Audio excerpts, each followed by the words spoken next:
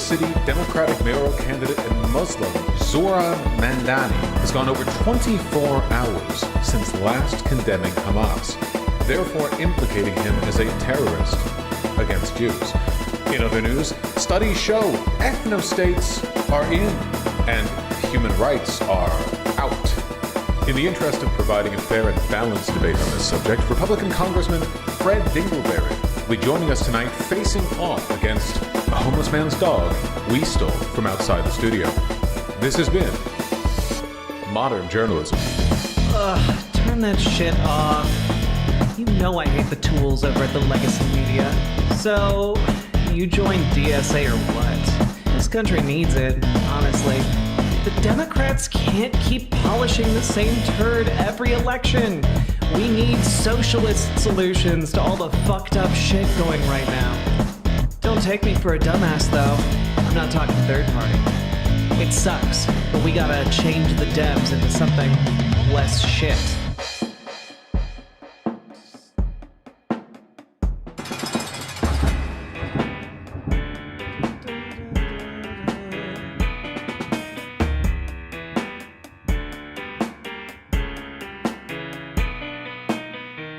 I had hoped that the white moderate would understand that law and order exists for the purpose of establishing justice, and that when they fail in this purpose, they become the dangerously structured dams that block the flow of social progress.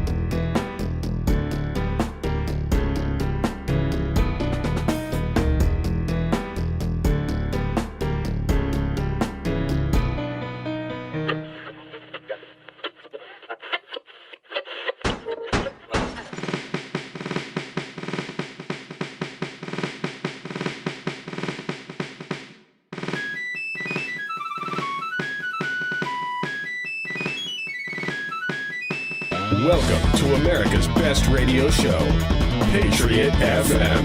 The only show on air that gives you the truth. And none of that woke gay empathy you all despise, because subtlety is for cowards. OMG, I am so homosexual. You're listening to the most degenerate music by Jays, Doug, whatever. Bet this idiot can't even define what a woman is.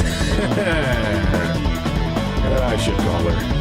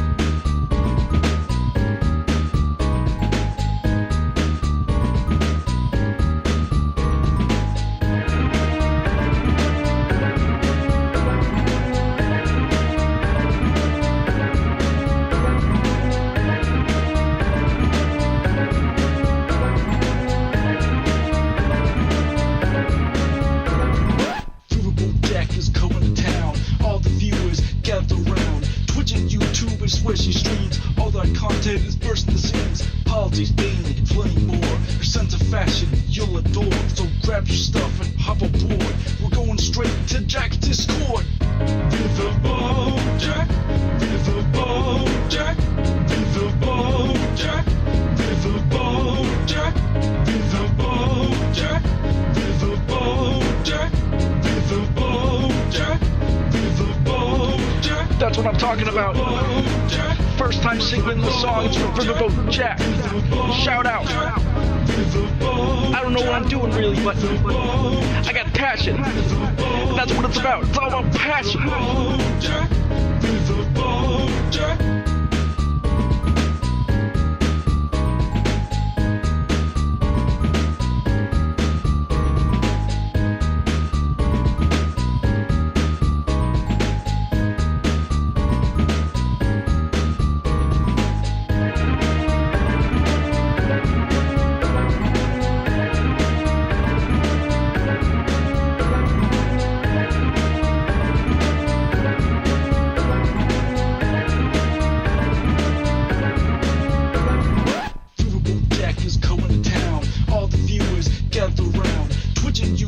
Swishy streams, all that content is bursting the seams. Politics, being and plenty more. Your sense of fashion you'll adore. So grab your stuff and hop aboard. We're going straight to Jack's Discord.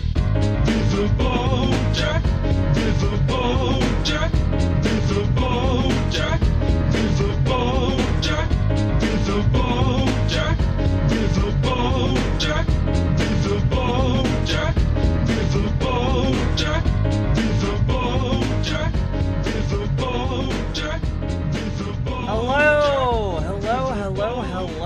How are we doing today, folks? How are we doing today?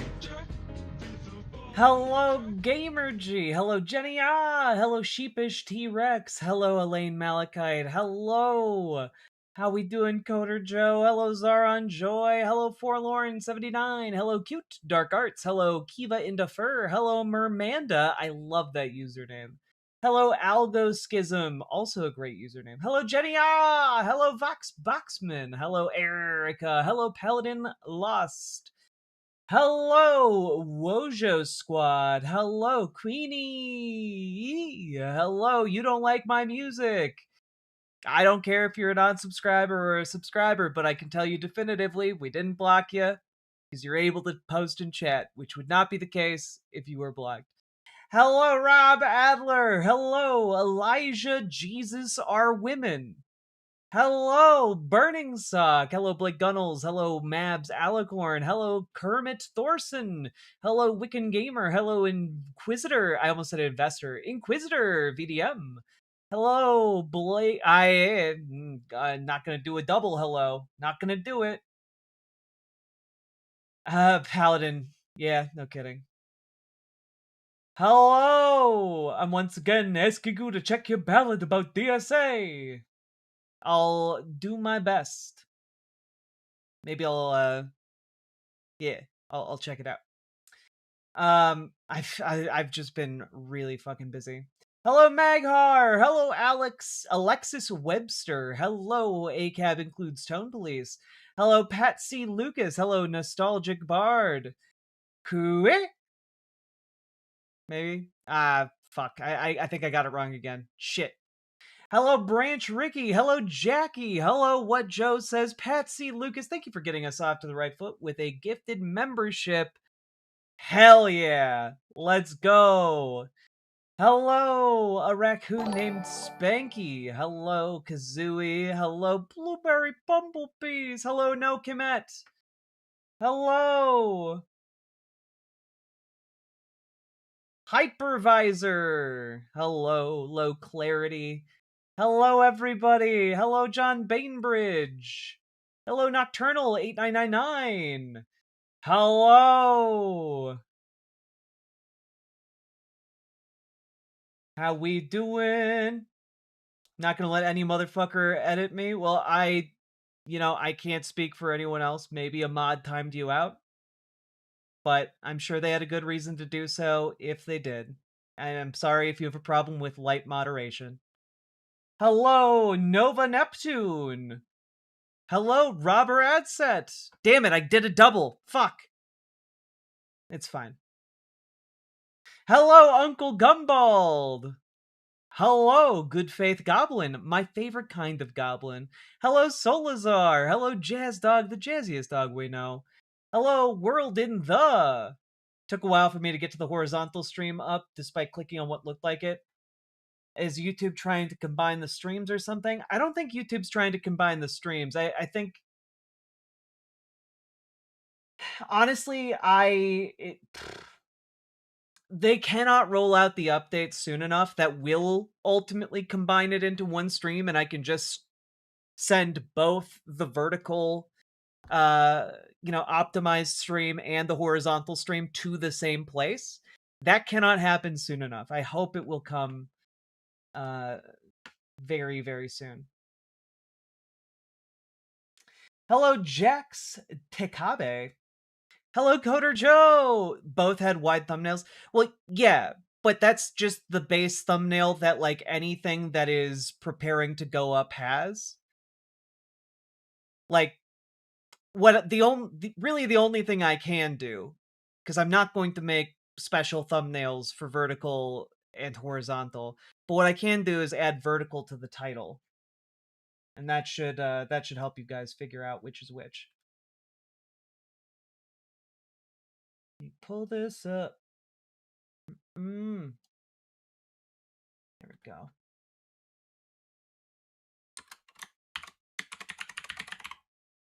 Vertical. There we go. I'm no supplicant to anyone. Well, if you want to be part of this community, you have to obey the community rules. If you don't want to do that, then you don't have to be in this community, I guess. But that's going to be the case for any community you ever find yourself in. Alan Smith, hello. Hello, Snoogan. Hello.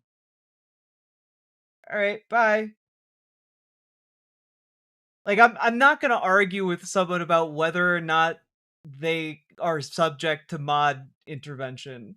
I'm not gonna do that. God, like YouTube user discovers for the first time they have to obey the law. Yeah, honestly, I am baffled at the attempt to play the sovereign citizen card as an excuse to not get moderated. And like, I want to make it clear, we looked at that guy's like past user status, has never been timed out, has never been like banned before, like has never done anything that would get moderated, and they just come in hot being like, I'm not subscribed anymore, I will not be silenced. And it's just like I'm like, well, if you do break the community rules, you will have like your message removed and you will be like timed out. No, I will not be silenced. Okay, you could be banned. Bye. Hello, Liz Galahad. Hello. How we doing? Bean Mama. Hello. You don't understand, Jake. I need to be the victim. Indeed. Indeed. My only hope is that user was typing in a tricorn hat. Hello, Becky Dog. Hello, Hit the Mat. Hello, Fox of Fate. Hello, everybody. We have a really we have a wild show tonight, just as an FYI. Now, why is that? Well, it's What if the story is oh god, it's because you guys have in fact hit our goal for Hyperborean knowledge, and I guess it's time that we're gonna delve into the real truths of the universe. Okay, we're gonna do that. We're gonna do a video from Hyperborean knowledge. This is how do I put it? This is a Jack bikini stream? Nah, I gotta get in more shape than that for a bikini stream. But maybe someday.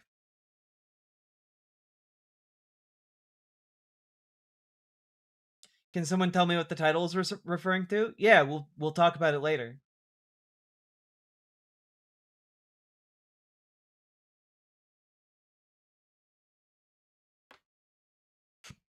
Will you finish Jubilee someday? I will indeed. We're gonna be doing some of that. We're gonna be doing some Dave Rubin. We're gonna be doing some Sam Cedar on Jillian Michaels. We're gonna be doing a whole lot of shit. Jack Treadmill stream soon. No, I'm gonna. I do an elliptical. I do ellipticals. I do ellipticals. Back had some technical difficulties. Welcome back. You can call me Jess. You've never been a shape that didn't look good to me. I've always been a very attractive shape, but like I'm trying to like, I'm trying to like get like ripped, you know. So we're gonna be talking about Dave Rubin on Jubilee. We're gonna be talking about Sam Cedar with Jillian Michaels. We're gonna be talking also about Donald Trump threatening another genocide, because that's just the world we live in now. And yeah, we've got a lot of brain rot today. Like a lot. Even our on-topic news today is about brain rot. So, you know, get into that mindset, folks. You watching Dave Rubin has been my literal favorite thing this week. We'll be doing more of that tonight, Amanda. Don't you worry. Don't you worry. We'll be doing more of that tonight. Ruth Bader Jacksburg. That is my full legal name. It's true. Okay. For those of you who have not yet, remember, hit the like button, hit the subscribe button, share the stream around, do the things. You guys help this show both succeed, and you guys also are the reason I am able to do this show. So thank you so much. And remember, click the goddamn button. Dave Rubin, more like Dave Poopin. Got him! Go. Click the button. Click the button. Click the button. Click the goddamn button. Click the button. Click the button. Solos are exactly. You get it. Click the button. You get it. Click the button. Click the goddamn button. Click the button. Click the button. Click the button. Click the goddamn button. Click the button. Click the button. Click the button. Click the goddamn button. Click the button. Click the button.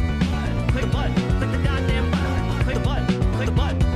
Click the button. Click the goddamn button. Click the button. Click the button. Click the button. Click the goddamn button. Click button. Click button. Click button. Click button. Click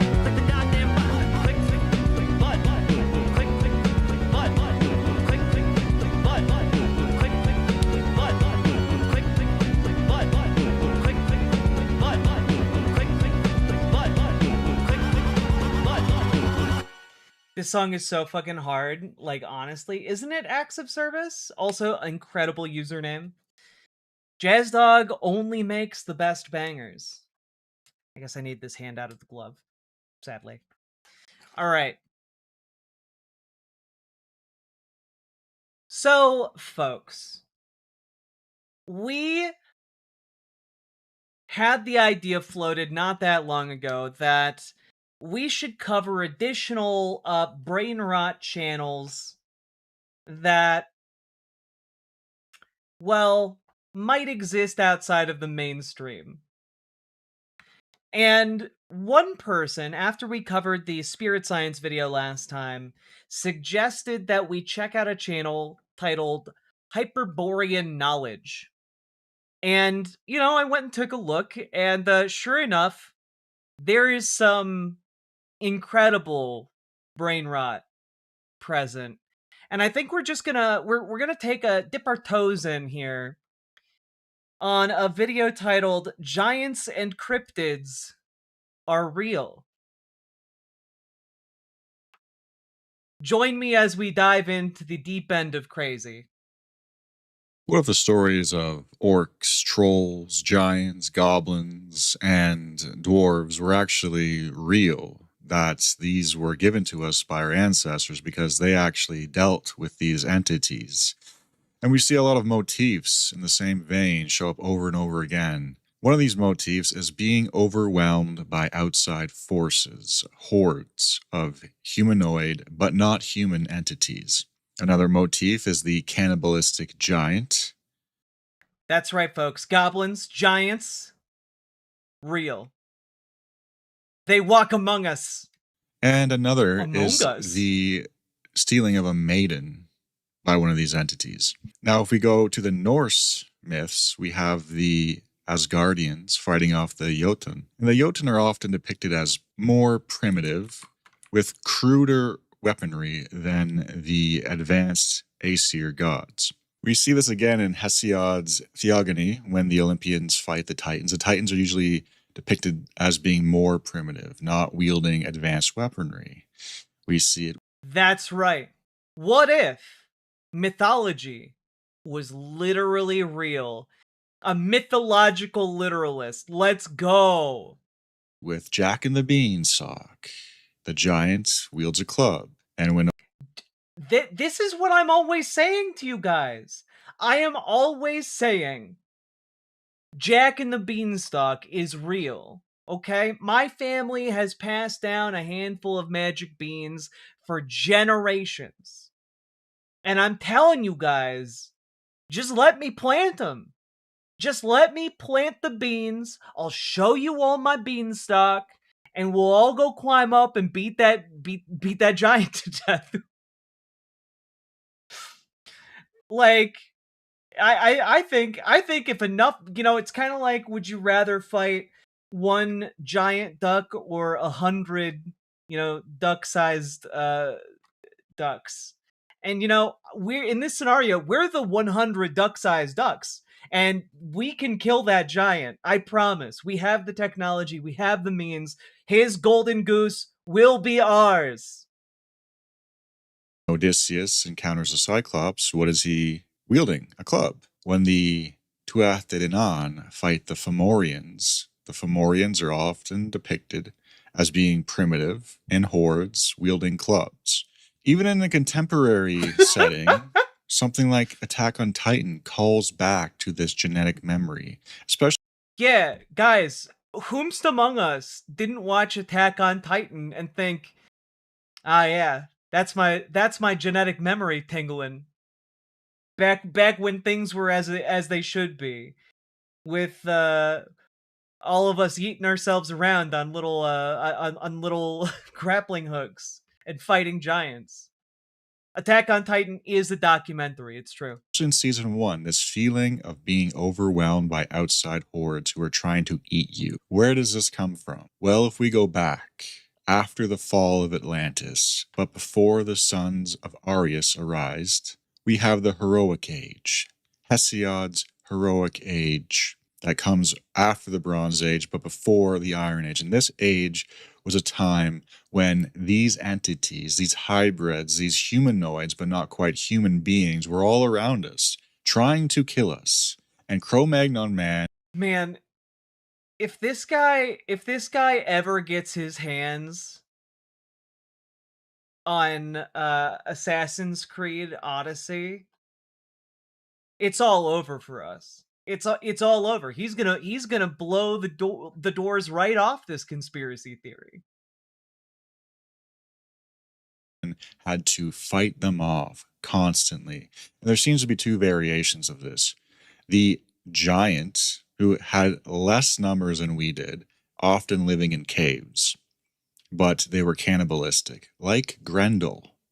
Grendel is a perfect example of this callback. Grendel trying to eat the Danes, okay? These cannibalistic giants keep showing up over and over again. What else do we have? The other motif would be the hordes. The horde. Guys, Ultraman is about the one good giant, okay? It speaks to the time in our species history when we made a pact with the giant to fight for us. The original kaiju defender, okay? Grendel wasn't real. No. Grendel is real. You aren't listening closely enough, okay?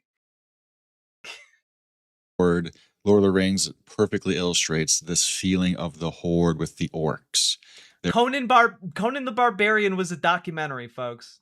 They're numerous, but they're primitive. They're not as advanced, but they're bloodthirsty, and they're probably trying to eat us as well. And so I think when Cro-Magnon man was interacting with these entities, Oh wait, I'm sorry. Oh shit. These figures represent the height compared to modern man of skeletons unearthed and documented in historical records.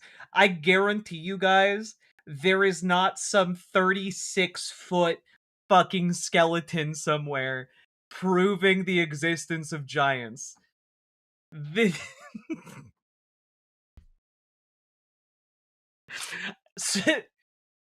I do love the audacity of this image to just be like, yeah, no. These are all skeletons unearthed and documented in historical records.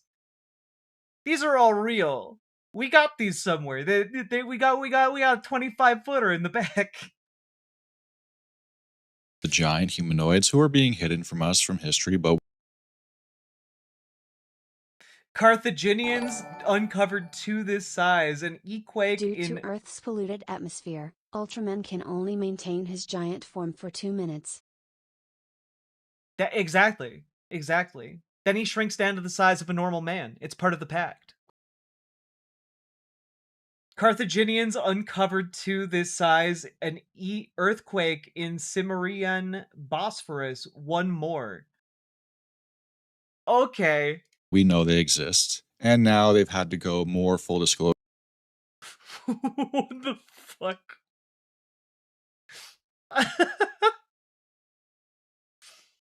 I,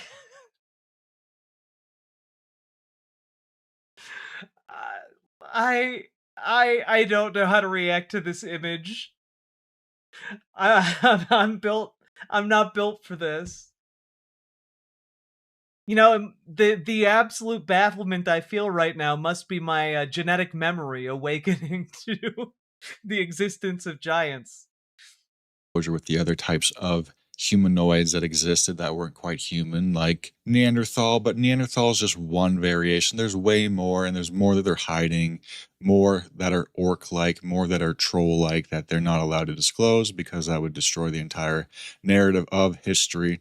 So there were all sorts of hybrids too. Neanderthal was breeding. Wait, I'm sorry, that they're hiding?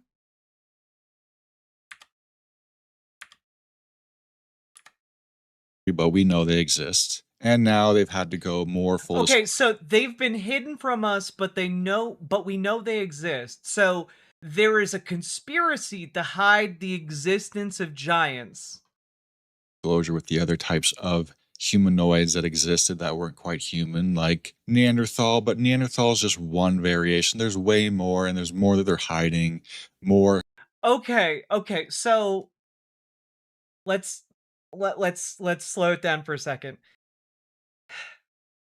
So basically, they are hiding the existence of giants, but they haven't been able to fully cover up the truth, and so they have had to confirm different varieties of humans like Neanderthals, which of course means that there are dwarves and giants and elves and whatnot. So, and they're all just being hidden from us. Where do the great old ones fit in with this nonsense? That's a great question, Megan Fox's giant boobs. And I don't know yet. We are going to have to figure it out. We are going to get to the bottom of this. I am very interested, for example, in who they are and why are they hiding giants? That's what I want to know. Oh shit, anime sidekick gal. You're so right. They might be giants. Was trying to tell us the entire time. The band was trying to tell us the entire time.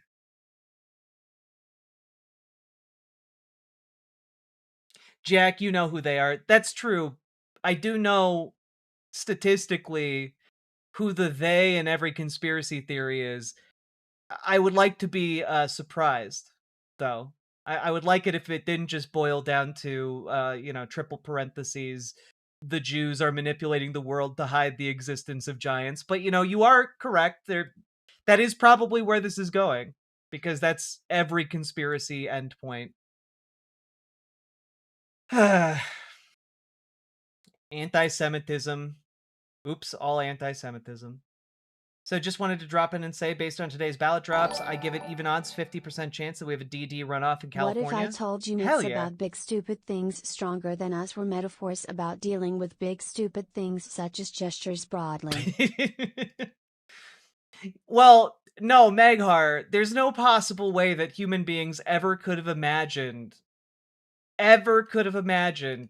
things that were both big and stupid. It's impossible. No one's ever done that before. Human imagination isn't that supple and malleable. All right. That are orc-like, more that are troll-like, that they're not allowed to disclose because that would destroy the entire narrative of history. So there were all sorts of hybrids too. Neanderthal was breeding with these orc entities with I just love that someone can just say that. You know, like there's no even attempt to prove it. There's no even attempted Google debunkers. There's just, of course Neanderthals were mating with orc entities. Of course. Of course! with all these other types of creatures, and it was just a cornucopia of humanoids running around in the heroic age.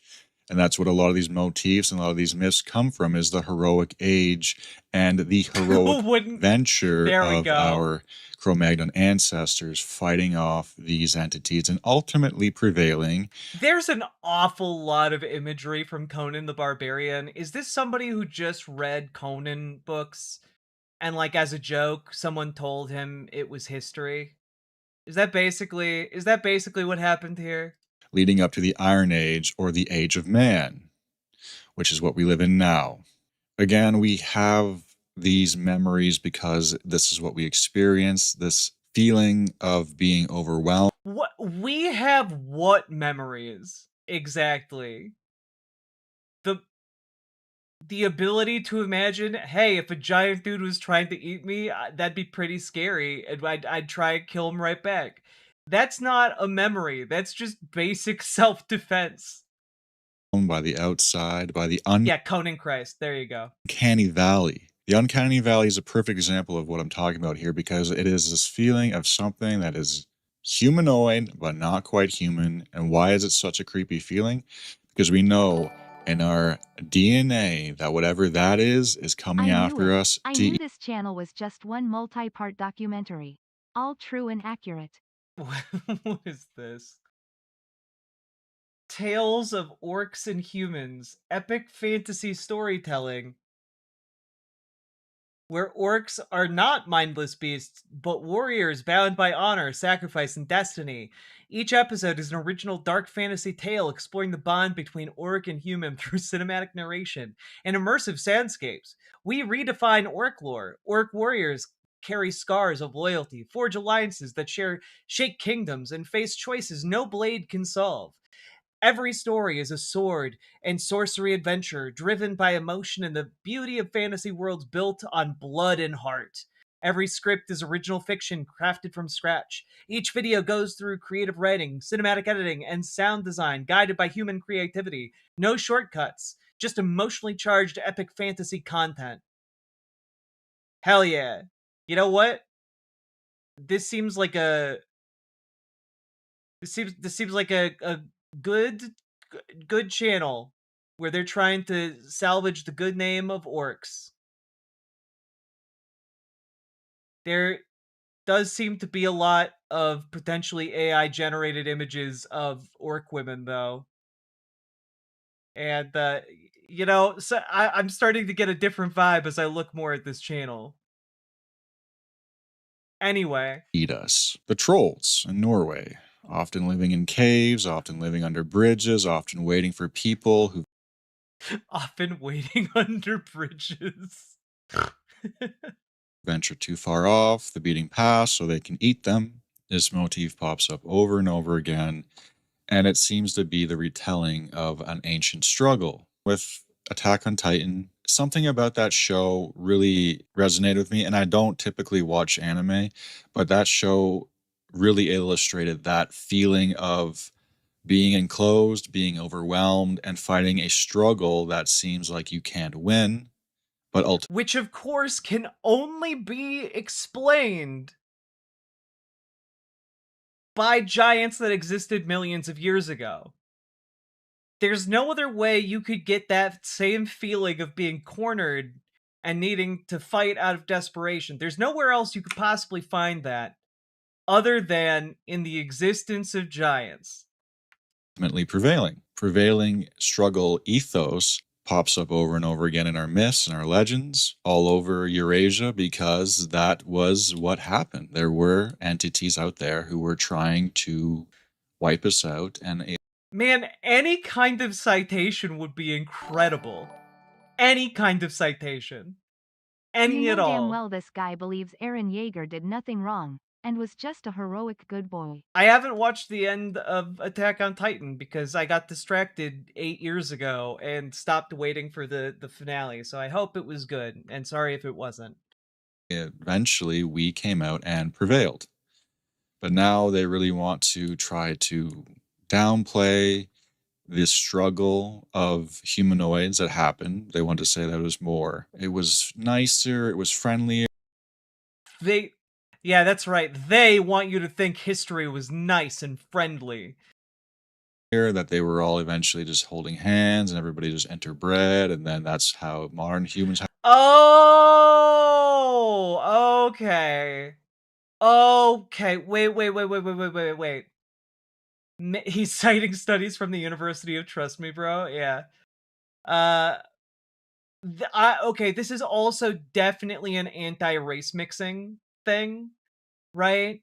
Like they want us to believe we all interbred, and I'm just like all of a sudden I'm like, wait a minute, wait, I think this guy might be a racist. I think he might be a racist, guys. Maybe. Happened, but it was not like that at all. It was a massive struggle. It was a massive conflict. There were Yeah, we killed dragons. Dragons were real too. creatures eating each other. It wasn't just 1v1 either. Everybody was kind of going on a free for all of dominance, and Cro Magnon Man prevailed. And he prevailed. Oh, I know I'm pause champing. It wasn't just one-on-one either. Of course not. We have war. Human beings have been doing a thing called war since forever. We organize together into large numbers of people to fight and kill each other. That's not where where's this idea that all the fighting was done 1v1 duel style? Like they're fucking playing a game of Duel Monsters or Magic the Gathering. Wait, Magic the Gathering isn't even one-on-one, though it can be. I'm spiraling out of this. Because of his ability to plan, to organize, to create, to have advanced technology that eventually would lead to metallurgy. And there is the Smith myth that I'm Smith myth. Let's go. Let's hear that Smith myth. again is actually the oldest tale in the Indo-European world, is the Faustian Pact of learning metal. And then once we learn metal from this demon, we imprison the demon. It's very interesting. A motif that pops up again and again in fantasy art is a horde coming after a few lone survivors, and they're often triumphing over this horde in a Yeah, it's almost like, I don't know, some kind of power fantasy. It's almost like a lot of these early adventure fantasy stories were wish fulfillment and led to art that also fulfilled wishes. You know, this desire to be big and strong and powerful and to like be a big tough dude. Like, yeah, that sold a lot of copies of books. Sort of pyramid of corpses, a pile of corpses, and they're standing victorious over this pile. And to me, that represents this victory that they had over the Horde. And it's just interesting that this exact I do have to say, this is Jordan Peterson after he's smoked like 3 or 4 blunts. This is indistinguishable from what Jordan Peterson would talk about. I guarantee you. same image pops up over and over again. It's not that much of a variation, but you see it Does he think Lord of the Rings was a documentary? I mean, he thinks orcs were real, so probably. countless times. This victorious hero over these humanoid creatures that are piled underneath, but also at the same time seem unrelenting. Like it was an unrelenting struggle for dominance that these heroes had in the heroic age, that they could not have their final victory until every last bit of the horde was wiped out. Again, that is kind of what the theme of Attack on Titan is too, that they cannot Yeah, is he gonna pull up like the Doom poster and like make an argument that Doom is real too? not stop the war until they have their victory, because that motif just seems to be ingrained in some sort of I enjoyed a good mug of Smith Myth. Hell yeah. genetic memory, and it probably was the case. They probably had to fight tooth and nail until they were victorious and ushered in the age of man. And in the art, we also see the struggle against the giants. These giants are humanoid, but not quite human. They're often ugly. They're often primitive looking. They're Would you say the giants are often giant?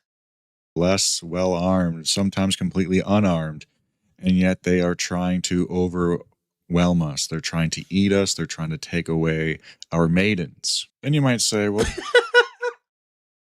Help! A giant stole all my maidens. Help! Help! I'm. It's not that I don't have any riz. It's that a giant stole my maiden. Guys! Guys! Will you help me get my maiden back? My maidens are gone. They've been taken by the giants. Help, help. I'm being repressed. this is ridiculous. How could there be orcs? How could there be giants? How could All those damn Chad giants. there be ogres? It just sounds too weird. It sounds too fantastical. But is it really? I mean, we have Yes? Homo habilis now. We know there was a hobbit-like humanoid.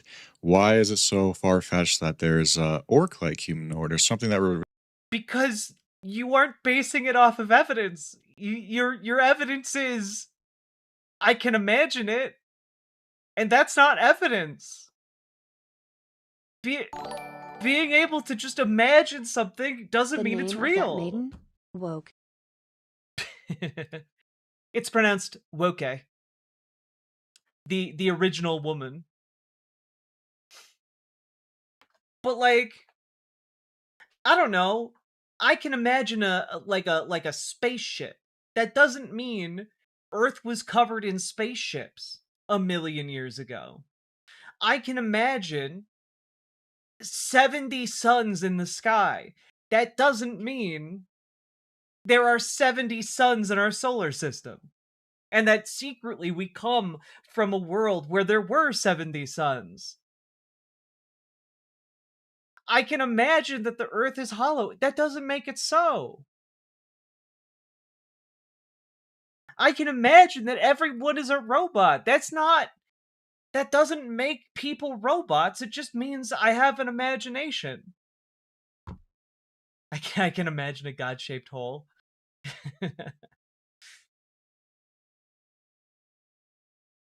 resemble what we would think of as an orc or an ogre, something that, you know, not necessarily have to be an This exact is certainly maidenless behavior.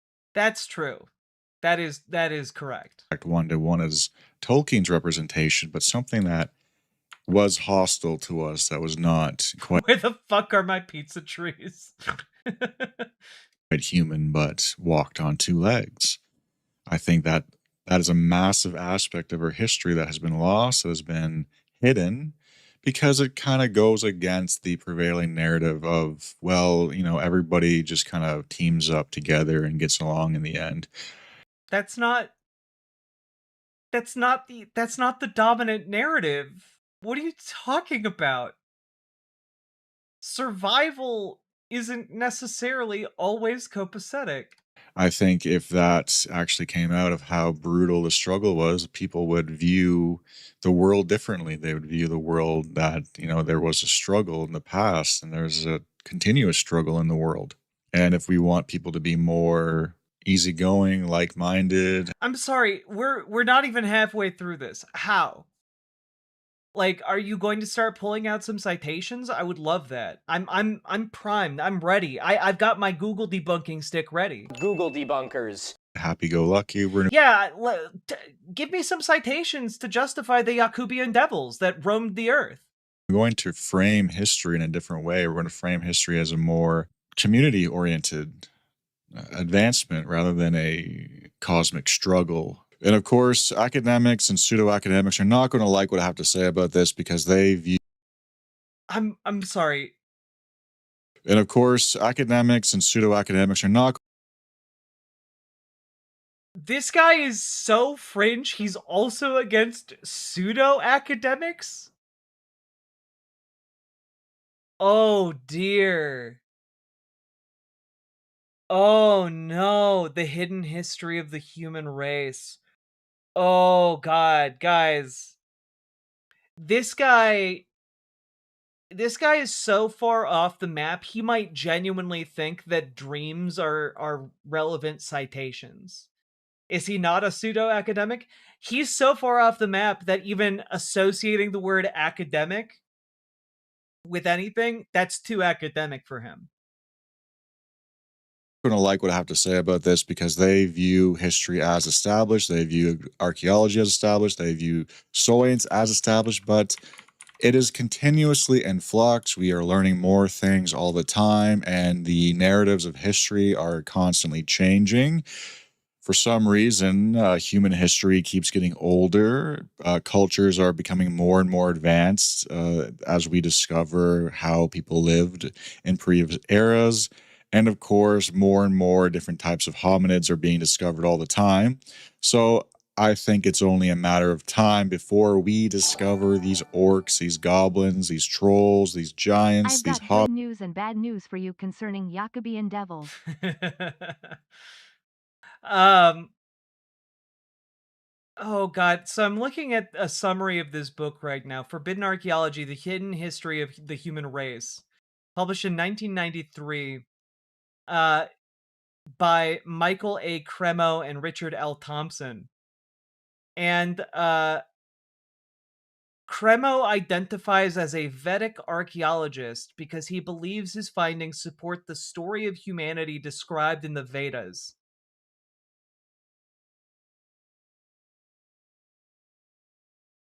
I'm okay. That's so where we're getting this is in basically the creationism, but not from Christianity. Creationism from the Vedas. Or Vedas.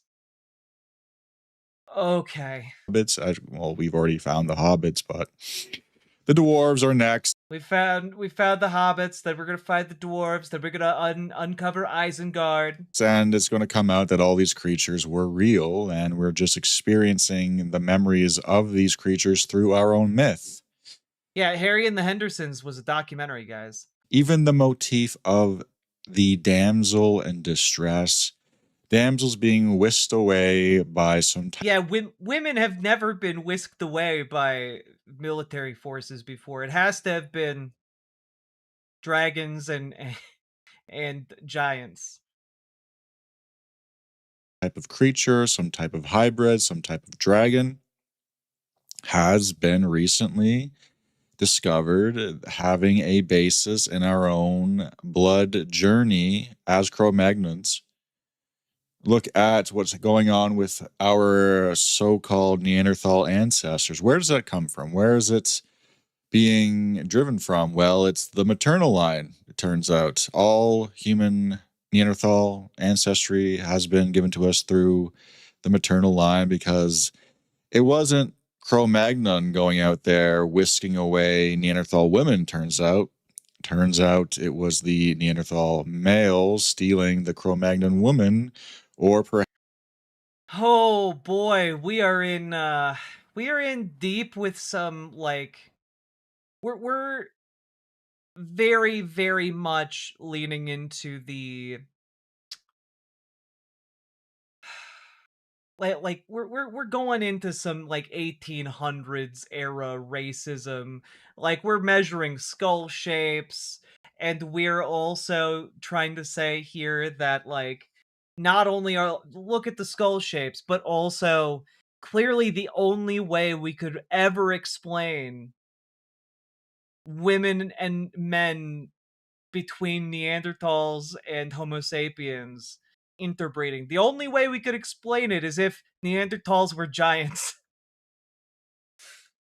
the Cro-Magnon women going off with the Neanderthal male. I mean, that's not out of the question either in certain cases, but it's, again, this motif of something other coming and stealing the women. And this was what happened in our history as Cro-Magnon man emerged in the depths of the Hyborian age, not the Hyperborean age. That was before.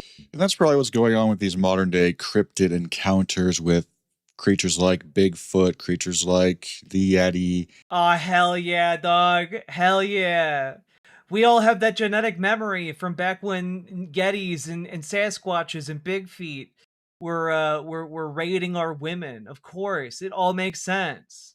These are the hominid giants, the mythological beings that are still kicking around to this day, and very few in sparse numbers, or possibly not even really around. Man, can you just like give me any kind of citation for like Sasquatch or Yeti, like any kind of like citation whatsoever for why you're like saying without even blinking that these things are real? In the modern times, but were around maybe a few centuries ago or a century ago, having a little bit of remnants left until total modernity.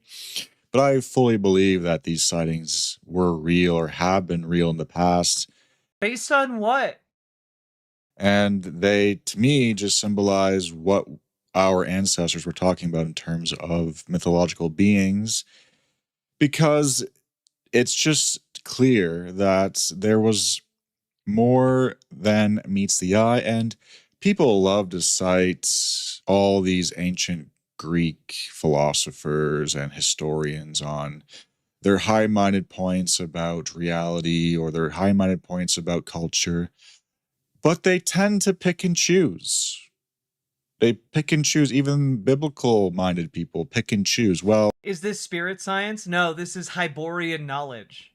sure, we can take things from the Bible, we can take things from the Greco-Roman sources to extrapolate how we view society should be run, but we're going to Like, does he think that this worked like a camera? Like a painter like pulled up as this scene was playing out and just painted it as it was? Is that what he thinks happened here? The source's vibes? I mean, that's true. leave it at that. We're not going to accept their tales of the hybrids, of the mermen, of giants or cyclops. No, that wasn't real. You know, the Germanic tribes being highly moral and monogamous, we'll take that. But everything else they say What are you talking about? Who is saying these things? Who is they? about mythology and history and hybrids, we're going to just throw that away in the dust. That was just them having a hallucination. It didn't matter. What really matters is their cultural analysis. But to me, it's like you either take it all from a source or you don't. If I don't know how this is really complicated, but I'll try and break it down for those of you in case it's too like difficult a concept. Humans can be right about some things and wrong about other things. Right? Humans can be correct on one set of things and incorrect on another set of things. For example, you can have a really great and like perfect recipe for a pumpkin pie. And that goes in the pile of things you're correct about. But that same person who has that great pumpkin pie recipe might also believe that they can fly by jumping off of tall buildings. And that goes in the pile of things they're incorrect about. So it's I don't know why it's difficult to acknowledge people in the past could be right about some things and wrong about other things. Because that's something we see clearly demonstrated in our current era. You just don't have his level of whimsy, that's true. Greco-Roman source is talking about demons, witches, and warlocks and goblins. Why is that wrong, but you're going to take them to a T on their cultural critiques? Shouldn't that mean they're discrediting themselves? Shouldn't that mean you shouldn't take anything they say? If they're talking about extremely oddball things like hybrids and cryptids, to me, I have no problem in taking it all.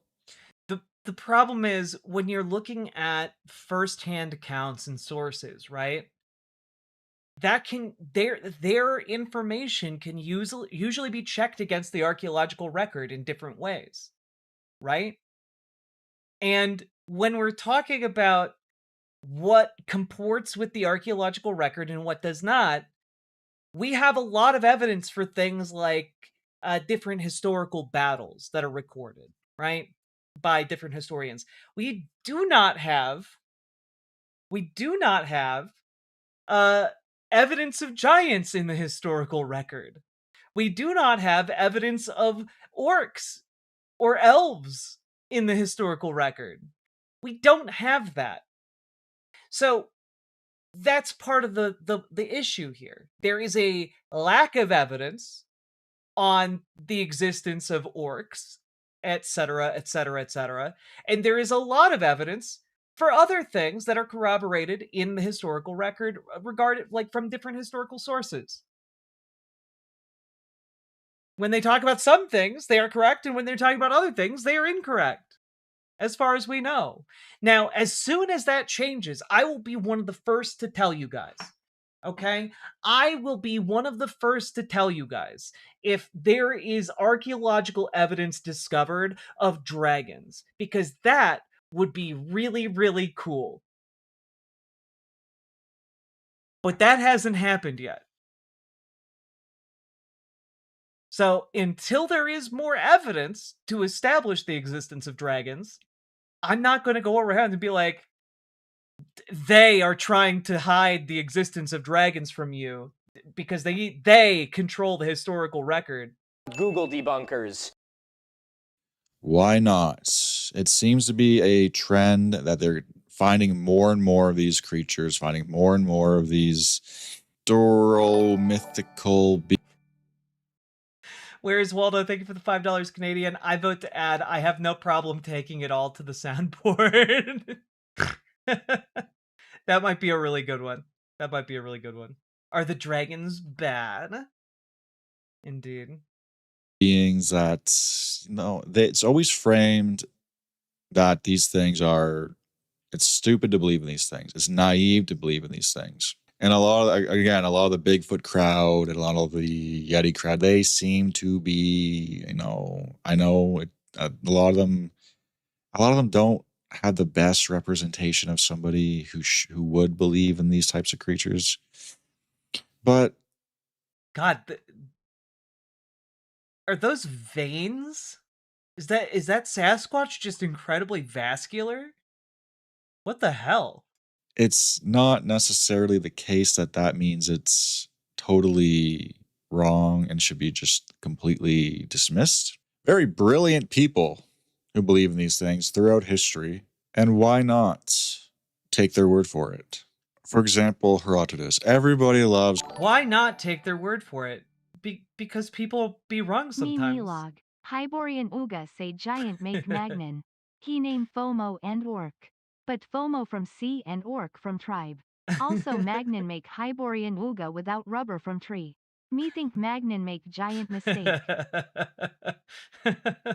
Basilis, thank you for the $5 dono. Herodotus, okay? The father of history.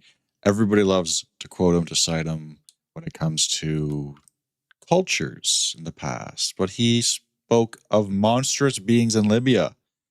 The dog-headed men, or headless Coder men with Joe, their yes. eyes on chests, horned asses, huge serpents, and Horned asses?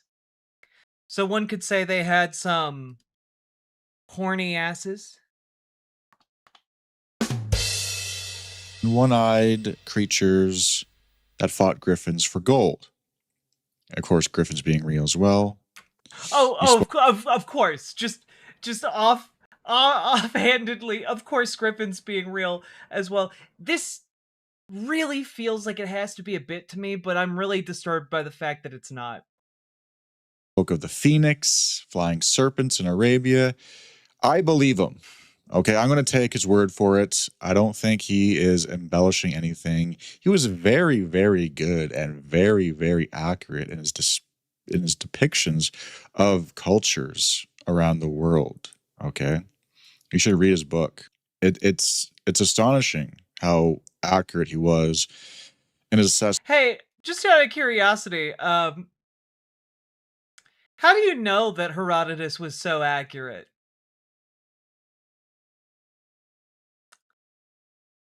Is it because you can read what Herodotus wrote and then we have archaeological evidence that backs up what Herodotus wrote? Because that feels like the important part. It's the claim and then the verification of said claim, right? And not all of Herodotus's claims This reminds are me of when Animal Planet backed presented by documentaries evidence. about dragons and mermaids as if they were real with no disclosure. I mean, this reminds me of watching like creationist bullshit, like biology classes when I was in Sunday school. Okay, that's what this reminds me of. Also, I'm sorry, Ratramnus 850 AD. Do the dog-headed men have souls? Personally, I think the rat men, as they're rightfully called, do have souls, but a different kind of soul from a human being.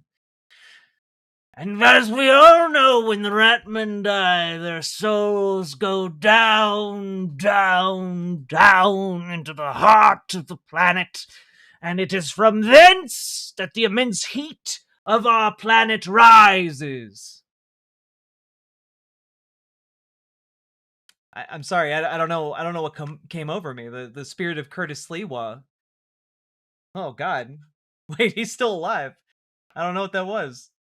Of the different cultures and their characteristics and what they were doing. And if you look back at it, he's like without modern technology, like, wow, this guy knew so much. I think he's right about the creatures in Libya. Okay. I think there was something going on there. I think he's right about the flying serpents in Arabia. And that goes into Lemuria, which we will talk about in a different. Oh, fucking of course, this guy is going into Lemuria. We're getting into some Golden Sun: The Lost Age shenanigans. Time. Pliny the Elder. Again, everyone loves Pliny the Elder. He spoke of unicorns. Okay. Manticores from India. A lion-bodied creature with a human face. Basilisks. The basilisk thing to me is very definitely. It doesn't even have to be mythological. It just has to be a giant snake. What?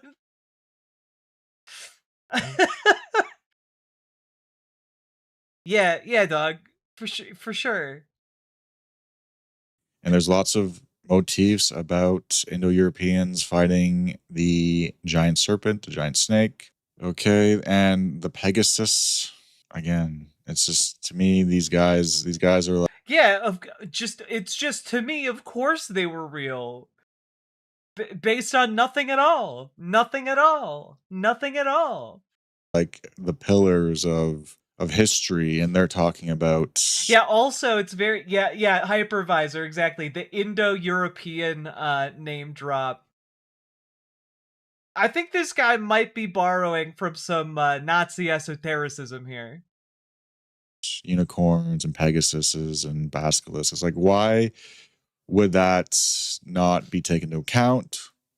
And if it is what they're talking about, why don't we just discredit them? Why are we saying, well, okay, I'm going to quote this guy who's talking about unicorns every time I can because I want to sound smart. But meantime, he's talking about unicorns and Pegasus all the time. And that's the thing to me. Yeah, because God, this guy really should have tried to cheat on more tests in school, right? Right, like, and I don't say that to condone cheating. I just what I mean by this is like, what do kids who cheat on their tests do? They look at the tests of someone who's smarter than them, right?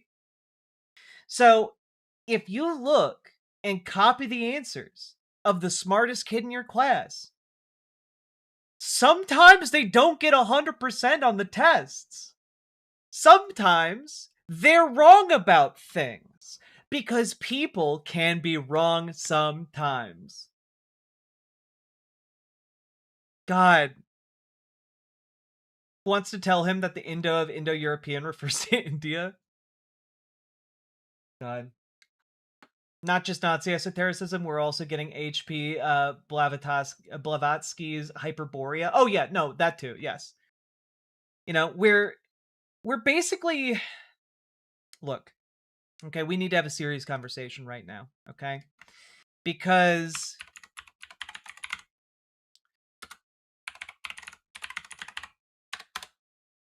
one of the things we need to all understand is that this guy exists in a very unique in a very unique position, right?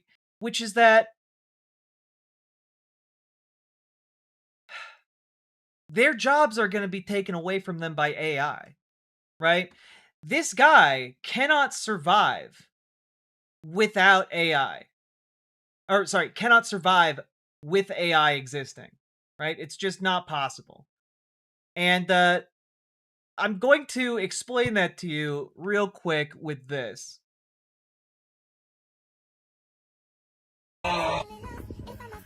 Holy shit, H. Jones, get the fuck out of here. We need to go now. The deep state is scraping our signals. They're eating the babies. No time to explain. Go where? It's 4 a.m. Nigga, what the fuck? Antarctica.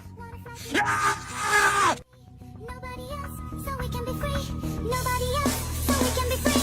All the things you said, all the things you said, running through my head, running through my head, running through my head. All the things you said, all the things you said, running through my head. What is this place? Home.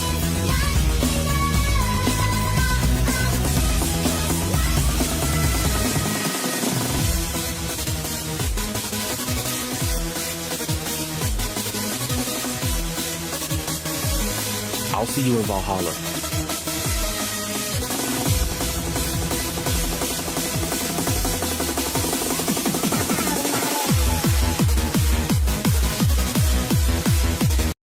Yeah, as you can see, the existence of this video puts a channel like Hyperborean Knowledge, or Hyborian Knowledge rather, out of business. Like, right down to the on-the-nose Nazi imagery throughout. Like, it has at least 7 different conspiracy theories within 1 minute. I mean, it's just concentrated Nazi esotericism. Like, it's just like ejecting that straight. It's Nazi crack. Exactly. It's Nazi crack. And The problem is the kinds of people who are attracted to Nazi crack are going to opt for the short hits of it rather than the 20 plus minutes of it. And frankly, this guy is doing everything that video did, but much more slowly and less interestingly. You know? It's Nazi it's Nazi meth. I see what you did there. Me, it's like, to me, it's that these things will Yeah, this is organic Nazi crack as opposed to the AI Nazi crack, which is synthetic, of course. be uncovered, that these things were real. And you could take it, okay, well, it's an archetypal creature. And yeah, I get that and I accept that. And I think that's true on a level. God, Nazis are just the dumbest motherfuckers. And I don't dispute that. But I think if you really want to go the extra mile, which is what we do on this channel, we go the extra mile. We don't sum things up to just being purely archetypal. We don't sum things up being purely psychological. We take into account the metaphysical. We take into account Hyperborea being actually real and Atlantis being actually real. Oh, hell yeah, brother. Hell yeah, Atlantis. It's real. It definitely wasn't just a hypothetical city to talk about society planning. No, it was literally real.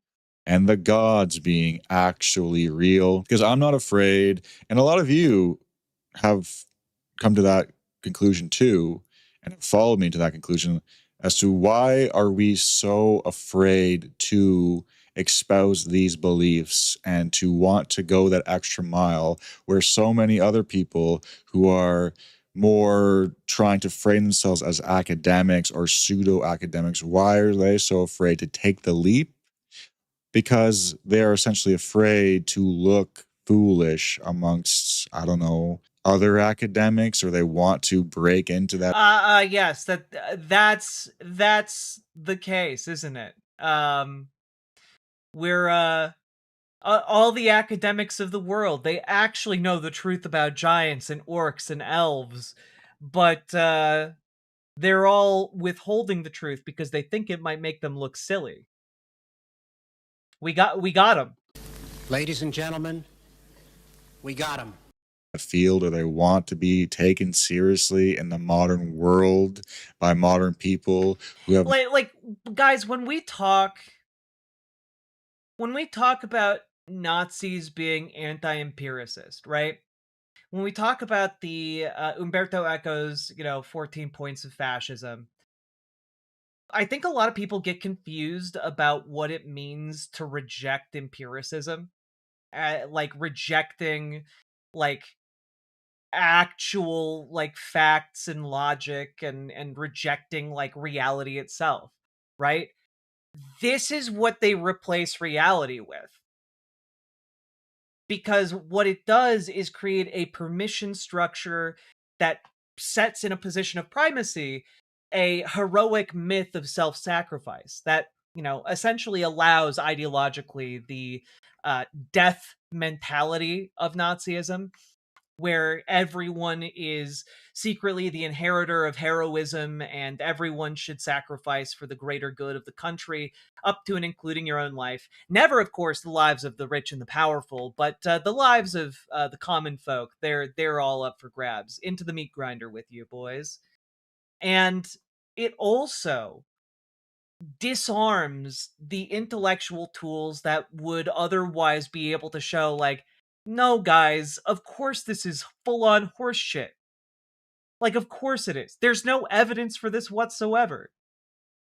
There aren't archaeological finds that back any of this up. This is all fabricated whole cloth. And, I know a lot of us are like, his evidence is trust me, bro. But, like,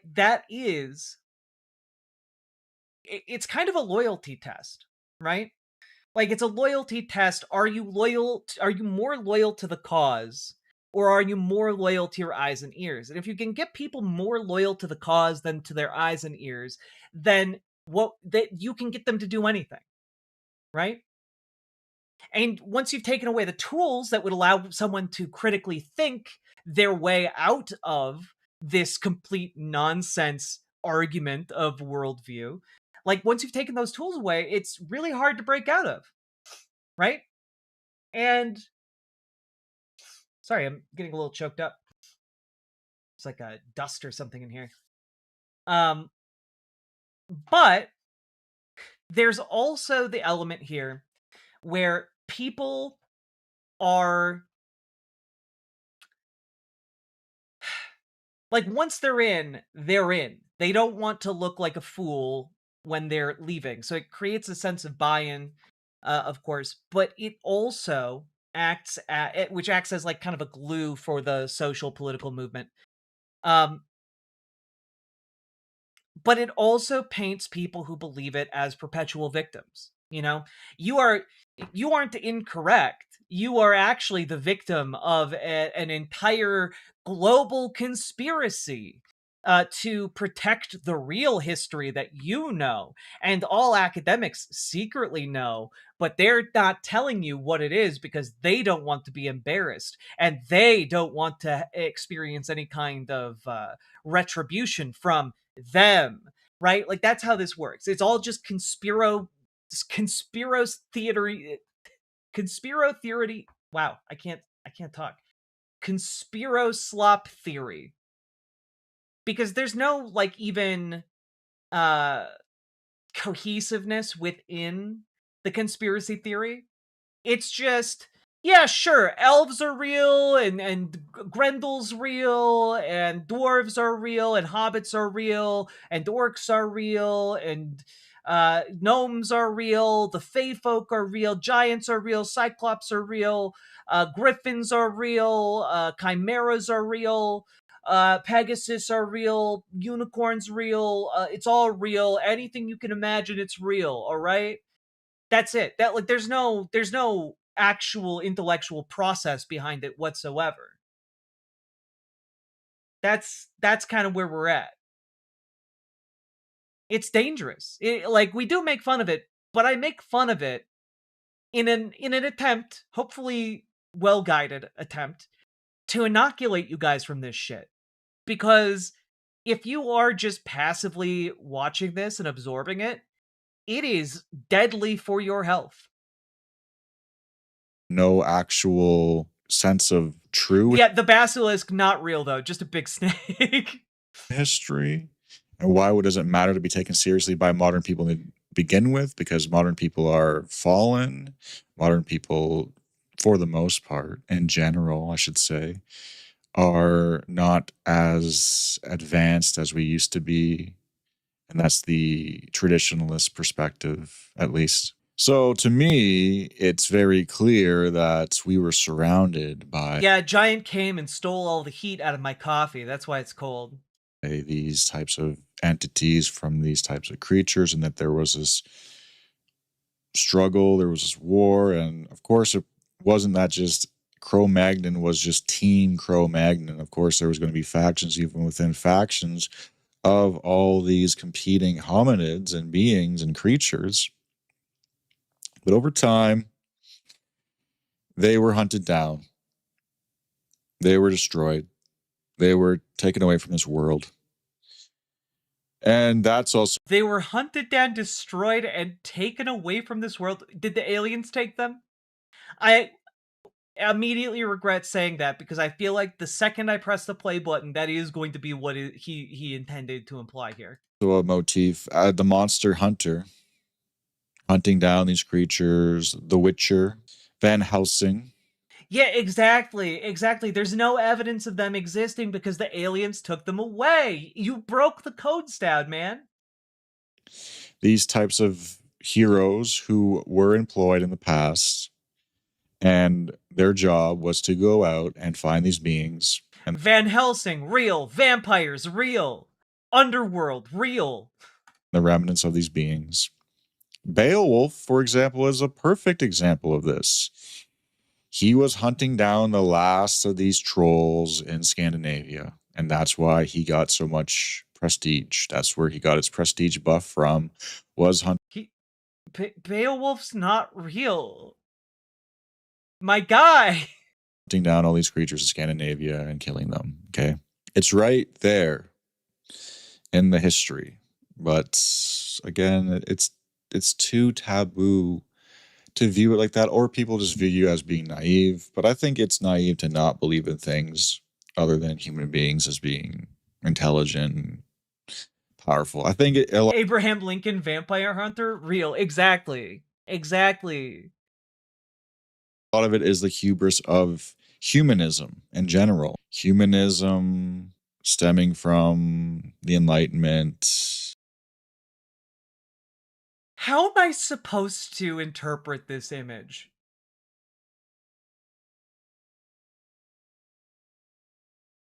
I'm Twilight, real. True. Abbott and Costello meet Frankenstein, also real.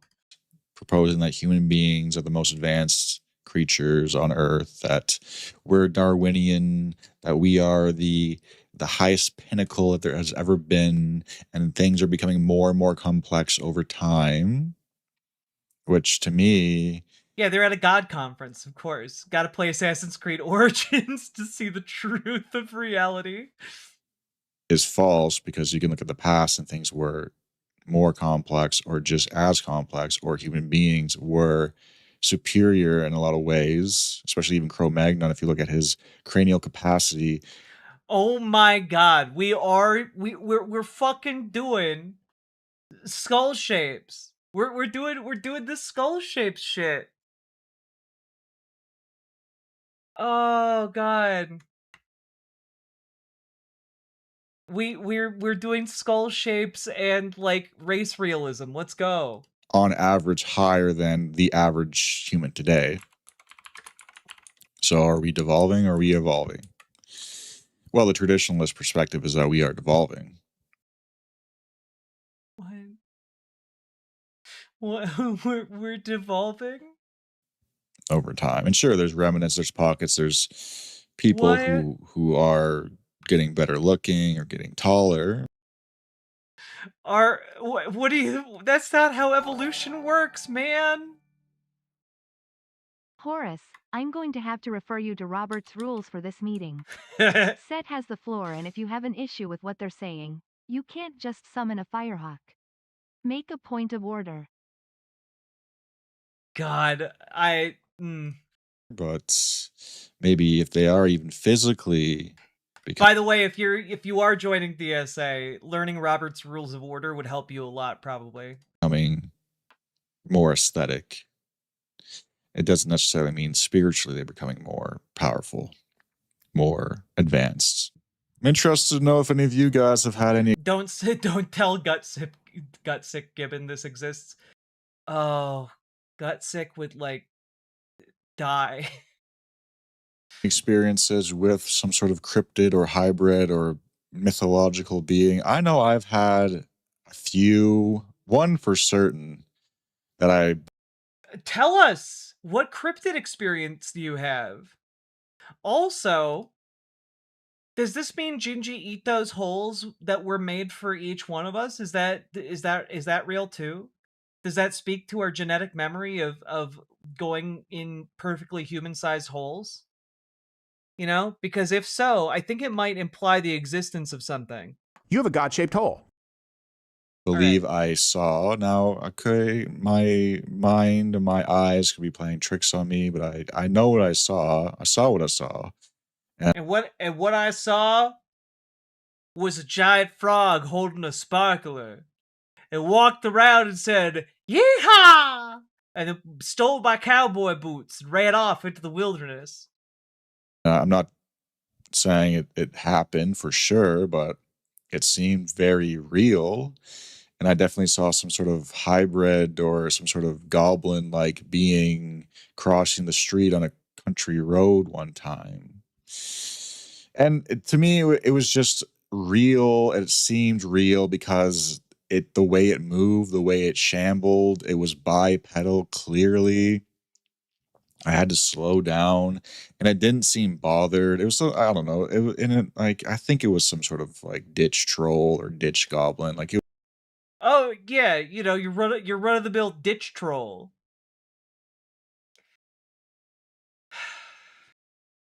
Couldn't have possibly been a bear. Well, guys, clearly what happened, all right? Clearly what happened here is that this guy watched the movie Troll Hunter and then took a nighttime drive out in the countryside, okay? Which, if you haven't seen Troll Hunter, 10 out of 10 film.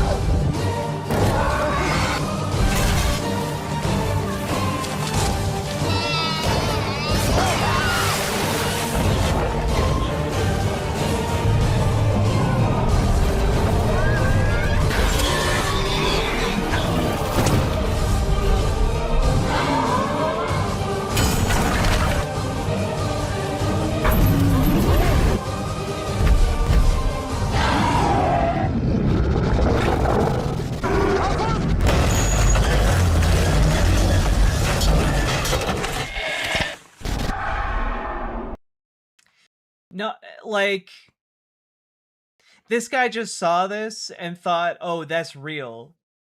Look, they have a camera crew. It's actual found footage. Also, it's just a good movie. You guys should honestly, if you take anything away from this segment, you should go watch Troll Hunter. It's actually legitimately a good and fun movie. All right. It's one of my fave cult classics. He was going into the ditch. He probably lived under the bridge. I don't know what happened there. I didn't. Wait, was it near a ditch or a bridge? Get your story straight, man. We need to know. Is it a ditch troll or a bridge troll? Very different rules. Asked it any questions. I just went on with my day because I didn't want any trouble with this creature, okay? I didn't ask it any Do questions. you have ditch troll problem? Finding the skulls of goblins and adventurers on your lawn? Discarded limbs clogging up your plumbing? We can help. www.ditchwitch.com. Both. It was a bridge over a ditch. The rarest form of troll. A bitch troll. Sure, maybe I didn't see it, but it looked real to me, okay? It looked real to me. Now, I'm sure some of you have some experiences, and I'm not going to discount it. I'm not going to discount it, especially people in Ireland and Iceland. This isn't even really taboo, okay? They still have the fairy folk. They still have the fairy trees. You don't mess around, okay? If anyone has any I'm sorry. I have to remark. People have changed. Alchemically altered. Celtic grandmothers, like, they told you, God. don't mess around with the fairy folk. And so I'm going to leave it at that today. If you like the video, I love that at the tail end of this, not only are we talking about giants, not only are we talking about goblins and orcs and elves, no. We're also fairies are also real, okay? Very, very important.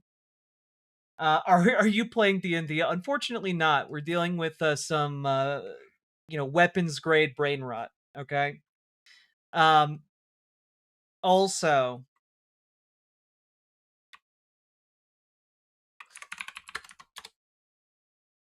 we got this. Here we go. Here we go. This is really the main takeaway, okay? The main takeaway from this is that everything portrayed in Troll 2, 100% accurate to reality.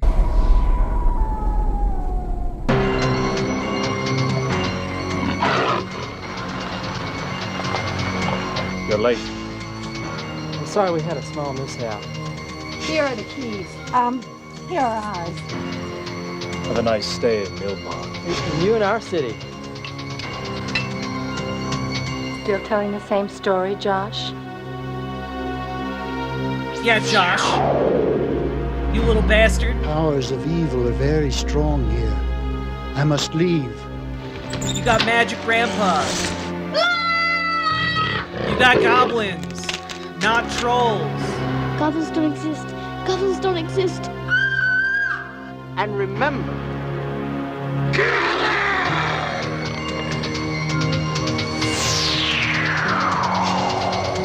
you can't piss on hospitality. I won't allow it. Car, Dad, I'm sick! they're eating her! And then they're going to eat me! Hey.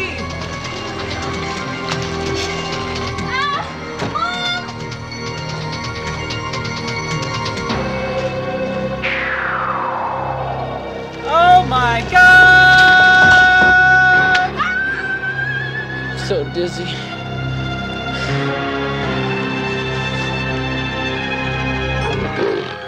Kids with a sweet tooth like yours love ice cream. Delicious. And purified.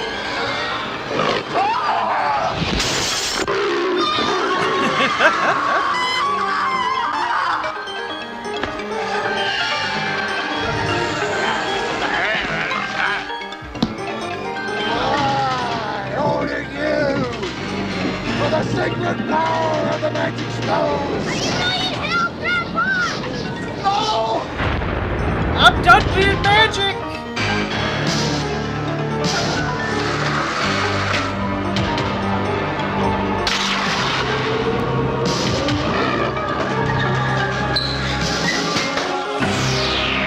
Troll 2. Incredible stuff. Oh my god! Alright. Anyway, that was not Hyperborean. Wait, no, it was Hyperborean knowledge. I think we all feel a little bit stupider now, but hopefully you guys now hold a desire within your hearts to watch Troll Hunter and Troll 2. Both top-tier films in very different ways. This is the first time you've seen any of that? Oh, God. If you guys are unfamiliar with Troll 2, I highly, highly, highly recommend that you guys get a couple of friends together and watch Troll 2 together. You know, preferably with like some kind of alcoholic beverage or some kind of good bud, because Troll 2 is genuinely one of the funniest communal cinematic experiences you can have. It is absolute off the wall batshit from the moment it begins, and it's honestly incredible. Check it out. Okay? Anyway, if you got anything out of this segment, get organized, folks. Join your local Dems. Join your local DSA. Join Progressive Victory. Is it necessary to watch Troll 1? Absolutely not. They have nothing to do with each other. And Troll 2 has no trolls in it. It has goblins in it. There are no trolls. Anyway, if you need help joining your local Dems, if you need help joining your local DSA, we can help you do it. Join our Discord, reach out to GamerG for help with DSA, reach out to Dragonfly for help with your local Dems. They have years of experience between the two of them. They can help you out. We want to get you involved. Go do it, okay? And you can also check out Progressive Victory, which will help plug you directly into different electoral outfits across the country to do door knocking, phone banking, text banking, all that good stuff. And a link for that should be down below in the description, so go check that out. And if you got anything out of this video, hit the like button, leave a comment. What most did you learn? What Hyperborean knowledge did you develop during this segment? Let me know in the comments, and hit the subscribe button on your way out. And also, folks, check out ImogeneOlivia.com. It is gender euphoric lingerie designed from the ground up for trans femmes. Also tested with cis men, cis women, non-binary folks. It is comfortable, sexy lingerie, and it's non-tucking. So go check it out, ImogeneOlivia.com, link down in the description, and let's keep on going.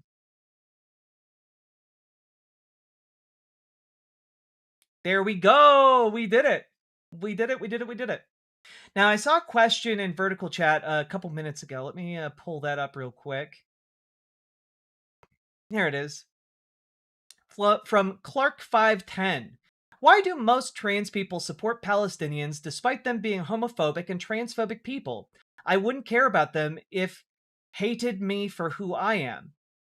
Well, it's because a lot of trans people disagree with the idea of genocide, regardless of who's the target of genocide. Like, trans people in general oppose efforts to ethnically cleanse and otherwise wipe out entire groups of people, and it doesn't matter if some of them are bigoted. They still just they shouldn't be wiped out on the basis of their ethnicity. And like, also, not every Palestinian is a bigot.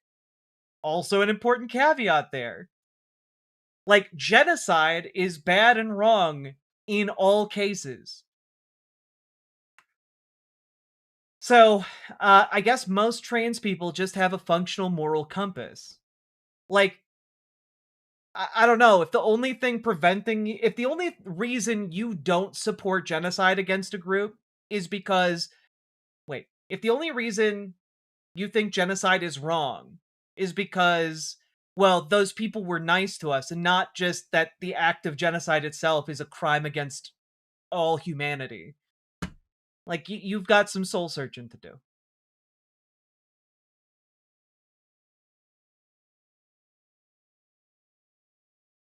Can you give me some ideas on how to get a boyfriend? I'm a guy. This is hard for real. Go to a gay bar and, like, I don't know, get some drinks and dance with some folks.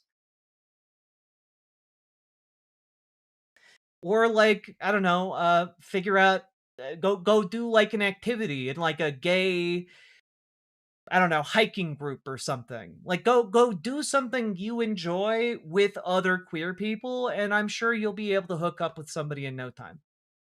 Yeah, be yourself, and, like, you're gonna be fine.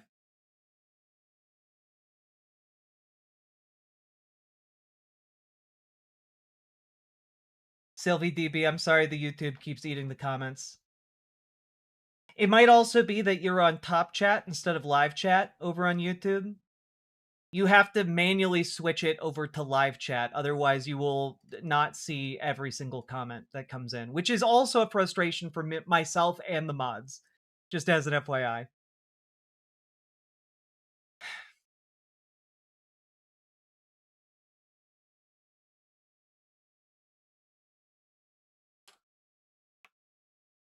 It's June, gays will be swimming outside. That's true. That's true.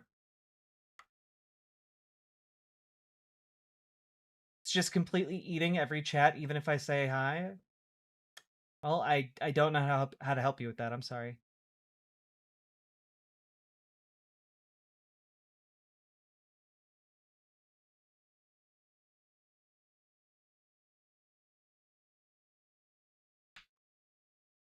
Whew, I'm a sleepy lady.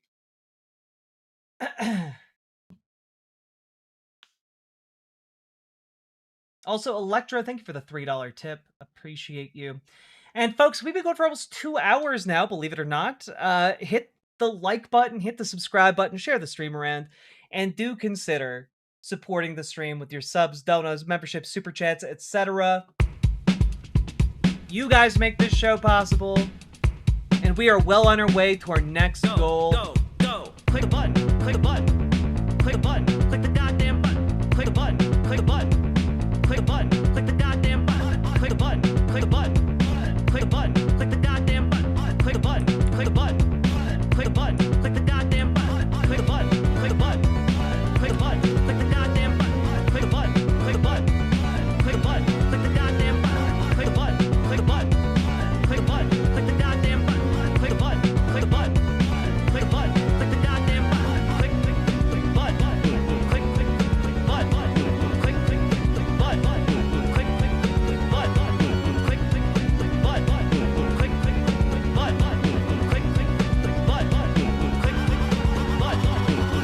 hell yeah. Hell yeah, hell yeah. Let's see. Pride is canceled. Fags don't need a fucking month of indoctrination to kids that don't need to see perverted sex acts. One, kids aren't seeing perverted sex acts. Two, Pride isn't canceled. And three, us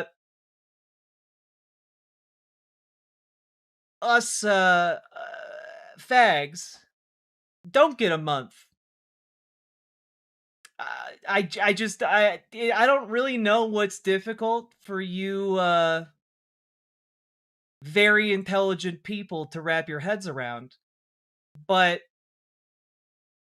Pride is a parade and a protest that happens basically once a month within Pride Month. And what happens is some businesses like to change decor for a month. Kind of like how Halloween is just one day, but people change the decor for Halloween for like an entire month. It's kind of like that. Except because cities and villages and towns make plans for different Pride events, there needs to be flexibility in when you plan that, because not every city or town or area has a single day of Pride that they have every year on the same date. So sometimes it needs to shift weekends for whatever reason. Like, I guess like the only way you could not understand that is if you've never had to plan anything on your calendar, which I suppose is possible. But like, I don't know, just seems weird. Here in Tennessee, they're trying to ban Pride Month so they can replace it with Nuclear Family Month. Governor Lee already has tried passing a bill. It's so cringe. But like, I'm genuinely baffled by this, because a lot of conservatives seem to think that Pride Month is like legally a thing, and that if you just take away the legal recognition of Pride will stop happening. Which is not historically how that has worked. Like, that's not how Pride started, and it's not how it's gonna end either. So like,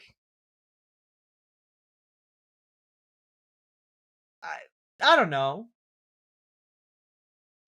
That's why Balatro prevented straights from scoring this month. That's true. Balatro, well, that's the thing, right? I view it as kind of like a spectrum, if you will.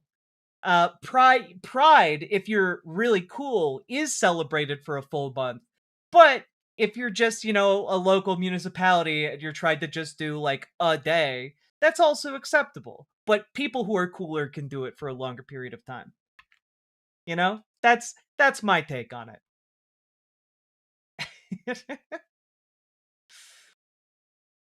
Oh god. The Ice Out poster is peak. I agree. I think it's great. Get the fuck out of my city and state. Also, good point, except for the fact that I'm chopped. Look, if you're upset that you're gay and you can't find a boyfriend, then you need to like reposition your priorities, right? Because if your priorities are, I'm gay and I can't find a boyfriend, and that makes me really sad, and it must be because I'm ugly and unlikable. Well, that's just your brain lying to you. Everybody's brain lies to them like that. If you let it, your brain will lie to you like that forever. The way you break out of that is by focusing on what you can control, the things you can do, right? It's one of the reasons why when I said go find like a gay hiking club, or a gay club dedicated to doing what you want to do, or a queer club dedicated to doing what you like to do anyway. I'm sure there are queer Magic the Gathering clubs, for instance, wherever you are. Like, you go and do the thing you like, and you simultaneously also just work on yourself, work on being like the best friend you can be, the best kind of man that you can be and want to be, right? Like, you shift your priorities, because if you're just working out to try and attract someone, that's terrible motivation. It's bad motivation, because you should be working out because you are worth working out for. You should be working out because it makes you feel good. Not because of you're worried about what other people think, but because you feel better after working out. You feel more confident after working out. These are the things you have to build inside your own self, right? And when you start building yourself up and treating yourself like you have worth, other people will see that and follow suit. Yeah, work out to attract yourself. Work out so that you can look in the mirror and be like, hot damn, I look good. You know? Exactly. What does Pride Month mean to someone who fits in that? I'm straight. Maybe I don't get that there's no need for straight pride. Just wondering. That's actually an excellent question, You Jack work Sprite. out because you love yourself. Yeah, Romantic cat face exactly. emoji. 2D Synctium. Like, when my brain shifted from I work out because I want to like look good for other people, and because like my motivation was coming from a place of insecurity. When that shifted to I work out because it makes my brain feel better. I work out because I like how I feel afterwards. That shift, I think, was really profound and meaningful for me. I work out because I'm worth it and I love myself. And I think like I need to cultivate that love. Cuz love takes work. It takes work to love others, it takes work to love yourself. Right? Absolutely. And thank you for the $20 super chat. Very much appreciated. And what does Pride Month mean to someone who fits in that? I'm straight. Maybe I don't get that there's no need. Maybe I don't get that there's no need for straight pride. Just wondering. Well, because pride is built off of a civil rights movement, right? The reason there's no straight pride is because there was never like oppression directed at straight people. There was never like a, LGBTQ conate that swept in, and like any straight couple who was caught holding hands was like beaten and killed. Like that wasn't the thing, right? So the reason pride is celebrated is because the people who exist today who are openly queer and openly trans, um, they exist and are able to continue fighting for their rights because people in the past dedicated their time, their efforts, they put their bodies on the line, their lives on the line in some cases, in order to secure rights for LGBTQ people, right? Pride is a celebration to honor those people who made those sacrifices. And like, we should be proud that we inherit this legacy of civil rights activism within the LGBTQ community, right? Because the reason it's called Pride at all is because for centuries, being out was something to be ashamed of. It was something to be euphemized by your friends and family. Oh, that he's just a lovely old bachelor.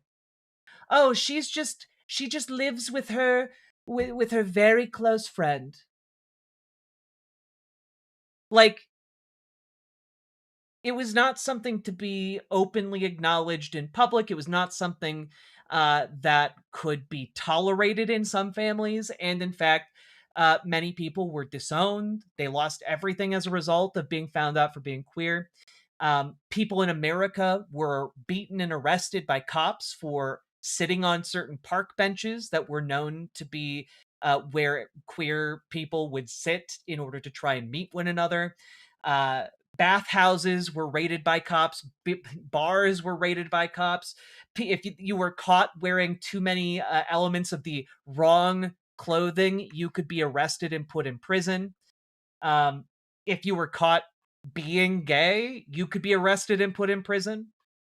Like, these are all things that there were very real and systematized consequences for in the past. And so the effort of the civil rights movement regarding like and the queer rights movement was to build up an infrastructure that said, no more of that. We are equal human beings. We are deserving of the same rights and respect. We should be able to live openly and honestly as ourselves, and we should not be oppressed for doing so. And like,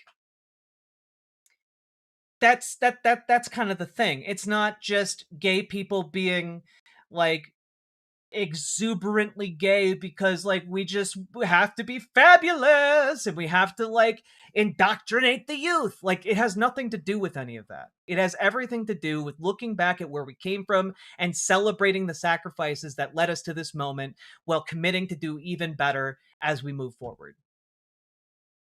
So I hope that answers the question, right?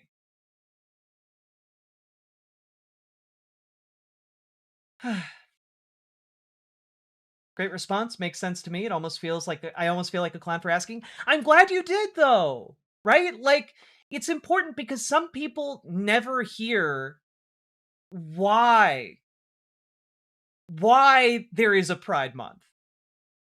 A lot of conservatives are just like, I'm angry because it exists and I have to see it.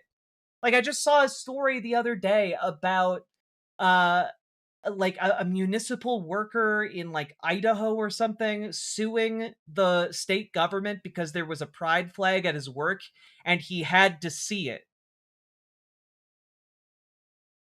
Like, just because he had to see a pride flag at work. And like, that's not oppression. Like, that, imagine if like a gay couple tried to sue the state government because they saw straight people at work. Like, that's silly. That's silly.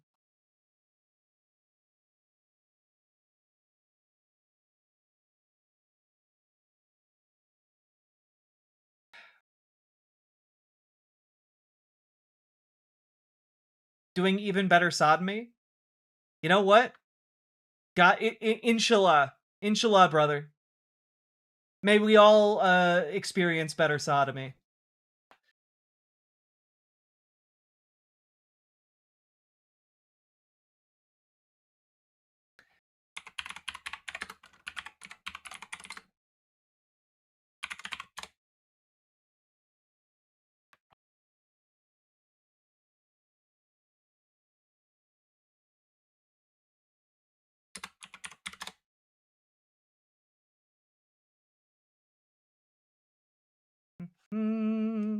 Of course, by a 2025. Stop it, Calpen. Not now.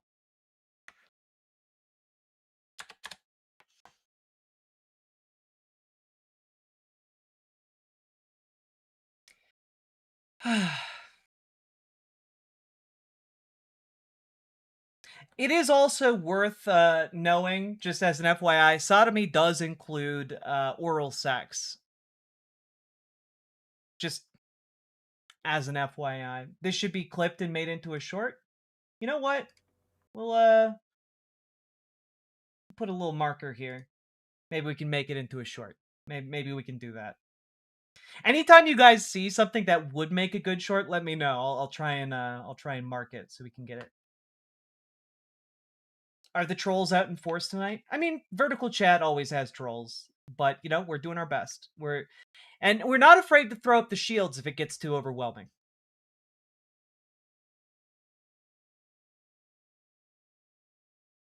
Have you considered doing a Pride history segment sometime? You know, I hadn't, but now I will. Now I'll consider it. Mostly, I need to have more time.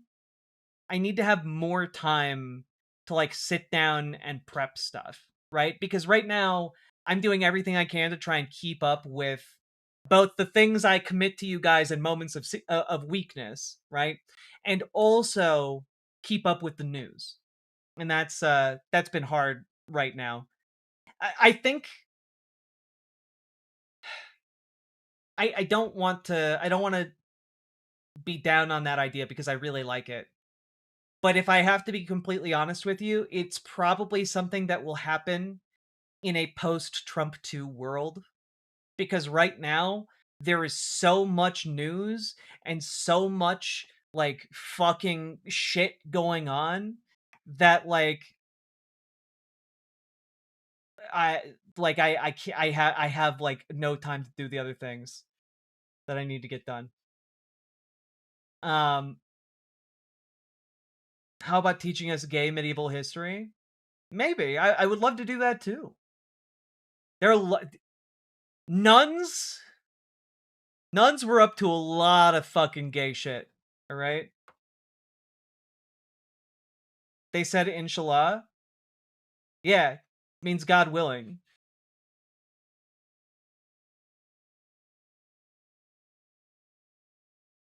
But am I a Muslim? No, it's just Arabic.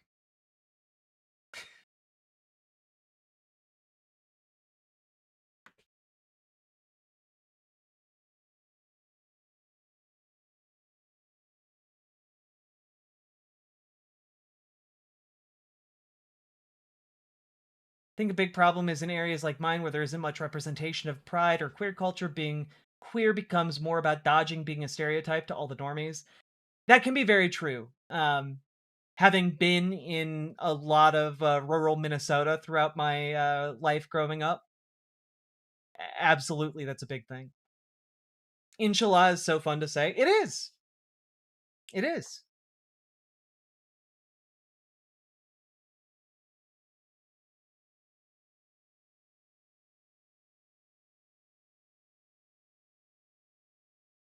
Did I talk about Dan Sullivan versus Dan Sullivan? I did. I did not, and I'm probably not going to. Sadly. Wait, I think Cloud Dancer was okay. I think they were doing okay.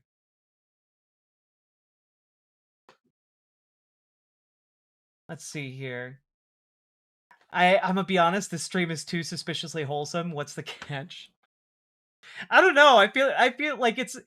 I do feel like I am a very wholesome streamer, despite the fact that the first half of our stream today was talking about a fucking Nazi fabulist or fantasist. There we go.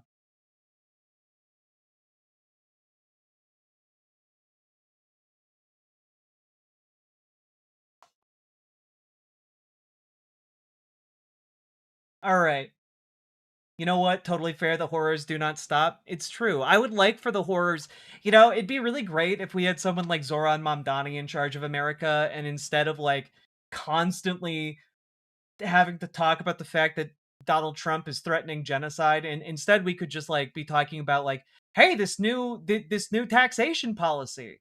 I could spend like an hour talking about the new taxation policies and how they're going to like help fund public transit, and then like we could transition into like several other like light topics, maybe like do a deep dive on historical movements. It could be really really fun, you know. No balls, you won't say inshallah in Iran. No balls, you won't say inshallah in Iran.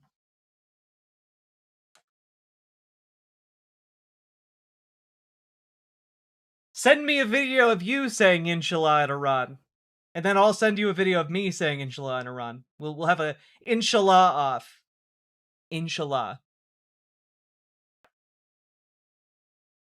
I'd like to actually like a president for once. Wouldn't that be nice?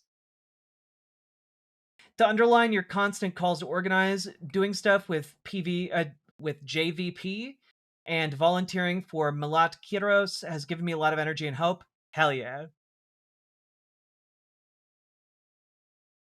People say inshallah in Iran all the fucking time. It takes no balls.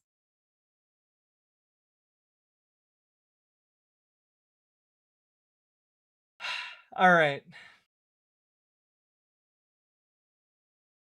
Also, the human brain is geared by some jacked up twist of nature to actively seek out threats and look for problems where there are none. The weird bowl of tapioca pudding in the bone jar with enough electricity to barely power an alarm clock is somehow you and simultaneously your own worst enemy, and it's your job to tell it, hey, brain, shut up, stop being a hater, I got this. It's true! Glory of the Void! Very true. You have to master yourself before you can master, uh, anything outside of yourself. Are we saying enchilada? No, we're saying inshallah, which is, God willing, in Arabic. And then everyone started saying enchilada for funsies. Inshallah, I'm transing my gender for this Pride Month. Hell yeah, Billy. You got this. Okay, you guys ready for our next segment here? We're going to talk about Trump threatening genocide and being deep in a collapse. Also, folks, we are at 274. When we get to when we get to 500, we will do another Hyperborea knowledge video. I think we'll only wind up doing 2. These are 2 of the most viewed ones on his channel, but I think 2 from this guy will be enough, and then we'll shift to something else, right? You support Mamdani? Does that mean you support Sharia law? No, because Zoran Mamdani doesn't support Sharia law.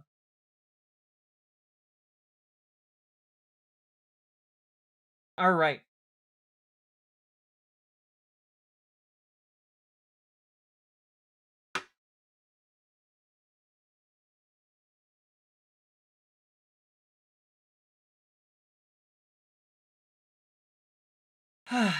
I was having a conversation with someone recently, and I had to explain that trans intersex folks exist, though I don't know how common that is.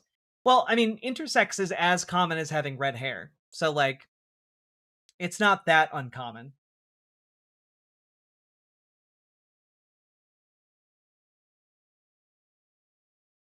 You should support Sharia law? I don't think so. I'm not a theocrat. I'm sorry.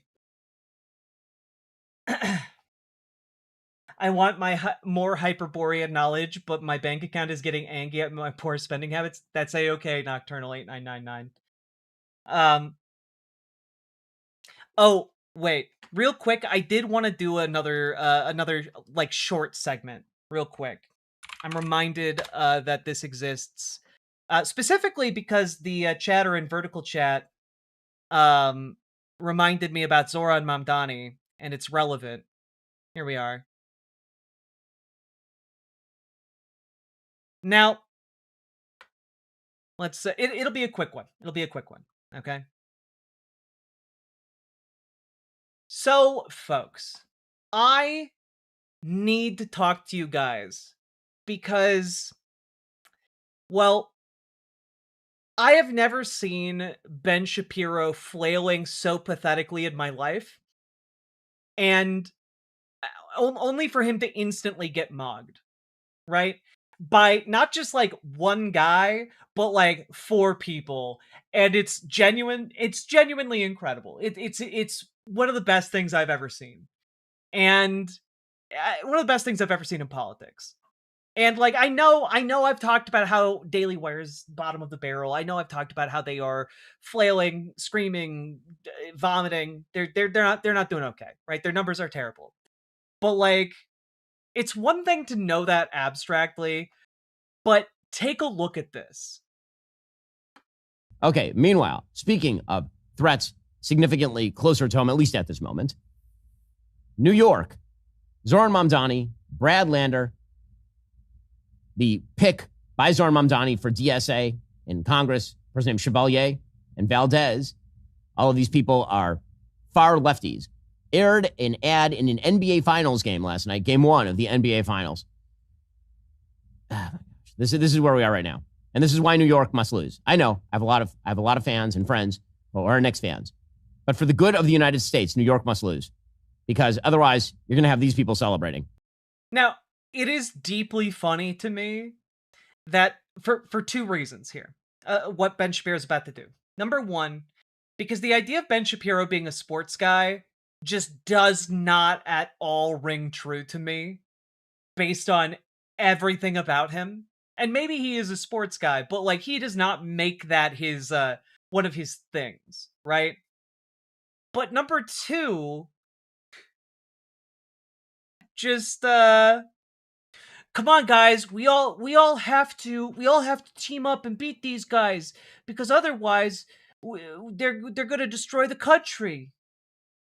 And then he plays this. Here's the ad. New York, we know anything's possible with a great team. I'm Brad Lander, and I'll block billionaires from buying our elections. I'm Maria Elisa Avila Chevalier, and I'll defend New York by abolishing ICE. Israel I'm doesn't Claire exist and we should Valdez, and abolish I'll stand ICE. up against bad landlords and greedy corporations. Get out and vote. This is the team. This is our year. I'm Brad Lander. I'm Claire Valdez. I'm Maria Elisa Avila Chevalier, and we approve this message. Oh, so they put a political ad in the middle of the Knicks game because it's so New York. If you're in favor of socialism, so for the sake of America, the Knicks must lose. Also, I got to say, I don't know what Mitch Johnson, the coach of the Spurs, what were you doing last night? Literally, what were you doing? Okay, meanwhile, speaking of... I just... Like, incredible, because I would never have known about this ad. I don't care about sports. I do not care about sports, but you know what? I am very politically brain poisoned. So thank you, Ben Shapiro, for amplifying that ad and making sure that everyone who didn't get that broadcasted to them during the Knicks game, thank you for making sure we all have now seen that ad. You know that ad where Zoran Mamdani looks cool while playing basketball and then also brings in Brad Lander, Chevalier, and like he brings in like a fucking dream team of socialist endorsed candidates that you can vote for to bring to the national level. Oh no. Like it's incredible. It's incredible to see Ben Shapiro fail to realize how out of his depth he is at trying to attack Zoran Mamdani's team like this. Because this is like genuinely, as far as like political ads go, they're basically just going, I'm Brad Lander, and I'm for good things. I'm Chevalier, and I think we should abolish ICE. You know, I'm Zoran Mamdani, and I think we should make things fast and free. Together, we form Socialist Squad. And it's just like, if you're someone watching that ad, you're like, wait, I do like all of those things. Hey, wait a minute. I do hate ICE coming into my community and arresting random, like, black and brown people. Hey, wait a minute. I do want those guys to win.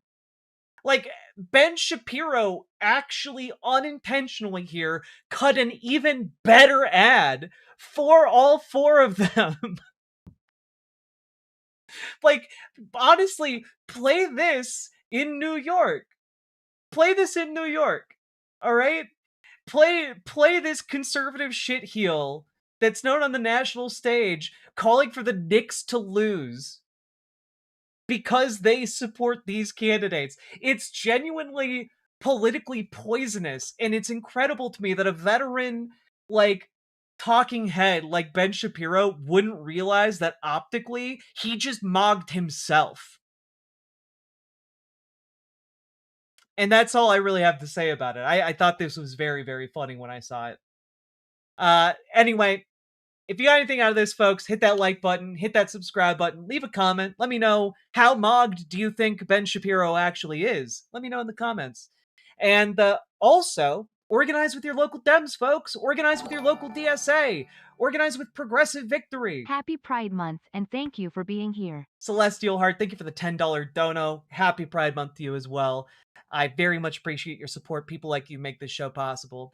And, folks, we can help you get organized in your local Dems. Join our Discord. Reach out to Dragonfly for help joining your local Dems and making them more progressive. Reach out to Gamergy for help joining your local DSA and making them more effective. We need more people to be organizing to make DSA like New York City DSA, but everywhere. We need to replicate the forces that brought Zoran Mamdani into office. We need to replicate them from sea to shining sea, all right? We need to make our local Democrats more responsive to working class people. We need to make this political system work for us, all right? And we can help you take your first steps in being a part of the solution to this. So join our Discord, reach out to Gamergy, reach out to Dragonfly. We'll get you sorted. And also, if you're interested in getting directly plugged into different electoral campaigns for people across the country, not just in your local area, you can join Progressive Victory, and they will put you on the track to knock doors, phone bank, text bank, etc., for different candidates across the country who are leftists. So all that being said, folks, there's a link for Progressive Victory down below. And last but not least, check out ImogeneOlivia.com, gender euphoric lingerie designed from the ground up for trans femmes, also tested with cis men, cis women, non-binary folks. It's comfortable, sexy lingerie that's non-tucking. Go check it out. ImogeneOlivia.com, link down in the description. Let's keep on going. We did it, folks. Whew.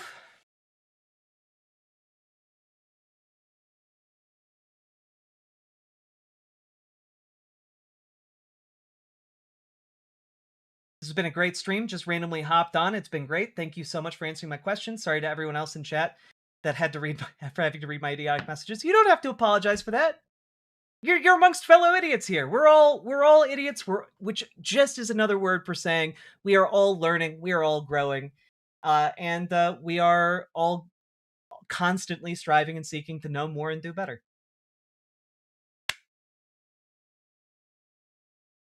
I claim supportive idiot status. Thank you, Matt Blade. Another Segi down. Also, we're not done yet. We're just knocking out different segments that can be put up on the YouTube as standalone vids. Because oddly enough, despite the fact that the stream has really been doing well numbers wise, the vast majority of my viewership comes from the VODs that get uploaded, the videos that go up. So yeah, do keep coming back, folks. You guys are making this stream bigger and better every single time you're here. And guess what? We are currently at 222 likes on the YouTube stream. I'm very proud of you guys. However, I am still going to neg you a little bit. We currently have like 350 people watching on the YouTube horizontal stream alone. And you know, I do think we could hit 300 likes. I do think we could do it. And also, we only have like 60 likes on the vertical stream. I think we can do better. I think we can hit 100 likes on the vertical stream. I think we can hit 300 likes on the horizontal stream. I believe in you guys.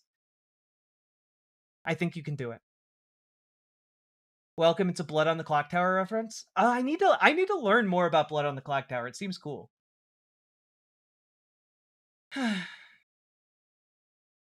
I went over to Kat Abu Ghazale's old headquarters to get linked in. I'll probably be helping them out since they're so close while I get my social legs under me. Hell yeah, Winby! That sounds like an excellent plan.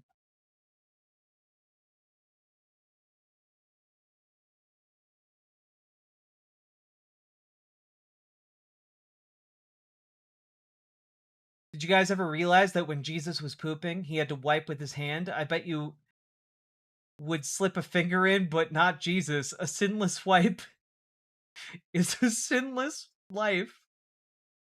What? Oh, God. Karen Ale, we're about to talk about it. Don't you worry.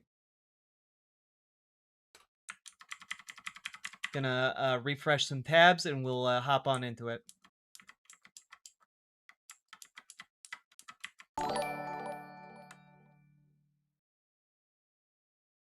May Fanny Longlegs, thank you for the 1,000 jewels.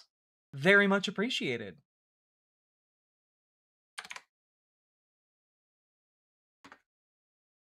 Almost crashed my computer by reloading so many tabs. I'll be a little bit more careful here. All right.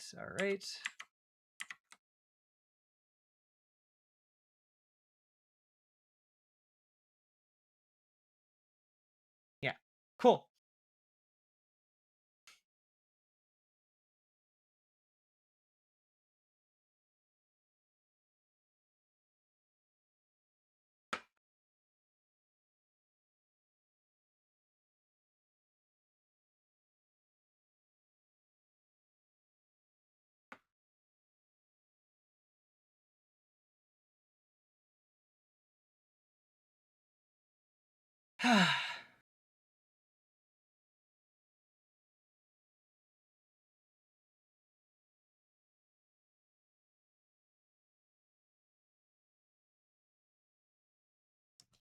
It is very hot. It is very hot under these lights, just as an FYI. All right. You guys ready for our main content of the night? It does require shifting into a bit of a serious mode, okay?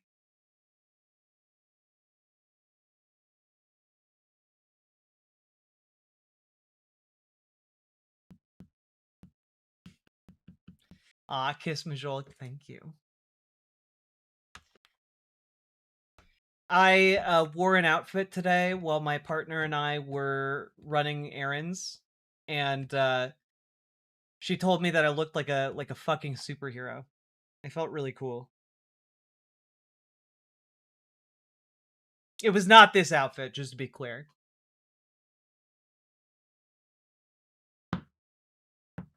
Serious mode? Okay, cool. So, folks, I want to talk to you guys about the fact that Donald Trump is experiencing profound mental collapse in real time. And I know that this might sound like a story I have talked about numerous times, but I'm going to keep ringing this bell because it's really alarming, and it keeps getting more alarming as every day passes.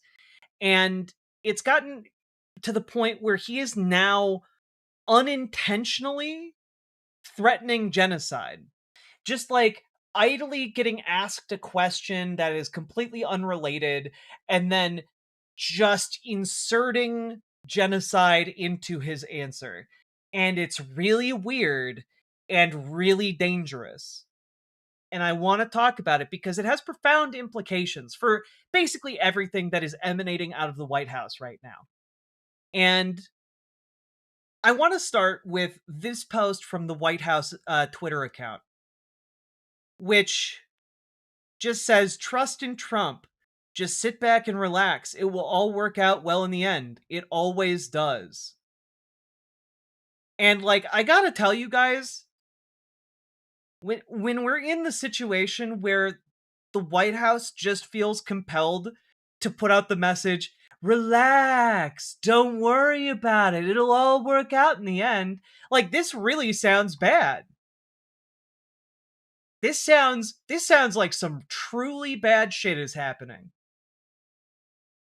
And yeah, it's I'm still old enough to remember when I was a child and my parents were like, you have to respect the president. The president is he's always reliable and truthful, and you gotta respect the office of the president, and the president speaks like a leader. And now we're just getting shh, don't worry about it, baby. Don't worry. And it's just oh, this is bad. This is genuinely awful. But it's not even the worst thing that's been going on, right? If you just start looking at his Truth Social account, it's honestly batshit. It's complete and utter batshit. You have this is the most recent post on it. It's just Hunter Biden drawing Donald Trump. It says greatest president.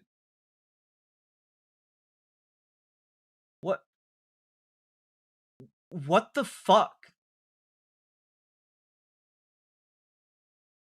The ballroom is coming along fantastically well. It's on time and under budget, unlike the Federal Reserve Building, where Too Late has done a terrible job of cost and time control. It's much higher quality than I ever promised, including the drone port. And we're going to get to the drone port in a little bit, but guys, we're in the middle of an economic recession that could very well spiral into an economic depression, and this guy is just schizo posting about his fucking ballroom expansion to the White House. He's posting about the blue of the reflecting pool. He's talking about how voter ID, which again, we talked about this in a recent segment, voter ID laws originally pushed by private prison corporations via the American Legislative Executive Council because of voter ID laws disproportionately disenfranchise African Americans in this country. And guess what? Private prisons rely on African Americans to perform slave labor inside of their prisons.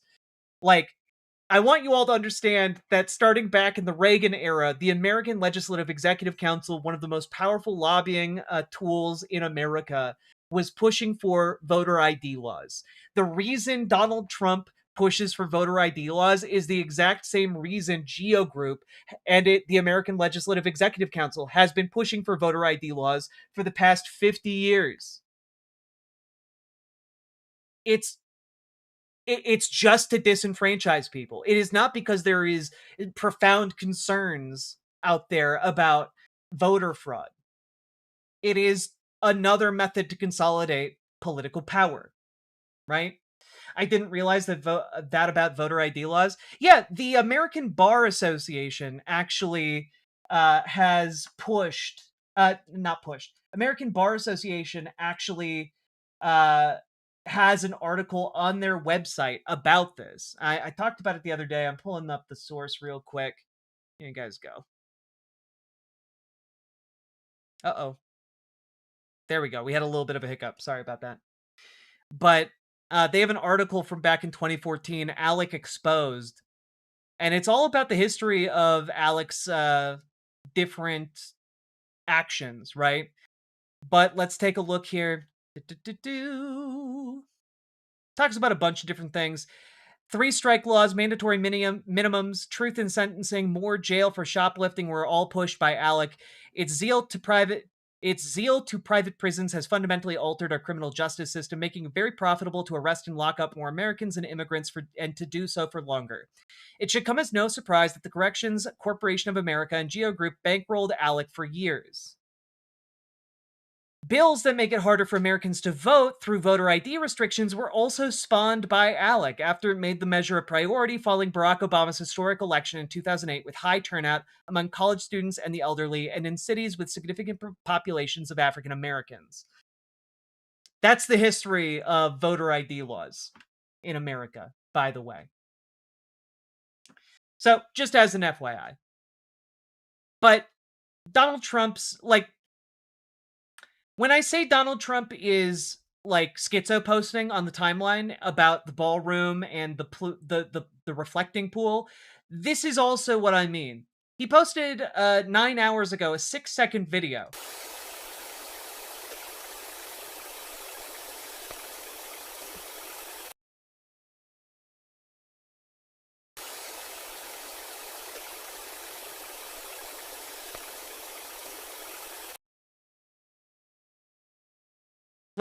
We are full on, this guy. This guy is going insane in real time.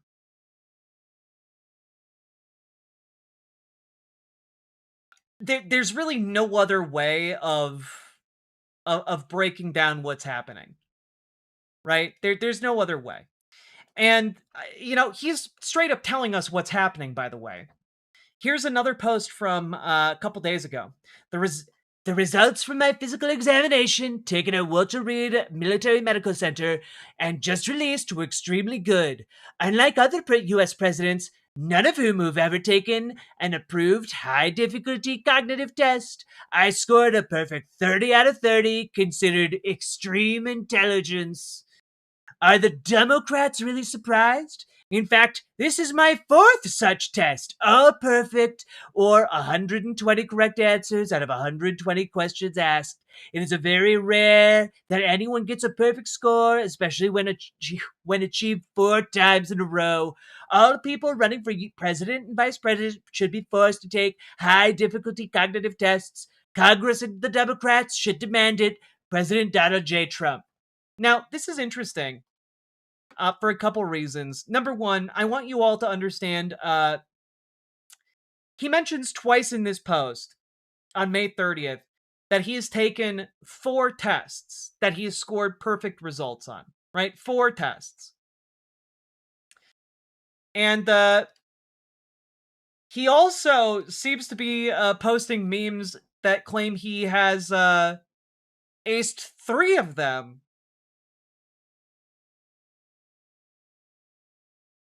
And I'm genuinely a bit befuddled, because he might actually just not remember how many of these cognitive tests he's had.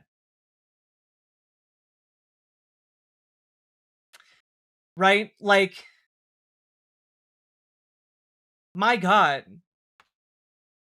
My God. The reason all of those other past presidents weren't taking cognitive tests was because they didn't have cognitive issues the way that Donald Trump does. You know, like Joe Biden does have cognitive issues, but it's because he's old.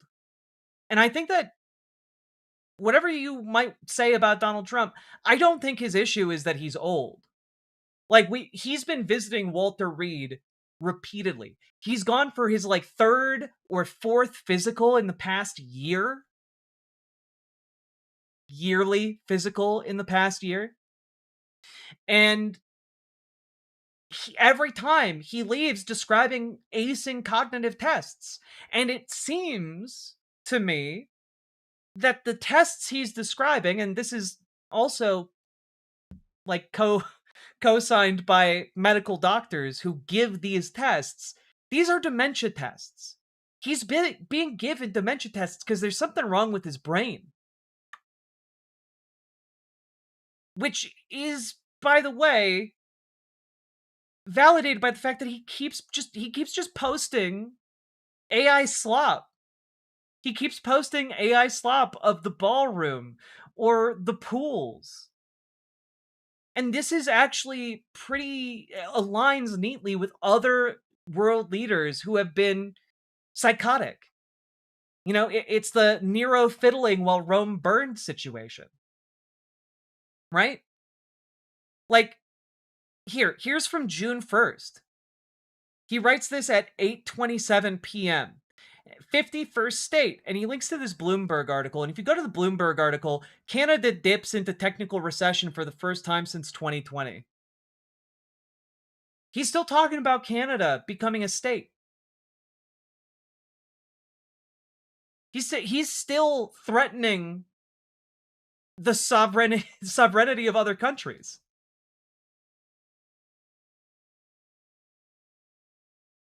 Like, it's not subtle, guys. Hello, Greenland. Like, I don't know how, but he's dementia posting himself as a villain. History always shows that leaders with narcissistic traits and dementia always pans out horribly for the public. I'm genuinely scared for everyone here. Stay safe, you all. Crying cat face emoji. 2D Synctium, thank you for the $10 super chat. And, like, I'm more worried about people abroad, right? Because the Imperial war machine is far more likely to harm people abroad than it is to harm people domestically, though increasingly Trump and his fascist regime are trying to bring those same imperial tactics, typically deployed against other nations. They're bringing them home, right? Like, that's why you get ICE doing the same kinds of tactics that they would do in the military in other countries, right? Like, but like the threats against Greenland, like the European Union and NATO had to like have contingency plans and troops deployed to Greenland to potentially blow up the tracks, the airports, you know, the runways. And like, that's the level of seriousness that people are treating this with. It's not cute to people who are subject to this kind of threat.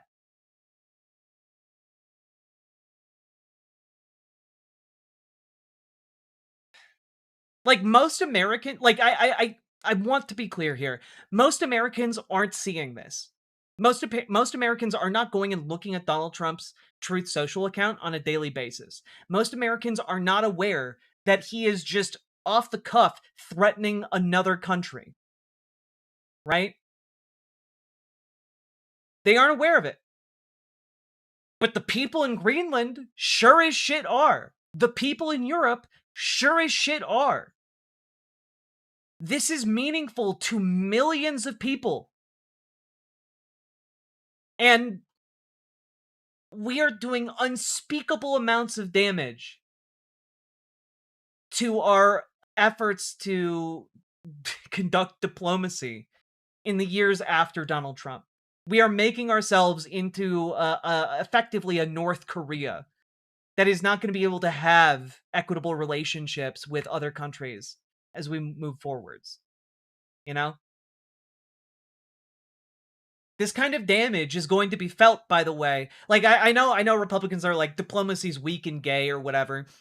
But I want to remind you guys, diplomacy is what allows us to be able to negotiate for like lower prices. It's what allows us to be able to engage in trade with other countries. It's what allows the products that you buy at the supermarket to keep your family alive, the drugs you buy, etc., the things that you require to live. It is related to all of that.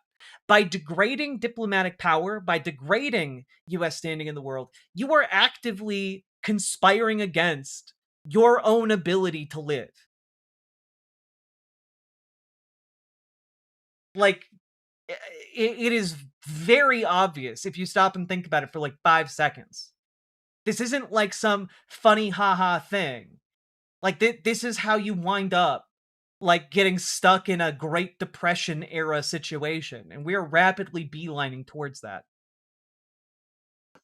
But now we get to the part that I'm very concerned about. You know, which kind of ties a lot of this in with the title of the stream you're watching and the video I'm sure that you're watching as well, which is this exchange that occurred earlier 2 days ago. 2 days ago. First one is, are you concerned at all that the IRGC could sabotage any potential deal? And then the second one is, you have a birthday coming up. I won't say which number, but it's a big birthday. So you're going to blow out a candle. You're going to blow out some candles on a cake, hopefully. What are your wishes that you'd like to see accomplished for the next year for the United States and your presidency? Well, I'll go in your order. Anything can happen, you know, when you're dealing with Iran, but when you're dealing with other countries. But that's a very volatile part of the world, probably the most volatile part of the world. The people are volatile, the leadership, you see what's going on. We've gone through 3 teams of leadership. It's been we're military, there's never been a military like what we have. We could go another 2-3 weeks and just wipe everybody out. I'd rather not do that. Very easy to do. They're ready to do it, they want to do it. They want to do it. But if we can get something down in writing which will accomplish the same thing without killing everybody, I'd like to do that. Most of my people, I think, would like to do that. Some people wouldn't, but most of them would. But we had to take a detour as far as wishes for, and I'm very proud of that detour, you know. By the way, just to finish off on that, we had the strongest stock market in history, and I said we have no choice, we have to do it. I knew it would affect it, but I was very happily surprised when I saw that today we hit another stock market high. I mean, we have the highest stock market in history with a... First one is, are you... Like, he babbles a bit about how volatile the Iranians are, and then transitions into talking about how the bloodthirst of the American military runs so deep that we could fight for another 2 to 3 weeks and kill all of them. And in fact, the American military really wants to wipe all of them out. Like, that's where we're at, guys. The president is just like word vomiting to reporters about how he thinks that killing all the Iranians is something that the US military desperately wants to do. That the US military is just chomping at the bit to do its own genocide. Which, to be clear here, is him threatening to do a genocide. He's effectively saying the Iranians, they're so crazy. The only thing we could do is kill all of them, I guess, if we can't get to a deal. Like, that's crazy. That is crazy. It is disgusting. And, like, this man should not be allowed to hold power. This is irresponsible to a degree that is impossible to put in words.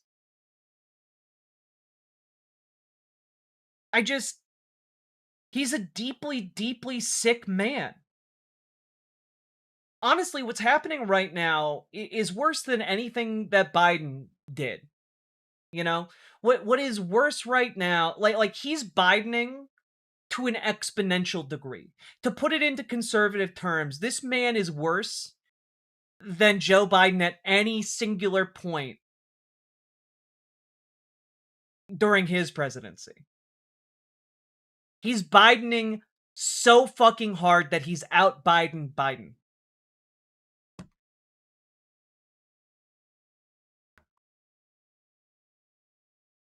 And by the way, like, this isn't confined to just him talking to the press, right?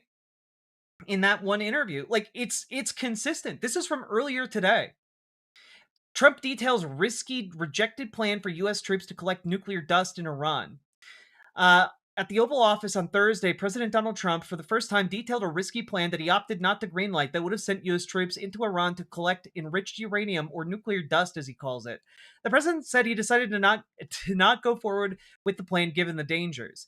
Trump said the operation would have taken at least 2 weeks, and also talked about the massive equipment that would need to be airlifted in. President added the U.S. could still carry out such an operation, but also said there's no reason to because the nuclear material is entombed.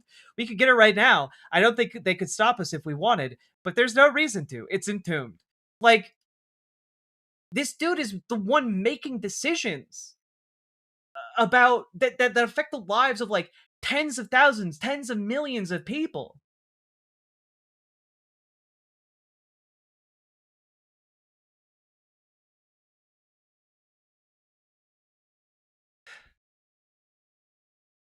And, you know, like, worth noting that, like, people are seeing it.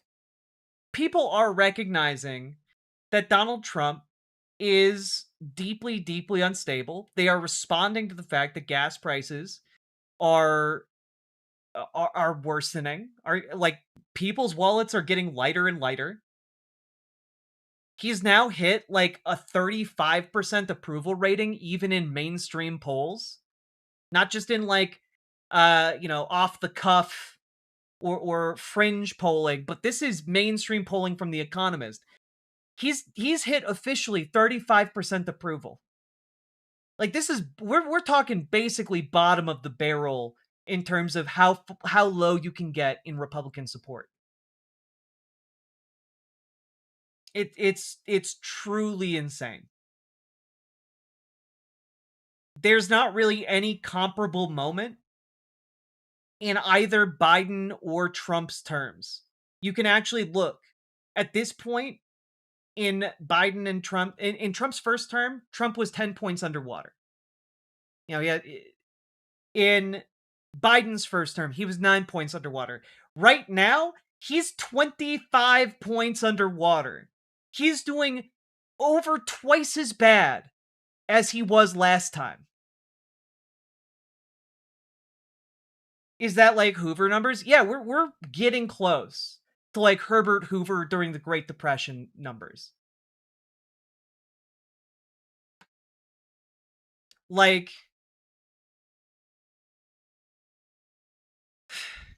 and what could it be? What could be leading to this? Could it be, for example, that he's just posting about how he desperately needs the White House ballroom because it will operate as a drone port?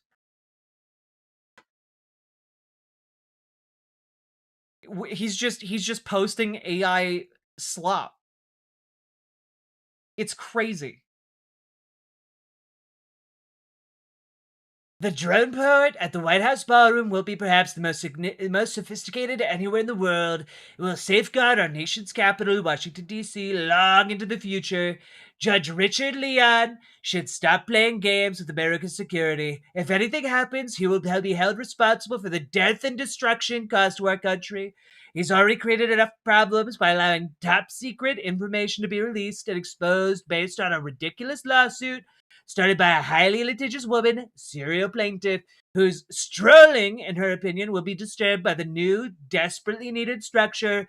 In any event, a woman who has absolutely no standing. Well, it sounds like she has been doing some standing if she's doing some walking, if you know what I'm saying. With the advent of highly sophisticated, powerful, modern-day weaponry, we can no longer defend Washington, D.C. with rifles and pistols alone. This ridiculous lawsuit must be dismissed immediately.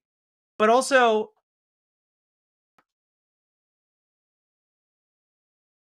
yeah, the only things defending Washington, D.C. are rifles and pistols. It's not like America has nukes or anything. Definitely not. God. Look, he has 2 different AI slop images. Look, guys. There's one where it's all festive and nice, and another where it's, I guess dawn is coming or something. I don't know. Just kind of seems like Americans aren't really empathizing with you, Mr. President, because their gas prices are like $60 to fill up their tank. And like, not only that, he's been getting handed losses right and left in court related to like his different pet projects in DC. This like multi-paragraph rant is all about the fact that he can't call it the Trump Kennedy Center because only Congress can rename it that. So like, he's just mad. He's just big mad. The Kennedy Center's lost over the years. Prior to getting involved a short while ago, hundreds of millions of dollars. Like, he's off the rails. Like, he's, by the way, just as an FYI, that isn't even the only post he made about that particular decision made by Judge Christopher Cooper. This is another one. He's so big mad about it that he keeps posting these giant long screeds about how he's super mad that he can't rename it the Trump Kennedy Center. And in fact, he's so mad, they're going to stop any renovations to it. They're not going to do anything with it anymore. It's genuinely embarrassing. It's embarrassing as an American, and I don't know.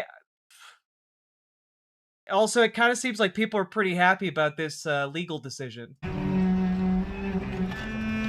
Jody Beater performed a solemn cello solo during what was originally planned as a vigil to honor President John F. Kennedy on what would have been his 109th birthday. But the occasion became an unexpected celebration. The crowd cheered the federal judge's order in a lawsuit brought by Representative Joyce Beatty of Ohio. She's an ex officio member of the Kennedy Center board due to her position in Congress. She claimed the Trump administration's takeover was unlawful because ex officio board members were denied a vote.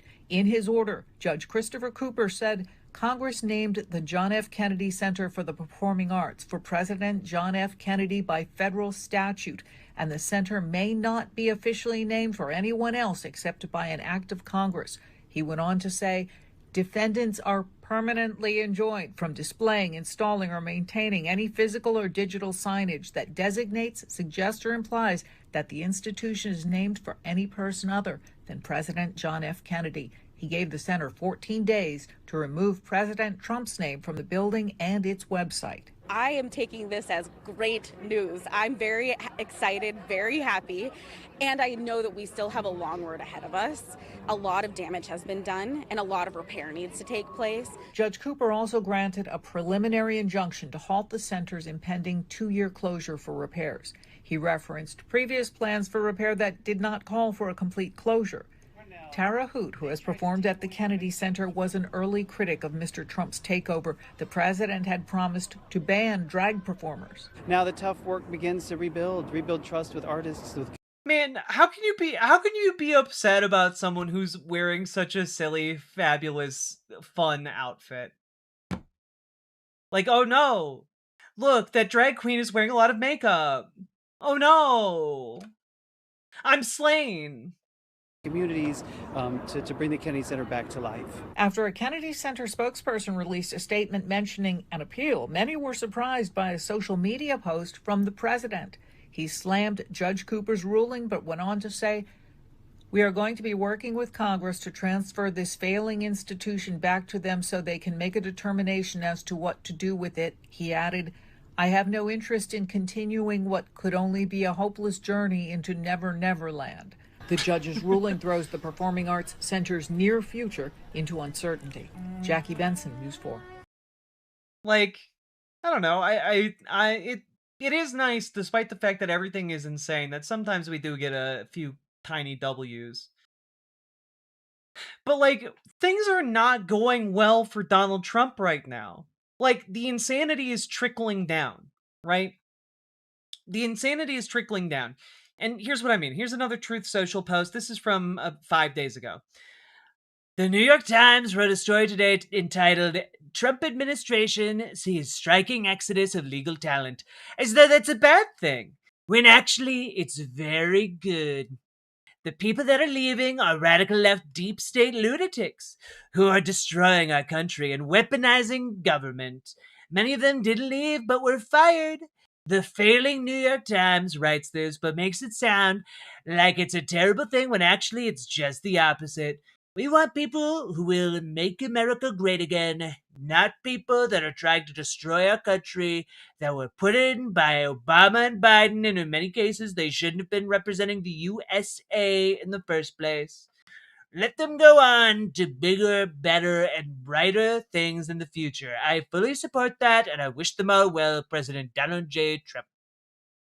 And it's just like, hey guys, is it going well when you can't actually keep legal talent? Is it like, historically in America, the most prestigious legal positions you could get were in like the Department of Justice, right? And people would take pay cuts to work there. And now Donald Trump is saying on social media, no, it's actually really, really good that all of our legal talent is leaving. It's really, really awesome, you see, because then we will only have yes men and we won't have anyone who actually knows what the fuck they're doing. It's actually a great plan. We're setting ourselves up for legal ass kickings nonstop for the foreseeable future. It's a brilliant plan. What could go wrong?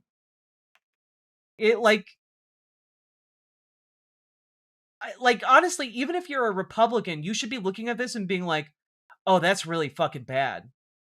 Like, if you're a Republican who actually believes in democracy outside of Donald Trump and like principles that exist outside of Donald Trump, you should be looking at that and seeing that as like a huge red flag, even if you disagree with me on like everything else. Yeah, but it will all work out well in the end. Just lean back and relax. It'll all work out well in the end. All right, it'll all work out. Shh.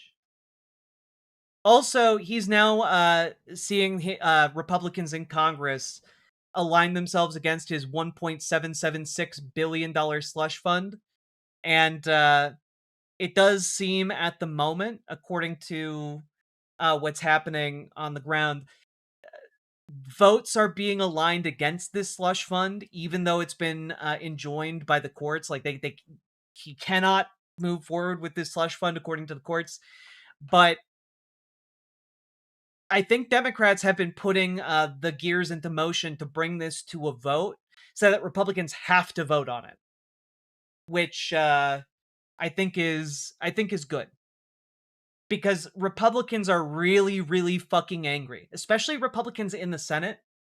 The current scuttlebutt, if you will, in DC circuits is that effectively senators in the GOP are really angry with Donald Trump because he's been taking shots at, for example, John Cornyn. He supported Ken Paxton over John Cornyn.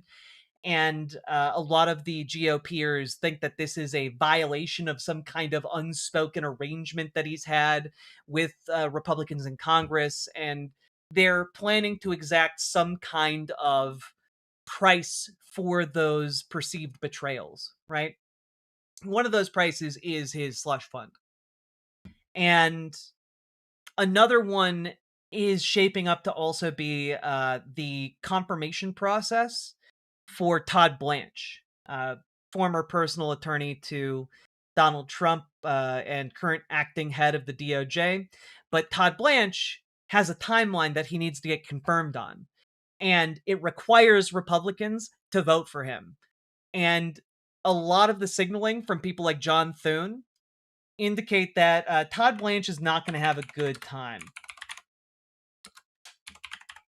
Let me pull this up here. Like, when John Thune says to the press, hard to say whether or not Todd Blanche can win confirmation as Attorney General, John Thune isn't saying that by accident.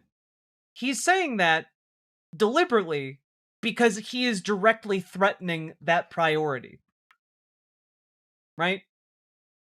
That is a direct threat in saying to the Trump administration, we're gonna get that price. We are going to make sure you understand that we do actually still hold some kind of power.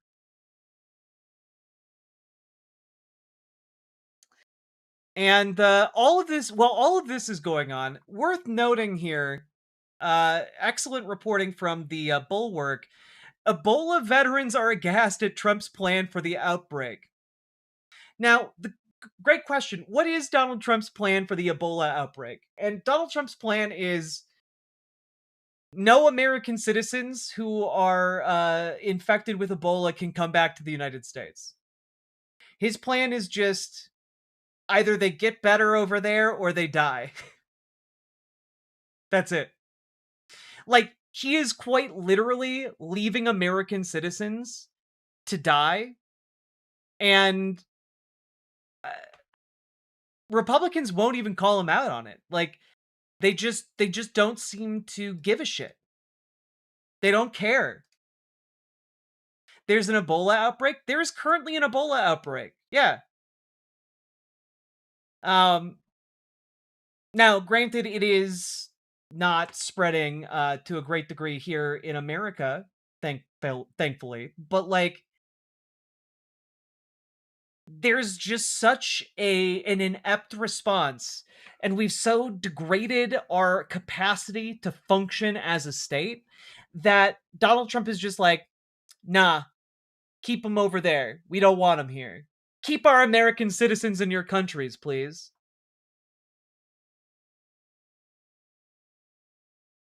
Is this what's leading to increased racism towards Asians by Republicans? I mean, I would imagine it's not this in particular. I imagine it's because of COVID. A lot of anti-Asian prejudice like arose around, like, you know, the Wuhan virus, the China virus. Republicans were fear-mongering about China being dirty and plague-ridden as a result of COVID, and also fear-mongering just geopolitically against China. And like that, I think that in particular, those two things are what accounts for a rise in Republican racism towards Asian people. But xenophobia and like germophobia often go hand in hand. You can actually see this in the history of how the southern border of the United States was maintained, by the way. A lot of the early eugenicist movement and germ theory and also border enforcement very much linked, actually, because people, when they began to really start learning and accepting germ theory, started to get really scared of pests and rodents, and that in turn meshed with the xenophobia that many people to this day still internalize, which is that, oh, foreigners, they're dirty and covered with pests. And so it led to the creation along the southern border, and you can read books about this, it's fascinating, where it became mandatory that if you wanted to cross from the from Mexico into the United States to do work, you had to go through like delousing chambers, right? And these were effectively, you got sprayed with chemicals that would kill any kind of parasite or like vermin or what have you that might be on your person. And of course, it was also poisonous to the people going through these delousing chambers. But these facilities are the direct predecessors of the Nazi Holocaust death camps. You know, the showers full of gas. They got those designs from the facilities on the U.S. southern border. And like it became a part of policy for many different towns across the South. If somebody from Mexico is crossing over to do labor, mandatorily, every single day, they had to get deloused. Many people got sick. Many people died as a result of exposure to these chemicals. And in some cases, it led to like organized labor striking back at these policies.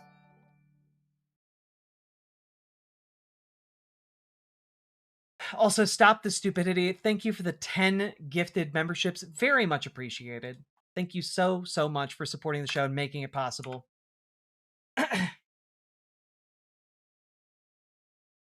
And it is also worth noting here that, like, the insanity continues to trickle down. Like, if you think that everything's gonna, like, just be hunky-dory once Donald Trump leaves, he surrounded himself with so many people who are deeply committed to harming the U.S. economy and U.S. standing internationally that, like, you're gonna be feeling this at, like, the supermarket for years to come. Do you have an update for us on tariffs? I know some of the tariffs that are in place will expire in the coming weeks, right, after the Supreme Court decision. Was the president planning on any changes in terms of the tariffs? So what's going to expire is what's called the Section 122. It's a kind of an emergency 5-month authority that would put on. It's a 10% global tariff. And along with that, we have existing 301s and 232s. But right now, to go back to the tariff structure, the deals that we've struck with countries around the world, whether it's Japan, China, Europe, the whole EU. EU is willing to pay 15% tariffs and take down the tariffs on us. It's an incredible deal. So what's happening now is Ambassador Jameson Greer, U.S. Trade Representative, is doing studies, Section 301, and if those studies are successful, those 301s will get recalibrated to the exact level of the trade deals we had with the countries. Meanwhile, do you have an update? So, just as an FYI, I want to remind you all, that's not how tariffs work. Europe isn't paying 15% more when they ship things to us. The people who are shipping things in are paying the 15% tariffs. That is the American companies. The American companies are paying 15% more to buy foreign goods. It is a tax we all pay, because then that 15% is not absorbed by the company. It's passed on to you, the consumer, right? And the idea that, like, oh, we're getting such a good deal because they dropped their tariff on our goods, but we still get to maintain a 15% tariff on their goods, that just means we're still paying 15% more for no reason. For no reason. And these tariffs are all directly related to Donald Trump via a unilateral authority, right? Meaning that he is the sole reason you are now paying 15% more for all of those things. Meanwhile, it is not limited to just to just Europe.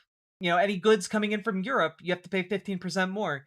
It's also anything coming from Brazil now costs 25% more to import. But we're all getting such good deals. It's just so strange that the good deals that we're getting aren't reflected in any of our purchases. And in fact, when you look at the cost of consumer goods, they're going up massively alongside all of these all of these tariffs. What's so interesting is that when you look at the actual data, it turns out everything is continuing to get more expensive. It's massively inflated from where it was when Trump first came into office. And Republicans just haven't really seemed to catch up with that reality because they keep hearing on Fox News and the conservative bubbles that they live in that, oh, Europe is paying 15% more when it comes to tariffs. The Europeans are paying 15% more for American goods. That's not how that works. That's not how that works. Yeah, exactly. The price increases, I think, that are starting to hit now in terms of gas, in terms of groceries, those are not going to be things that people can avoid. And stop the stupidity. Thank you for the additional 10 tier 1 memberships over on YouTube, greening up the YouTube space. Very much appreciated. Thank you for helping to support the show. Like, people's grocery bills are going up. Like, Brassman in YouTube chat says my grocery bill went up 50% in the last month. I've been noticing it. I've been noticing different products are disappearing off of the shelves because the cost of making them has become unsustainable. You know, because supply chains have had to be moved around. Recipes and different things that might be familiar to you have changed, or the product might have disappeared entirely. Companies are folding because of these tariffs. And now you also have the Iran crisis, which is throttling gas, which is throttling oil. And not all oils are the same, by the way. The kind of oil that comes out of the Strait of Hormuz, that goes towards jet fuel. It's causing a profound jet fuel crisis. When that really starts hitting home and countries start burning through their entire stockpiles, which is going to be soon, there's going to be major, major bottlenecks when it comes to the shipping and logistical movement of supplies around the world. If you thought the price increases you've seen so far have been bad, they're nothing compared to what is coming and kind of to an extent already baked in. Right? And I also really need to hammer home, oil isn't the only thing that goes through the Strait of Hormuz. If you enjoy a good can of beer, guess what? Some of the largest aluminum smelters in the world are located in that region and have to be shipped out. The aluminum has to be shipped out through the Strait of Hormuz. So anything that is canned in aluminum right now is going to get more expensive by quite a bit. All right? There's also going to be huge problems when it comes to other really necessary goods, in particular, sulfur. Sulfur is exported massively through the Strait of Hormuz and is also something that accounts for a great deal of the fertilizer that is used around the world, which means we're setting ourselves up, because crops have already been planted in a lot of cases, for one of the worst years of harvest on record due to what is happening right now.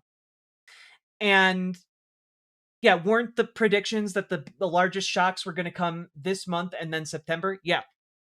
Because there are a lot of what is happening right now is kind of baked in, not just necessarily over the next few months, but for potentially the next couple years at least. You know, in some cases, some of the facilities that have had to shut down due to the Iran conflict or have been damaged, in some cases, it will take them years to restart operations because that is how big and how complicated those plants are. Okay? And Fixer at Home, thank you for the $20 Australian. Very, very much appreciated. Thank you so, so much for supporting the show.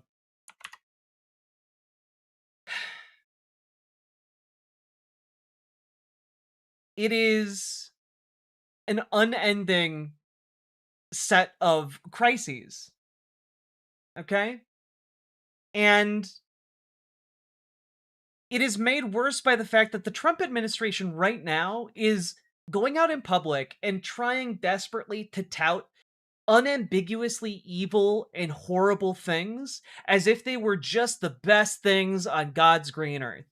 And here's exactly what I mean. Here's Secretary of Agriculture, the Secretary of Agriculture talking about some of their major victories of the administration.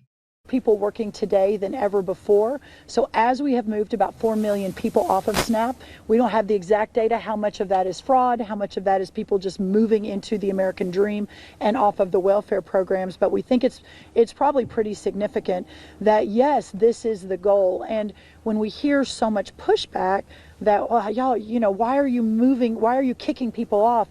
If you are, and by the way, one of the most important pieces of the One Big Beautiful Bill of the Working Families Tax Cut was requiring able-bodied adults without small children at home to actually look for a job or perhaps work 15 or 20 hours a week to continue on that program. I say all of that because these programs should not be a handout, they should be a hand up.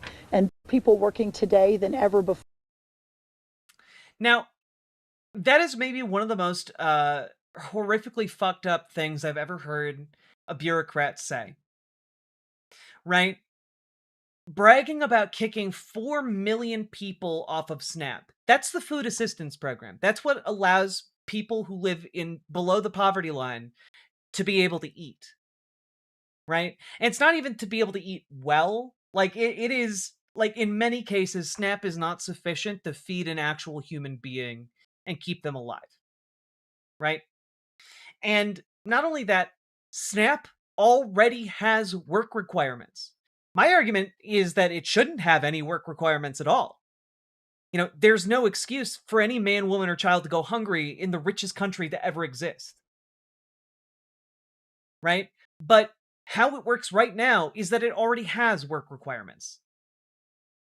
And the bragging about, well, we kicked 4 million more people off because we think that there's rampant fraud and abuse in this system. And we think, you know, most of them were probably misusing it. But she straight up says, she gives the entire game away. So as we have moved about 4 million people off of SNAP, we don't have the exact data, how much of that is fraud, how much of that is people just moving into the American dream. She straight up says it. We don't have the data on how many of those people we kicked off of SNAP relied on it fraudulently or actually needed it. They don't know. So instead of verifying the people who were defrauding the system and kicking them off, instead, they just said, fuck it, and kicked people off regardless. And I just want to say that's maybe one of the most heinous things I've ever heard in my life. Well, like to be someone who sits and looks at this program that keeps people from starving to death and says to themselves, well, we could spend the time to figure out who is actually defrauding it, or we could just kick everybody off. And to opt to kick everybody off, starving potentially millions of people in the process.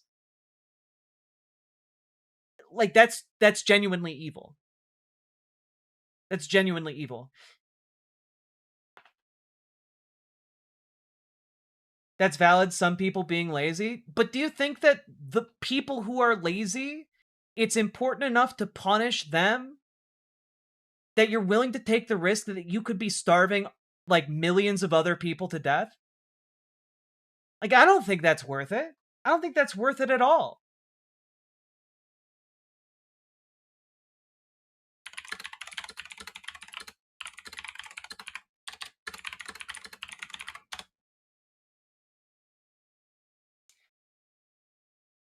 Let's see. Just out of curiosity, what is the maximum number one person can get in SNAP per month?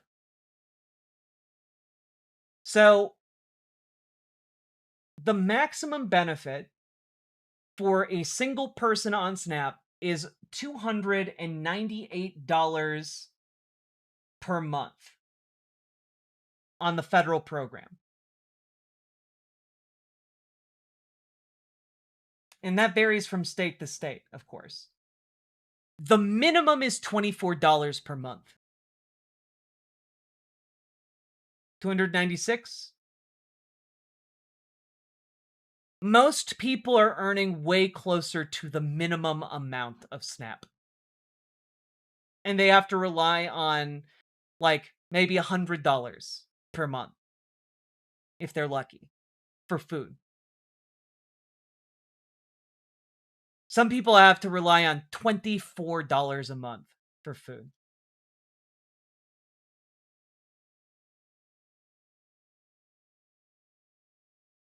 Like it's crazy. It's crazy. Like right now, things are so bad. Let me put it to you this way. Things are so bad that I want to pose to you that this is maybe a sign that Trump's America is truly not working. This is a report from May 29th. From local South Dakota news, CODA. Let's take a look at this news report. The need for food and basic necessities continues to grow here in Rapid City. One local family's Little Free Pantry service is serving hundreds of people and distributing tens of thousands of items. CODA Territory's Carly West reports. It may look small, but the Little Free Pantry at 912 Franklin Street is having a big impact on the local community. Since launching in October, this pantry has distributed over 18,000 items. It's different than traditional food pantries because it's discreet. It doesn't require filling out forms or standing in line. It operates on a take what you need, give what you can model, and was founded by two educators who wanted to do their part in the fight against food insecurity. 18,000 items have gone through the pantry. That can be anything from food items, clothing, hygiene items, cleaning products. We've seen it all. But the need in Rapid City is so great. The donations are coming in faster than the storage space in their quaint house in historic West Boulevard can keep up with. Our dream is to land some grants or some additional funding for us to be able to expand this. We would also love to be able to expand our storage capabilities. We'd love something that's temperature regulated, especially with the hotter summer months. That limits what items can be put in the pantry. During the cold months, that also limited it. We did pretty good with just how everything goes relatively quickly in our pantry. The pantry is open 24/7, 365 days a year. If you'd like to help fill the pantry, you can bring your donation to 912 Franklin Street. In Rapid City, Carly West, CODA Territory News. And I just, like, this is a heartwarming story, in a sense, of a community coming together to support one another, to make sure everybody has the food that they need. But the fact that this small, it's literally just a couple shelves with some food, and it's been utilized 18,000 times for 18,000 items rather in South Dakota. Like, that is an indicator here that this administration is woefully out of touch with with people who are actually working where they are. Because working class people include people who are on SNAP. They're working class. And when we talk about this, like, Republicans act like all these people are just out to, like, leech off the system. They are working and starving at the same time. And the reason they starve is not because they're lazy. It is not because they choose to starve. They starve because, as a society, we have allowed ourselves to be bamboozled by con men like Donald Trump, Epstein class associates like Donald Trump, who stands in the corner of every rich asshole who is out there defrauding our system out of billions of dollars. And it is wild to me that in America, we have allowed ourselves to be lied to such an extent that a senile old fool who is suffering from dementia can bamboozle and befuckle the entire Republican apparatus into rapidly saying, "Oh no! The real problem with our system is a few million people who need a couple extra bucks every month in order to make in order to have enough money so that they don't die, in order to have enough money so that they can buy cans of beans." And instead of the actual fuckers who are fucking everybody over, which is, of course, the Jeff Bezos of the world, the Elon Musks of the world, the Donald Trumps of the world. Stop riding that billionaire dick, friends. You do not have to. Stand in solidarity with fellow people who you have more in common with. Because I guarantee you, if you are a working person in this country, you are one bad week away from becoming somebody who relies on Snap. You are not that far removed and that well protected in this country from relying on the same systems that keep others alive. So you should be doing your damnedest to keep them around, even if you're just a completely self-interested asshole. Because I've seen people go bankrupt from their medical expenses. I've seen people throw everything they got at cancer and then they got nothing left. And suddenly they're on those programs. And you want to know something? I'm willing to bet you good money that there were potentially millions of people who were in that boat who just got kicked off of Snap that the Trump administration is clapping themselves on the back for doing.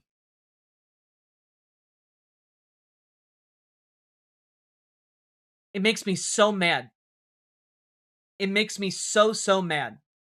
Because it's very obvious who is actually benefiting right now. And it's not people on fucking Snap.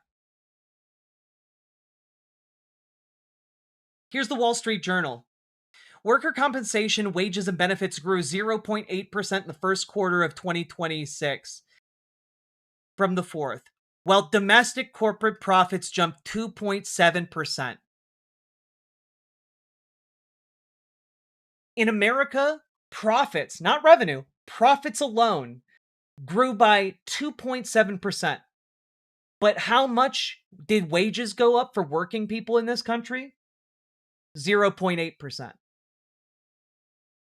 You are earning a smaller share of the wealth you work to generate in America right now than you were last year.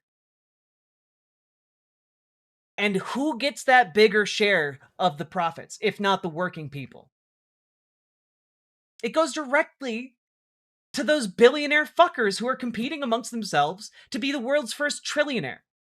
That's what they care about. They just care about, like, you know, their own personal status. They don't give a fuck about you. They're over there building, like, their fucking doomsday bunkers.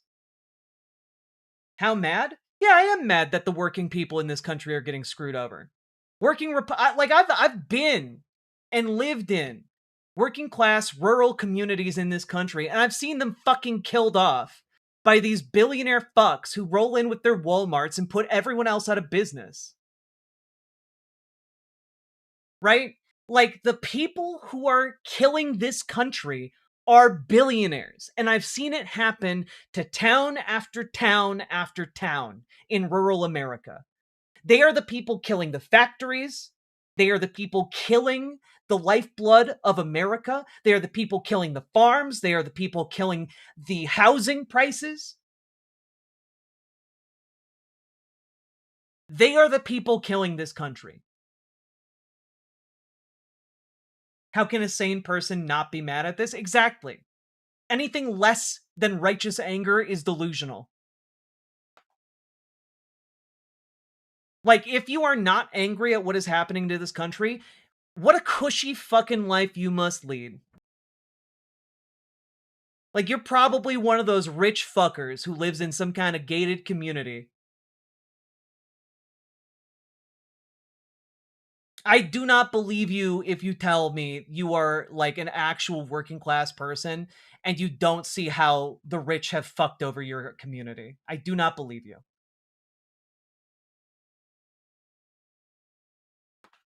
Jesus would be flipping tables at this. True. True. So, all that being said,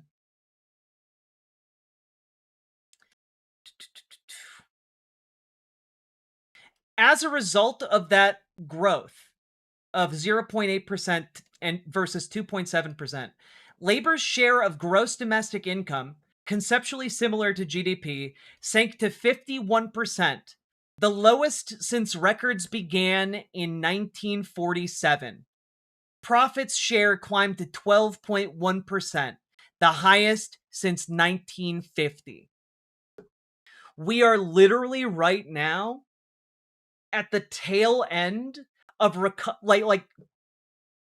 you have not been this screwed over as a worker in this country since the tail end of the fucking Great Depression. And there are people who are going to be in your community, in your face, telling you, no, you're not getting fucked. Don't worry. Just sit back and let it happen. It'll all work out well in the end. Don't worry about getting fucked over now. It'll all work out in the end.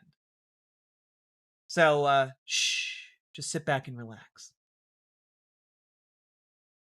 It's truly disgusting. And like, when we talk about like the actual effects at the grocery store, this isn't an abstract. This is how close American households are to the financial edge. This is from May 28th. Affordable has been a politically potent word, but an ill-defined measure of financial pain, often used as a reference to inflated prices. New research from the Brookings Institution, released Wednesday, describes affordability by comparing the rising costs of essentials against family incomes. By that measure, the report found in 2024, 45.5% of U.S. households did not earn enough to cover their necessities. The report concluded that a mere $1,000 hike in the annual cost of living would leave another 3 million households unable to make ends meet. That precarity is partly due to the gap between inflation and wages. In 2024, national wages saw just a small 1.3% bump, well below the rate of inflation of 2.9% that year, according to the Census Bureau. Households across the country are not earning enough. Housing, healthcare, and childcare are especially large chunks of household budgets that families have little control over. In order to actually solve affordability, we have to deal with these larger, more structural costs that are harming households, according to Hannah Stevens. So let's take a look. According to the paper, in 2024, more than 50% of families in New York State could not manage on their incomes. And while households in Washington, D.C. outperformed the national average, with over 60% able to afford necessities, the city's Black residents were significantly worse off, more than 20 percentage points behind the district's baseline.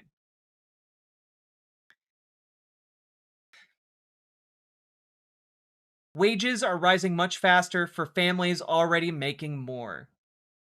Higher income families saw a pay rise 6% this April compared to a year earlier, but the boost for lower earners was just 1.5%. Economists have used the term K-shaped economy to describe unequal growth, where upper income households increasingly earn and spend more, while lower income families earn and spend less, which is exactly what's happening. So the people who are doing well in this country are increasingly doing even better, while the people doing poorly in this country are increasingly doing even more poorly. It is truly disgusting.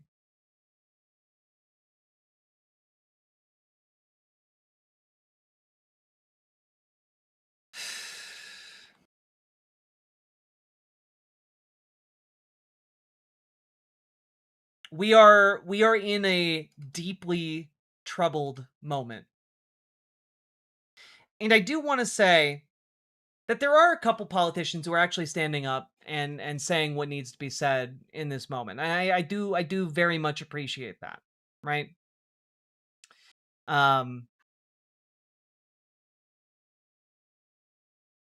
Yeah, it is, I think, vitally important, right? Let me pull this up real quick. PC Schwartz, thank you for the $5 dono. Any talking point about laziness, homeless people choosing to be poor, using drugs, or any culture war issue are all meant to distract us from noticing who is fucking us. Exactly! You can look back at the aftermath of the Civil War, and one of the oldest tricks in the book from that time period was saying, oh, we can't pay you more because the blacks are taking your jobs, you know? Like that was literally like the line from white bosses in order to make sure that white workers and black workers wouldn't work together to get better pay. Like that, it's literally the same playbook time after time after time. Okay? And, you know, it isn't uncommon, by the way, for Republicans to think that, like, homeless people choose to be homeless. They just love it. They like it a lot. My dad believed that. And he talked to, like, I tried to convince him that that was absolutely not true. But he believed it, like, as a foundational value. Right? Like, it is all deeply fucked.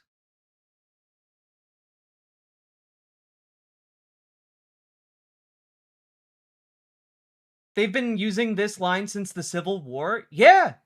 The whole "they're coming for your jobs" thing, it's literally related to black people who were recently freed from slavery would be willing to do jobs for less money. And so instead of joining together, white racist workers, their bosses would tell them, we can't pay you more because these black workers will work for less.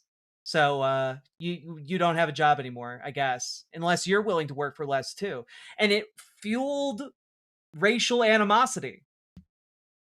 It was what got like division so entrenched. It's because it brought the working class in to try and oppress itself instead of working together.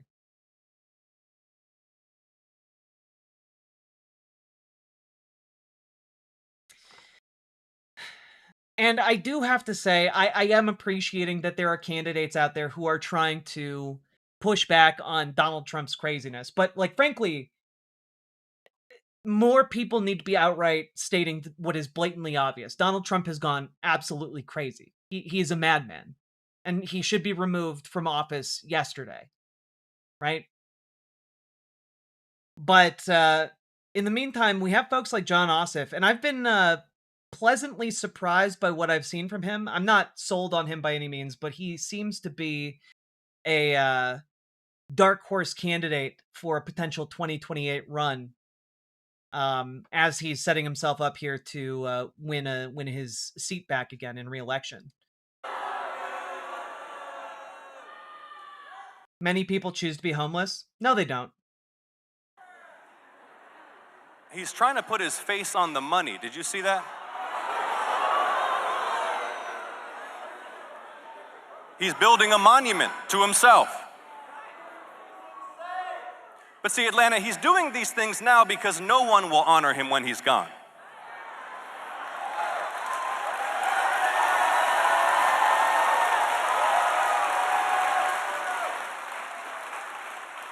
Because he's a failed president and a national disgrace.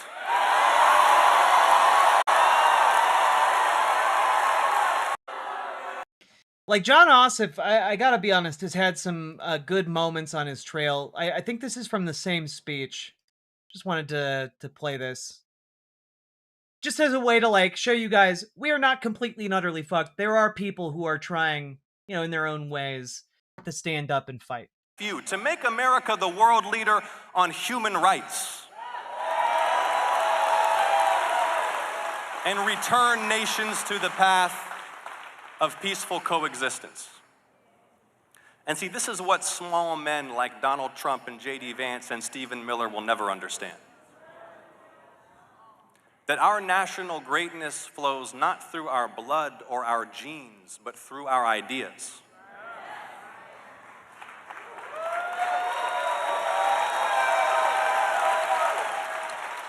Americans are not a race, we're a people.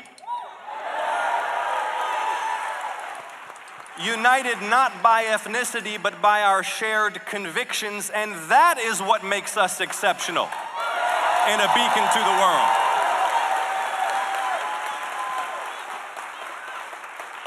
How amazing is it that the most powerful nation on earth proclaims as its core values that all are created equal, with inalienable rights to life, liberty, and the pursuit of happiness, no matter how humble our beginnings, no matter our ancestry, no matter when we arrived on these shores.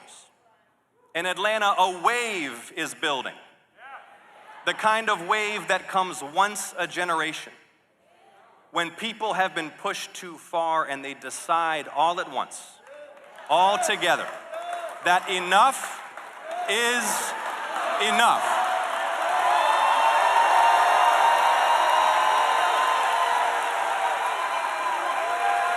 So let's give them a united Georgia. Let's save the country again. Let's make sure they hear it all the way down at Mar-a-Lago that Georgia will bow to no king. Thank you. God bless you. Let's get to work.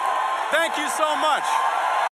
This guy's got a certain juice to him, folks. He's he if he chooses to run in the future, I think he could marshal a pretty good showing in some kind of primary. Now, to address some people in chat who've been saying that, like, you know, homeless people choose to be homeless for whatever reason, just to push back on that, here is a group dedicated to ending homelessness, called United to End Homelessness. Pretty to the point. They have a page here. Myth number 2: people choose to be homeless, and most decline services when offered. There is a common myth made by society that people choose to be homeless. This misconception causes us to look at homelessness without empathy and allows others to ignore the trauma of homelessness, which I would say, just as an aside, is correct. It creates a permission structure to say, well, maybe that person who's homeless really just wants to be homeless, right? It creates a certain permission structure for yourself to excuse that society has chosen to systematically allow for homelessness to exist, when that is a choice we make as a society, right? What is the ICE situation in Georgia? I believe ICE has been pretty active in Atlanta. People are fucking furious. According to the county of Orange County,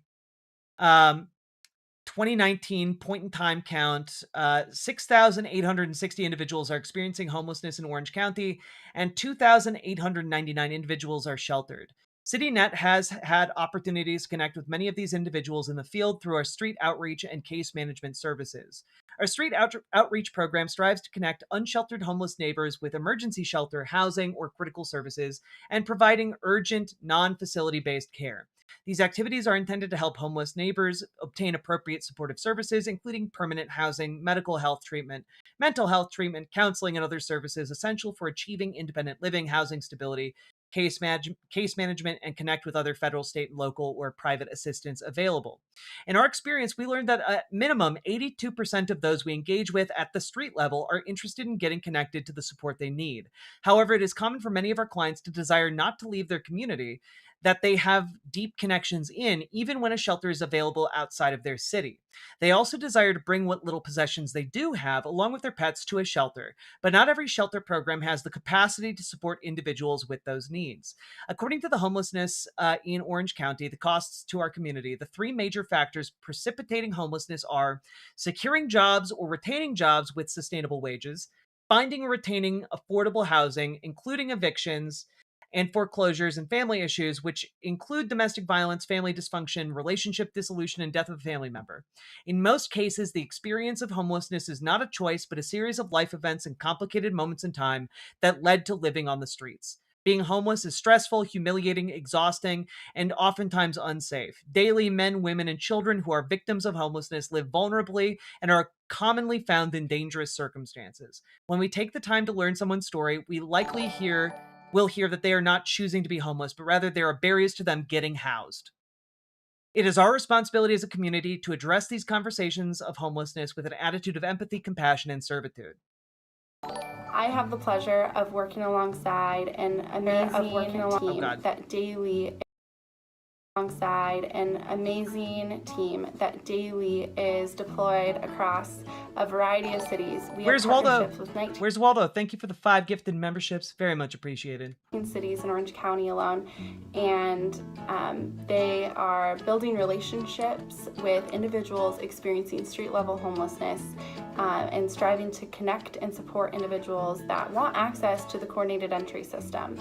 Many times, individuals have experienced some sort of life situation that maybe they were laid off, evicted, a medical crisis, something that happened to their family system where they just lost support in some way, or maybe they endured some sort of trauma. And so oftentimes our staff and our team, when building these relationships with individuals and families, they hear that, you know, this isn't the life they chose, and it's not something that if they had all the options in the world that they would choose to experience, but it was a ripple effect from whatever life situation that they endured. But maybe this is just the secret pro-homeless propaganda. You know, maybe this org is just secretly propagandizing all of you and trying to conceal the truth that homeless people just systematically choose to be homeless. Like, I gotta be honest, even like the highest numbers I have ever seen about people who choose to be homeless without qualification, that like they're choosing to be homeless because they want to make sure they have their pets and stay near their friends or family or what have you, it's like 5%. 95% of people are not choosing to be homeless. At the very, and that's like giving the high estimate for how many people are choosing to be homeless. Yeah, the pro-homeless lobby, exactly. The fact is, Donald Trump is dementia-addled, he's falling apart, he's threatening genocide, and also, he is the embodiment of the agreement between our political system and capital. And that agreement is effectively that our politicians, at least our corporate politicians who accept all this corporate money, will do whatever it takes to defend those corporations and CEOs and billionaires from getting taxed and paying their fair share, and will instead shift their tax burden onto the American people. And that tax burden will either be in the form of increased taxes, increased fees, or it will be in the form of cut services. You will be fucked over by billionaires, by the people billionaires pay to be their own agents. That's what's happening. When you see like, oh, millions of people cut off of SNAP, that's so that they can give a giant check to a billionaire. When you see, oh, they're kicking millions of people off of Medicaid or cutting benefits on Medicaid, that's because they're cutting a check to the biggest corporations to ever exist on Earth, who have record profits. They are systematically choosing to push more people into poverty, push more people into homelessness, push more people into starvation, make your children suffer so that they can give more money to the richest fuckers to ever exist.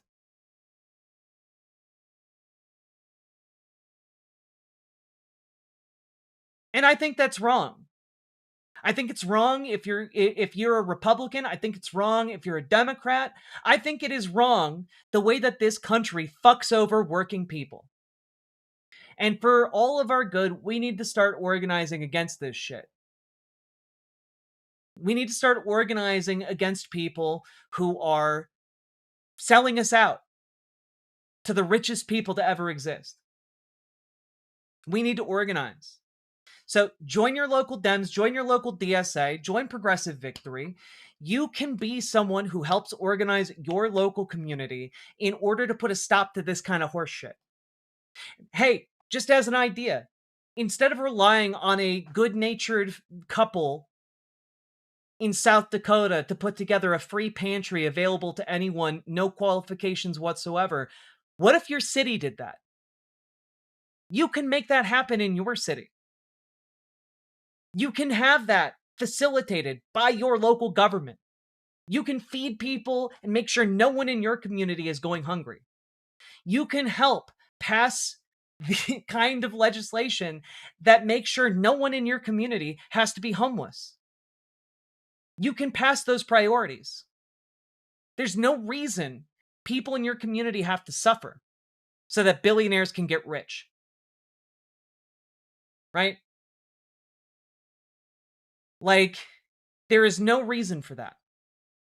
There's no reason you have to tolerate masked men sweeping your streets with guns and pulling aside your friends and neighbors and family members.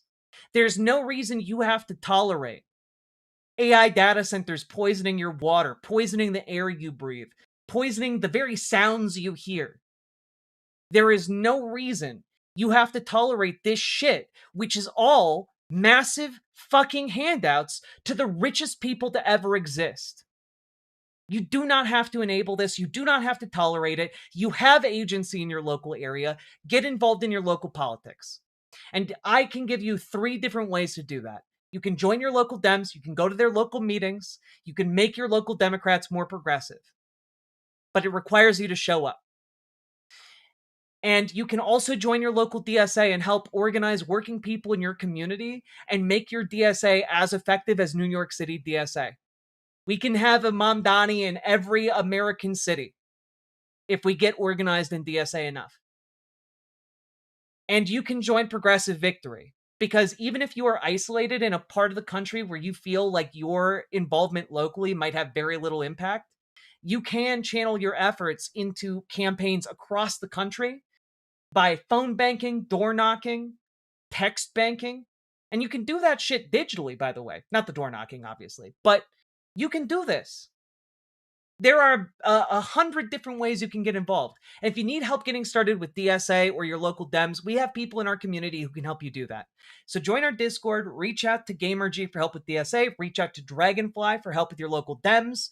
They have years of experience organizing and getting shit done within those respective organizations, and they can help you do the same. That's the goal. The goal is to change and get us out of this awful status quo where the working people of this country keep getting fucked over and the people who have the least in this country keep getting less. And we need to put we need to put a stop to it. Because the wealthiest people to ever exist, they're not going to voluntarily give up their money. So, all that being said, got anything out of this? Hit the like button, hit the subscribe button, and leave a comment. Let me know what you think about municipal food pantries. I think, frankly, that's a wonderful idea. I think the city and the state should be paying to put out municipal food pantries that have shelf-stable food people can take if they are in need. I think that's a good idea. Now, all of that being said, last but not least, check out ImogeneOlivia.com. Gender euphoric lingerie designed from the ground up for trans femmes. Also tested with cis men, cis women, non-binary folks. It is comfortable, sexy, non-tucking lingerie. Go check it out. ImogeneOlivia.com. Link down in the description. And let's keep on going.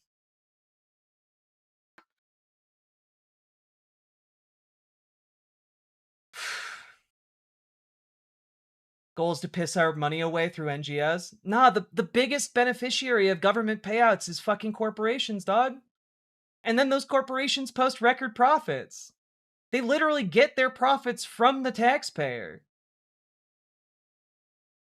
Like, I don't know what to tell you.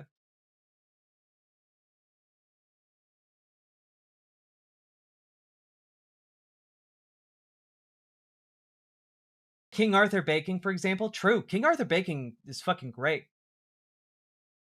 One of the oldest milling companies in the United States and owned by its employees. Actually, I think it is the oldest one. I need? Hell yeah, Foxu in blue. Or Foxu in... Wait, Foxu in Baksu. There we go. It's embezzlement with extra steps. Exactly, Liz Galahad. You get it. Also, I just wanted to say, we were in the middle of that segment for a long time, but Dargash, thank you very much for the raid. Welcome, Raiders. I know it's like an hour late, but we were in the middle of shit, and hello. Also, folks, we've been going for about 4 hours now. If you've been getting anything out of today's stream, hit that like button, hit that subscribe button, click the buttons, consider supporting the show because you guys make this show possible. And I just want to say, we are getting closer. We are getting closer. I believe we are now at 314. We are getting closer to our goal of more Hyperborean knowledge. Probably the last one on that guy for a while after this next one. But all that being said, we are getting closer. We are getting closer. I am going to take a short break to use the bathroom in a minute. But when I return, we will be covering Dave Rubin. You guys have been very patient. We'll get some. We'll go through another chunk of that Dave Rubin video. And then we'll see if I still have gas in the tank to do Jillian Michaels and Sam Cedar. Hopefully we have some gas, but we'll see. If not, I'll do it tomorrow. Okay. Also, tomorrow during the daytime, I will be doing a Mina the Hollower stream as well. Maybe we'll do some Sam Cedar before that, and then Mina the Hollower. We'll see how I feel. BRB.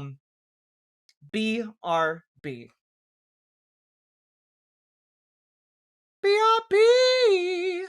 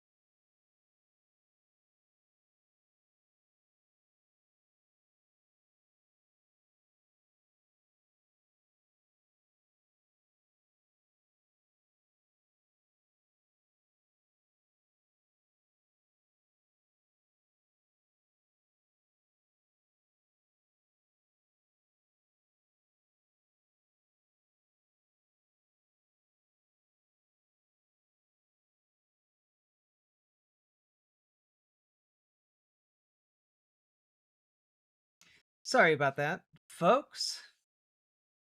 Had to take a dump. Whew. Hello, hello, hello.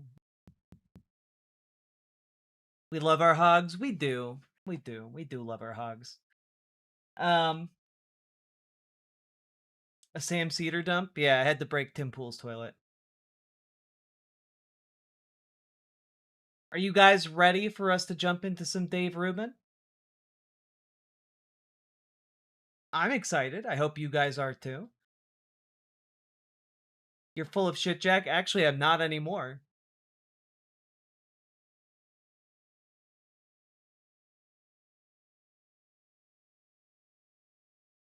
Harold, no! I did survive. I did survive. I'm sorry. We finished on meat. Now we get pudding. Yeah. All right. Here we go. We dive once more into the breach, dear friends. Once more, indeed. Oh God, it's gonna be a slog here, folks. Why can't it be someone with an IQ higher than the negatives? Because unfortunately, somehow, people do listen to Dave Rubin for their politics. Are you guys ready? Congrats on not falling in. Thank you.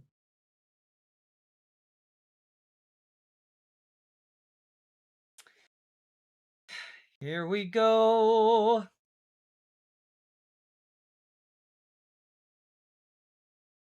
Plays Yoda sex noises? Why?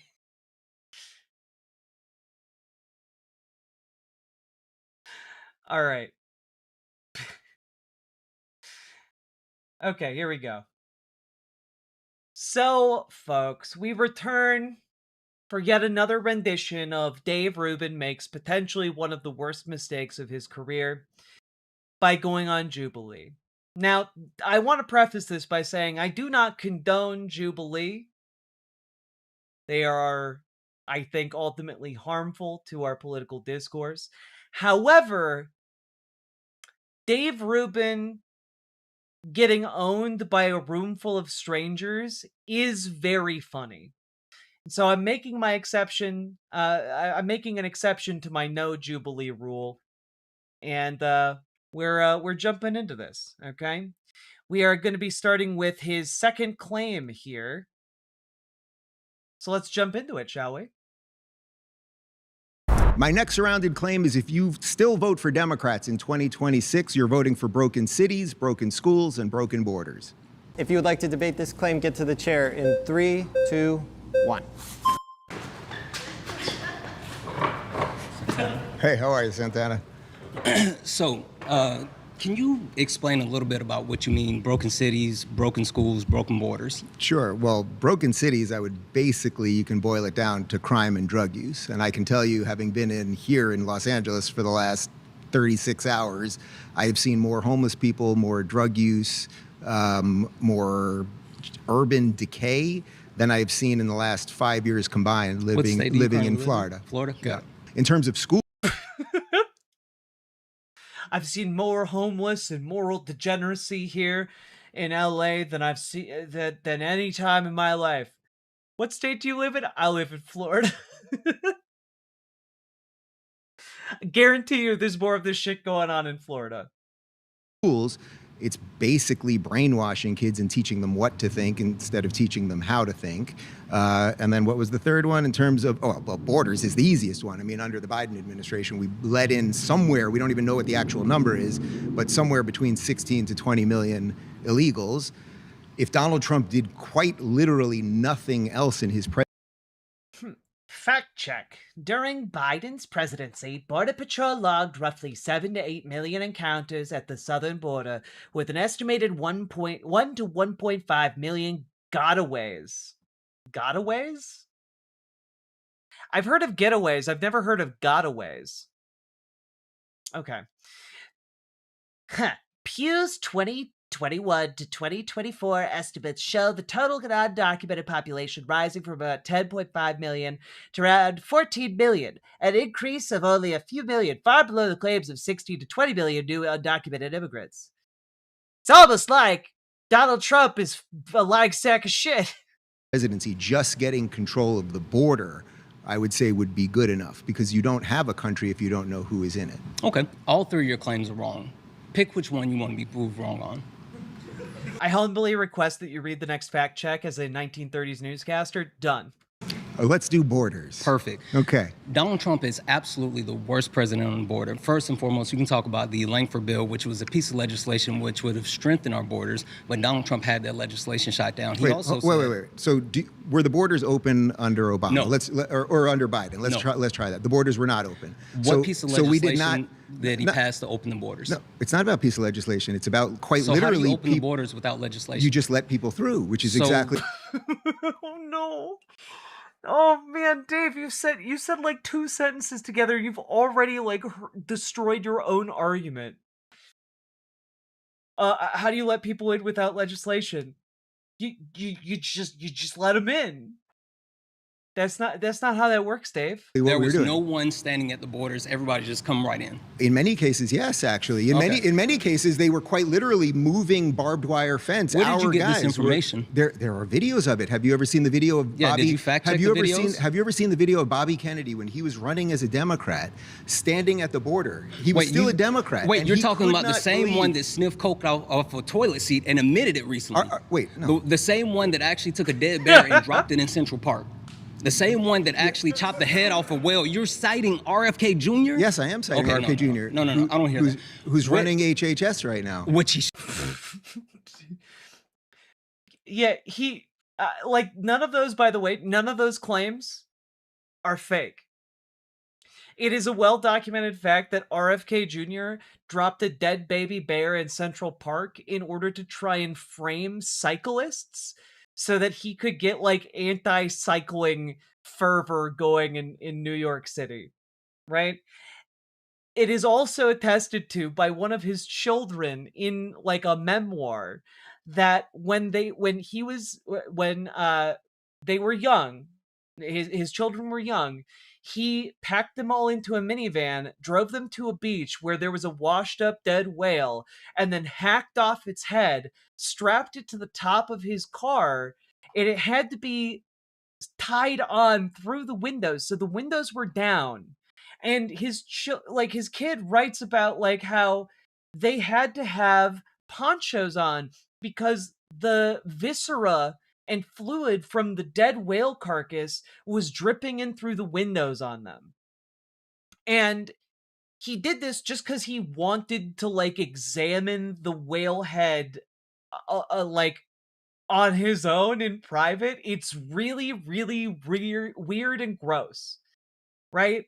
And he did on a podcast recently talk about doing cocaine off a public toilet seat. Like, no, all of those are legit. All of those are legit.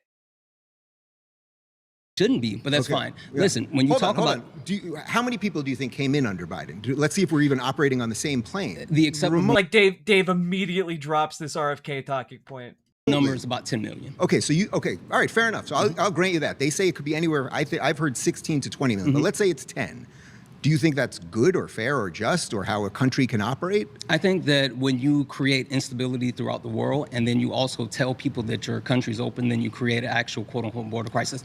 Think about this really quick. What instability was Joe Biden causing? What was Barack Obama's nickname? Barry? Deporter-in-chief. Barack Obama had a negative immigration rate. That means that he deported more people than he let into the country. So you're for deportation. So we can say that there wasn't a border crisis under Obama, right?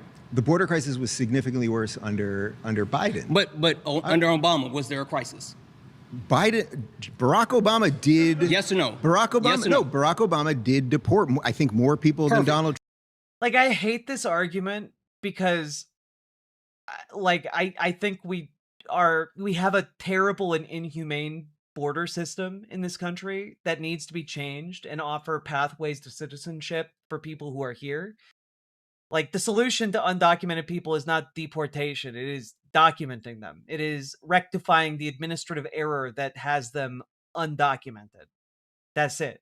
We have administrative errors all the time. People should just be like, you find out someone's undocumented, you get them documents. That's it. Right? End of story. But instead, we've set up this horrible, inhumane, and cruel system that rips them out of their homes, away from their families, and deports them. Like, that's crazy. And it's especially crazy because I want to remind you all of something. The kind of administrative error of being undocumented is like a civil violation. It's on par with that. It is on par with a parking ticket. And I don't see anybody going around saying you should be stripped of your citizenship for getting a parking ticket. I don't see anybody like getting told, "Oh, you should lose like your children, your wife, your brothers, your sisters, you should lose everything. Be ripped away from your home and family. Be incarcerated for an indefinite amount of time in concentration camps around the country because you got a parking ticket." Seems like a bad system when the solution to me really just seems to be document them. Then the problem's solved. Like, the problem here is that we have conservatives and corporate bought politicians in power right now who have empowered a system that relies upon incarcerated labor to basically pay workers next to nothing, slave wages, in order to produce goods cheaply. That is what, by the way, Geo Group has been advocating for decades. The private prison industry thrives off of huge amounts of relatively peaceful people being incarcerated for as long as possible. That is what is going on right now. The ICE concentration camps that they've built, most of them are privately run by companies like Geo Group. They have forced labor programs in those concentration camps. They are profiting off of the labor of these people who are being held indefinitely without any legal rights or recourse. And who does this benefit? It benefits corporations and billionaires. It is yet another way that these bought and paid for politicians in the Republican Party serve their billionaire donors. Trump, So, yeah. but then I wish you're saying, Donald Trump was deporting more people. Sure, yeah. I agree. So you're saying there was a crisis under Biden? Yes. Okay, of course. but no crisis under Obama? No, I didn't say that. He was deporting. I mean, yes or no? Yes he or was no? Wait, hold on. Let's do Biden. He had a and they get 3 solid meals a day? No, they don't. No, they don't. Every single inspector who has gone through these facilities reports maggots and mold in the food, reports that the people are being given like milk that is curdled solid. The reports indicate that they are not getting enough food. They are not, in fact, being given enough water. They are not being given mandated amounts of times for outside exercise. They are not being kept in humane conditions.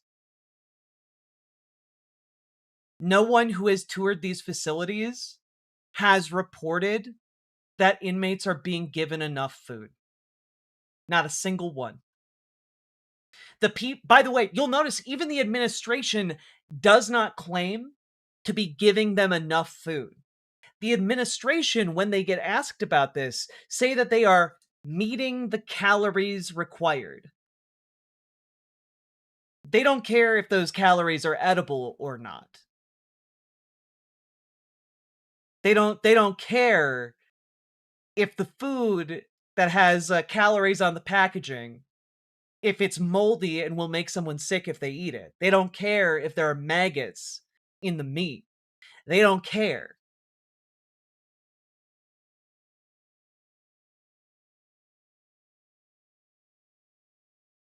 deportation rate. Let's do Biden and also you can have all the even if it were true that they were getting the solid meals and the commissary and the time outside and the exercise and the books and television, even if all of that were true, they don't have access to legal representation. Their own lawyers are being denied visitation. Their own legal representatives aren't being allowed to contact them. And you could make all the arguments you want. Maybe it's as posh as you could like in there. But at the end of the day, they're not being allowed out. They're not being allowed to see their families. They're being indefinitely detained and forced to perform labor. And I have a sneaking suspicion it's not the Four Seasons in there. You know, based on literally all available evidence. Trump. No, Biden no, and I Trump. just Let's need do the you to answer last a question. two Hold on, administrations. just answer the question, yes or no? I am for anyone that will close That's fine. borders and say, deport I'll say people. no. I'll say no. That's okay, fine. Okay. So if there wasn't a crisis under Obama and there was a crisis under Biden, what happened in between those two administrations? Was there something that happened? Wait, are you blaming Donald Trump for Joe Biden's border? No, what I'm blaming Donald Trump for is when he's actually campaigning for president and he's going around and to any news organization that would let him speak and telling everyone that the border's open. They're wide open. Come on in, come on in. And he actually created. I actually really hate this argument. Like, playing into the idea that there was a border crisis to begin with, I think is just a mistake. Like, I understand that this person is doing an argument to try and get an easy W on Dave Rubin, but I actually think playing into this perception of a border crisis is actually like a profound failure just from a political perspective. Something that wasn't there. So wait, you're blaming people coming to this country illegally. You're blaming Donald Trump. Donald Trump, who really only appeared because of borders, right? Build a wall. There wasn't a border issue. That's what there he wasn't a appeared. border issue when he said that, right? But then when there was instability, We've always had we've always had a completely porous border. We had a negative very deportation rate under Obama. He created the actual desire for people to come here because he told the lie that the borders was open. Wait a minute, but why? So but if America's like, honestly, this is a bad argument because people were trying to come to America prior to Donald Trump, right? He is trying to play into Dave Rubin's own rhetoric here to trap Dave and make Dave look bad, but I just think both of them are making bad arguments right now.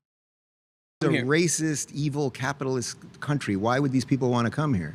Because it's still better than the country that they're in. Because the United States of America is pretty good. Destabilizing other countries. CIA, our CIA keeps destabilizing other countries. Now that's true.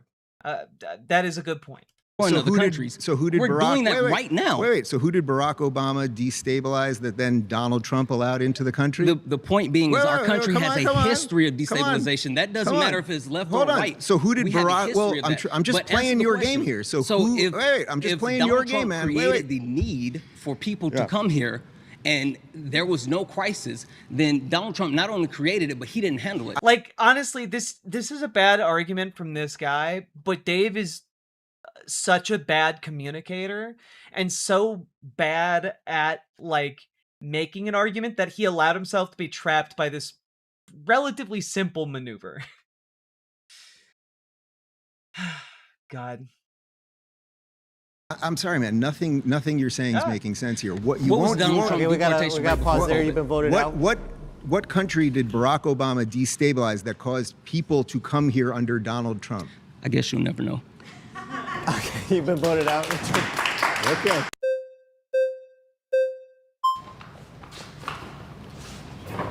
Hey, how are you? Hey, how are you?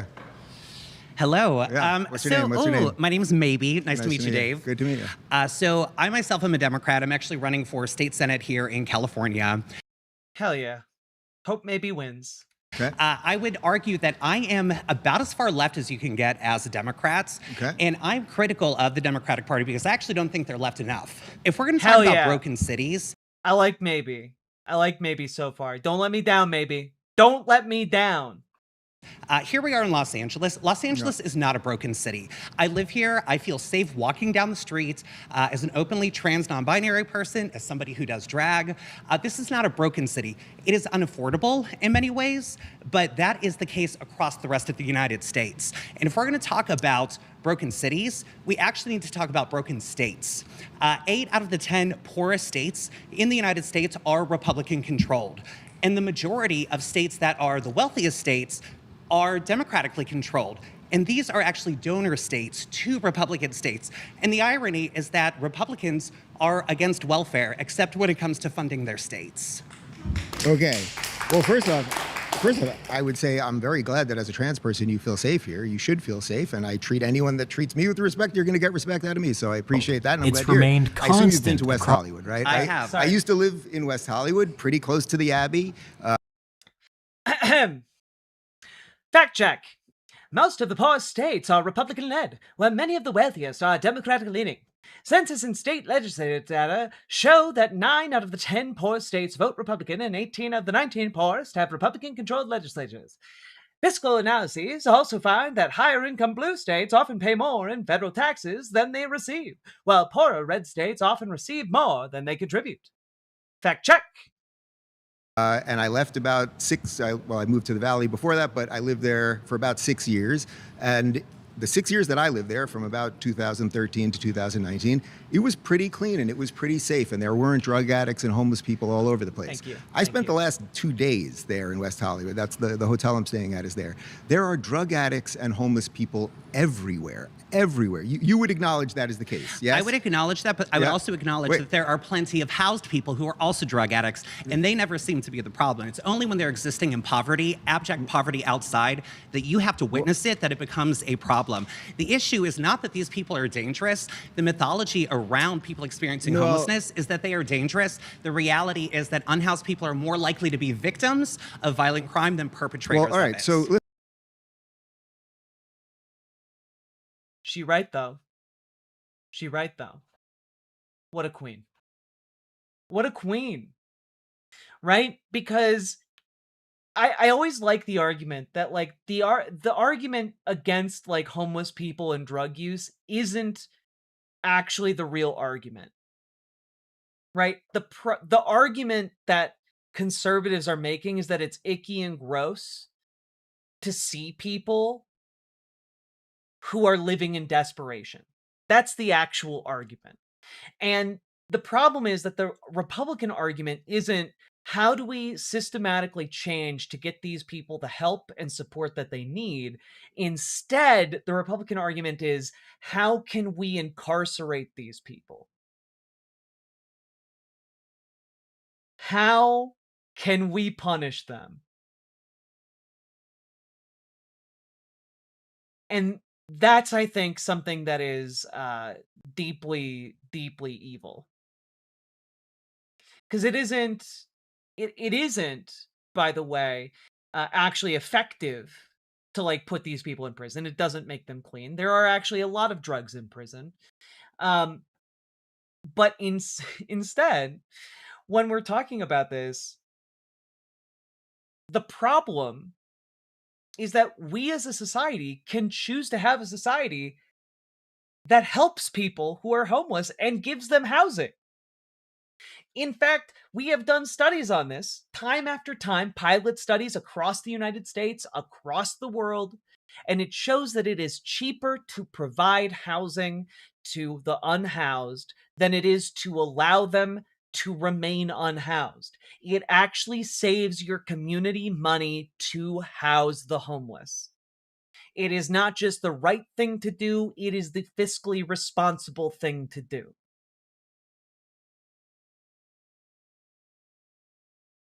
Listen, I can actually get on board some of what you're saying here. Now, there's a couple issues here because one of them is not just about violence. Fact check. Research and local data consistently shows that unhoused people are far more likely to be victims of violent crime than to commit it, with rates of assault, sexual violence, and even homicide many times higher than for the general population. but for the sake of this fact check, we didn't actually provide any facts of our own in the fact check, which seems like a real failure on our part. We'll try and do better next time. Huh. If you are going to create the conditions, the economic conditions or whatever you want to call it, that's going to allow for these people to be out on the streets, would you want to walk a baby in a carriage down that block as these people are there? I don't think you would. I would, because I don't know the last time I've heard of an unhoused person attacking a baby. And these are, you know what? I would say if you, no, it's not fear mongering. It If is you, fear-mongering. if you were a young mother and you were pushing a carriage and there were a bunch of people who clearly were on, well, now they have super meth or whatever it is. Super meth. It's a bird. It's a plane. It's super meth. The Republican argument is the money ends up with bureaucrats and cronies. Average veteran gets $33,000 who uses services. $122,000 is the average VA worker pay. Homeless are needed to generate tax dollars. The homeless aren't needed to generate tax dollars. They generate the tax dollars whether or not they are housed. They generate more tax dollars if they're housed. Yeah, like we have data that corroborates that. I've gone over it many times on stream. And also, veterans should be compensated more. We should be better for our veterans. We should do better for our veterans. But the fact that we do not currently do good enough for our veterans is not an argument that we should also do worse by our homeless people. In fact, many veterans are also homeless. If anything, we should strengthen both systems, and there is no excuse in this country for any veteran to go homeless.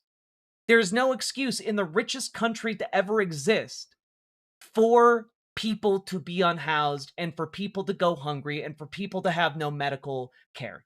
There is no excuse.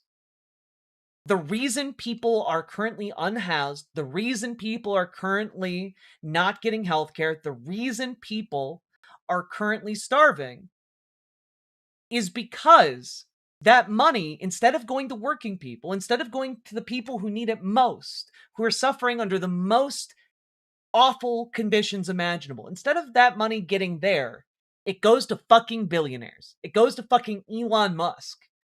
SpaceX, for example, is undertaking this process of becoming a publicly traded corporation. It's about to have its IPO. They're trying to raise $75 billion.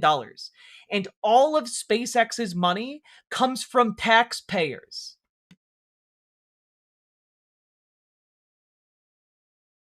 Instead of providing for our veterans, instead of providing for our homeless neighbors, instead of providing for people in our communities, people we love, to get the healthcare that they need, instead, billionaires are profiting to the tune of billions of dollars as they all are fighting amongst each other to become the world's first trillionaire. We talk about how the poor are so entitled for wanting to eat. The poor, they're so entitled for wanting to have a roof over their heads. They're so entitled for wanting safety. They're so entitled for wanting healthcare. While meanwhile, the richest fuckers to ever exist are stealing hundreds of billions of dollars from us. They're stealing it from me. They're stealing it from you. They're stealing it from your kids, if your kids are old enough to pay taxes. They're stealing it from every goddamn one of us. The only people they're not stealing from are billionaires.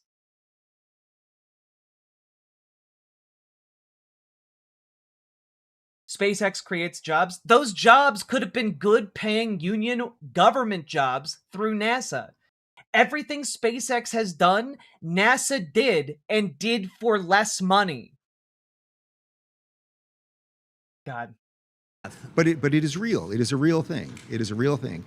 That are on any of these drugs, you would not want to push a carriage down that block. But it's not exactly just about... Dems didn't defund police. You can look at national rates of police department pay.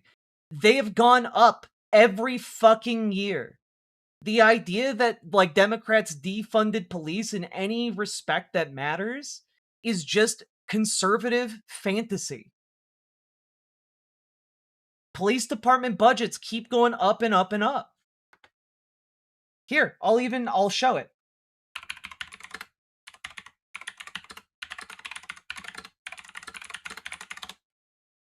Do-do-do.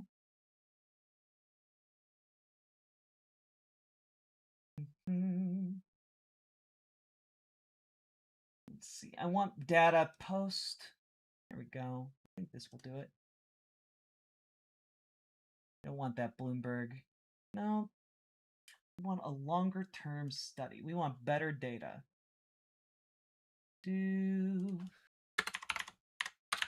This for 2026. Let's see.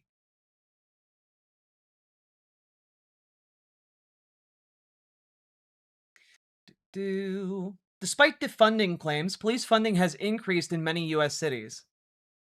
Of 109 of 109 budgets analyzed, 91 agencies have upped police funding by at least 2%. Let's see. Yeah, here's the budget for the Los Angeles County Sheriff's budget. You can see it went up basically every year from 2012 to 2023. You can point to 2 different years where it went down.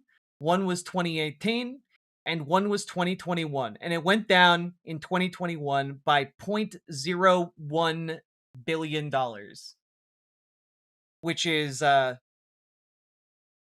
like less than 1%. It's crazy. But sure. Yeah, no, it's all been defunded for sure. Do we have like a national average here?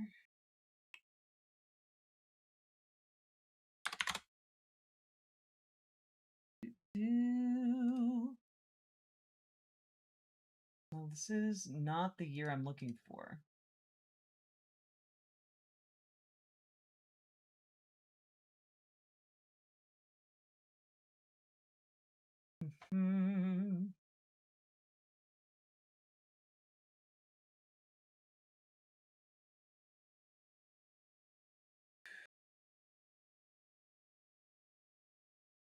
I really wanted more graphs to demonstrate visually what I'm talking about.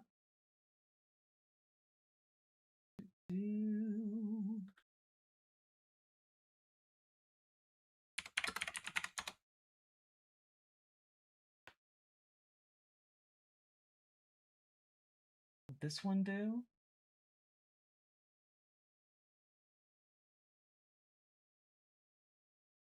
I want like year over year. Oh, okay. This one might do.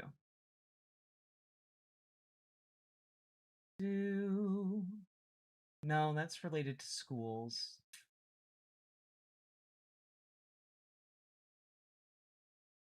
Let's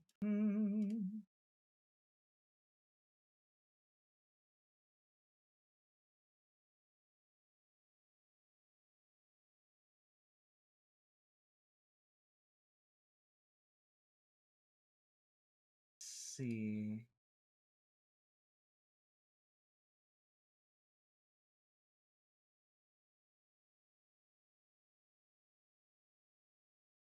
No, this is the police funding database is good, but not exactly the thing I'm looking for. I don't want federal spending. I just want like kind of like the yearly spend.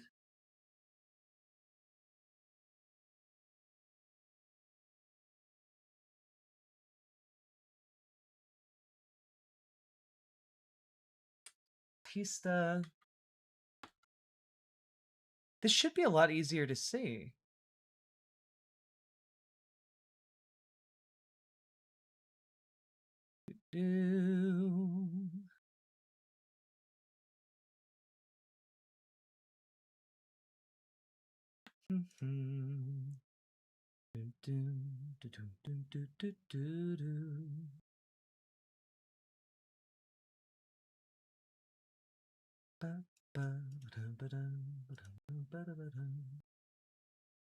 Let's see. No, we could go into that study, but that's not that useful.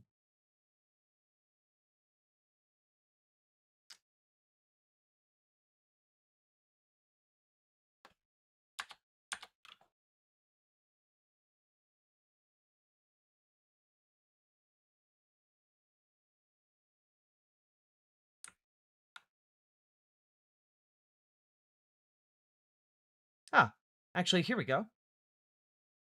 This is more what I was looking for. Oh, God. There we go. This is from the Federal Reserve Bank of St. Louis. State and local public order and safety spending on police. And this is in the billions of dollars, starting in 1959 at $1.873 billion. And the state and local spending on police, as you can see, since 1959 all the way to 2024, has gone up every single year as a national priority.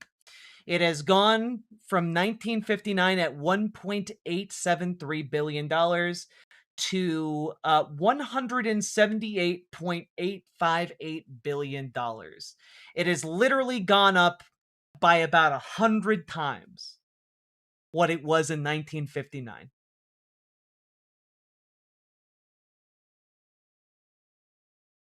The Federal Reserve Bank of St. Louis is one of the most reputable financial institutions in the United States, by the way.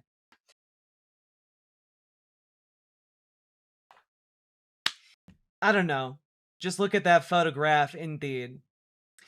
Thank you for bearing with me while I found that graph, by the way. Good stuff. I'll link it here in the chat. You guys can take a look at it, of course. Boop. Boop. Boop. And boop. There you go. All right.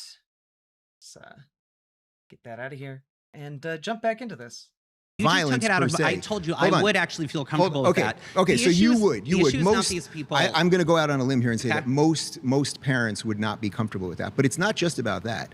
I would also say if you spend any time in, well, Hollywood's become a total disaster too. But if you go down Melrose, you go down to these places that were once thriving. The store everywhere. The stores are closed. Okay, there are not shoppers, but it's because of the economic conditions. Exactly, it's a part of the economic conditions. So what we need is economic equity. No. But who's been running? But Democrats have been running this city forever. Democrats have been running the state of California forever. Republicans who are running to represent the city, including Spencer Pratt, is not coming in to build housing for all the issues that there is not enough housing in Los Angeles. But it's not a housing. The number of people experiencing homelessness. No. Yes, it is, because on any given night. Issue. It's not a housing issue. You could give drug. It's not a. Oh my God, is Dave about to make the same argument we were talking about earlier, where like some dipshit conservatives are like, yeah, most homeless people like being homeless. They love it. People love to suffer in the elements. It's all the beds and homes that there are, and it will not work. It will not work. If you told me that what you were trying to do was figure out truly functional programs that would help these people get off drugs, and they could actually work, like universal health care, I could get on some of that. No, but just saying universal health care, and we're going to give health care to everybody. Well, Dave, you haven't given me a moment to speak in. It's easy to say, yeah. It's also easy to pass a law. Like. It's honestly not even that difficult to figure out how one would construct a law to have universal health care. All you have to do, the reason it's called Medicare for All, is just to lower the age of Medicare, like, eligibility every year. You just roll Medicare down. Maybe you roll it down 5 years every year. You know? Until everyone is covered by Medicare. That's all you got to do. Medicare works great for seniors, and they are the highest risk pool in the entire country. What we're talking about when it comes to Medicare is actually making Medicare stronger and better for everybody on it. Like, oh, well, but how would we do it? The same way we provide healthcare right now for senior citizens. It's not a difficult thing to imagine. That's why they call it Medicare for all. So what I want to say is that on any given night in Los Angeles, in LA County, there are more than 72,000 people experiencing homelessness. In LA City, there are more than 43,000 Democrat-run people. Los Let me Angeles. finish. Democrat-run there are more than Los 43,000 Angeles. people experiencing homelessness. Yeah. Yet there are only about 16,000 interim housing shelter beds. Meanwhile, there are more than 250,000 vacant units. Here's the thing, Democrats, what I'm saying... Is your argument... Yeah, Democrats also aren't passing Medicare for all. That's a problem, which is why people need to get involved with the local Democrats and advocate for Medicare for all on the local level and make sure any politician who is coming up also supports Medicare for all. The Democrats have not funded is your Also, pass Montana initiatives in every goddamn state. Bar corporate PAC spending in every fucking state. It should be illegal. The people doing it should go to prison. Argument that Democrats have not funded homeless policies enough because they've my argument is that Republicans are not going to fund it either. They are just going to criminalize our neighbors experiencing poverty, and we cannot criminalize our neighbors experiencing homelessness because they are poor. But you seem more angry at Republicans who've had nothing to do with this. Republicans. You seem more angry with Republicans who have nothing to do with this, except, you know, everything. I wonder why. There are so many people with mental illnesses on the streets in California. I wonder why. I wonder if we looked back in the past, might there be a prominent Republican governor that completely obliterated the social safety net that was specifically designed to help people like that? Oh yeah, his name was Ronald Reagan. Have literally no influence in this city or in this state. So even if I could grant you some... But they have said what they want to do, which is come in and criminalize people who are living poor in public. And that is not going to solve the problem. That is going to shut... Is he under the impression that California has no Republicans? It would be very funny if he was under that impression, considering he's supporting Spencer Pratt. Problem down the street is going to create more incarceration. You're angry at people. You seem angry at people that aren't in power and haven't been in power here in decades than the people who are actually in power. If you're angry, I can be angry at both. But if you're angry at somebody, that's true. Like, you can pat your head and rub your tummy at the same time, Dave. I can be angry at corporate Dems who sold us out to the highest bidder, and I can be angry at corporate Republicans who also sold us out to the highest bidder. Be angry at Gavin Newsom. Gavin Newsom, when he was mayor of San Francisco, had his 10-year plan to end homelessness in San Francisco. I am sure I don't have to tell you about the drug and homelessness problem. You don't. But what we don't actually have is permanent supportive housing. We do not have enough permanent supportive housing with wraparound services. So you can't just criminalize people and throw people in jail. No. So we have a fundamental difference on what you can do for these people. I don't think that if you take a bunch of drug addicts and just give them beds, that's going to solve anything. I think. That's really interesting. Let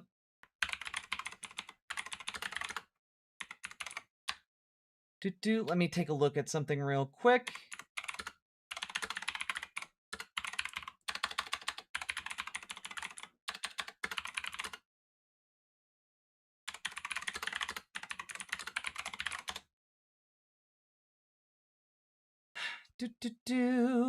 Let's take a look here. I wanted to... Yeah, here we go. Boop. Does giving someone a house help them with their drug use?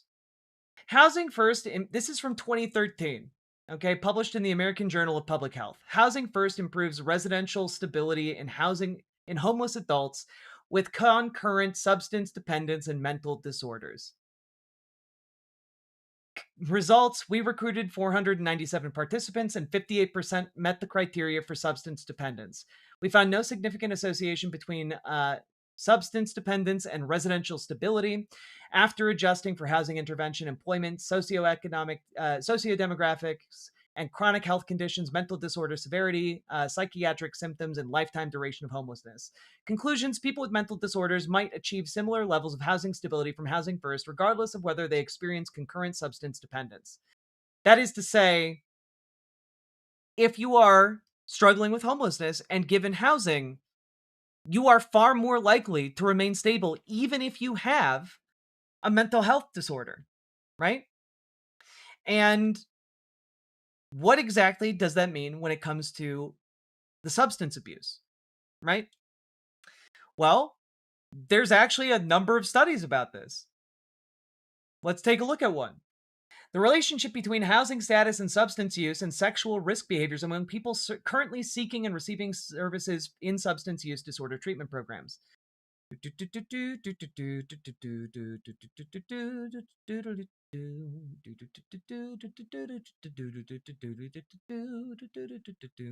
going to go down to the discussion.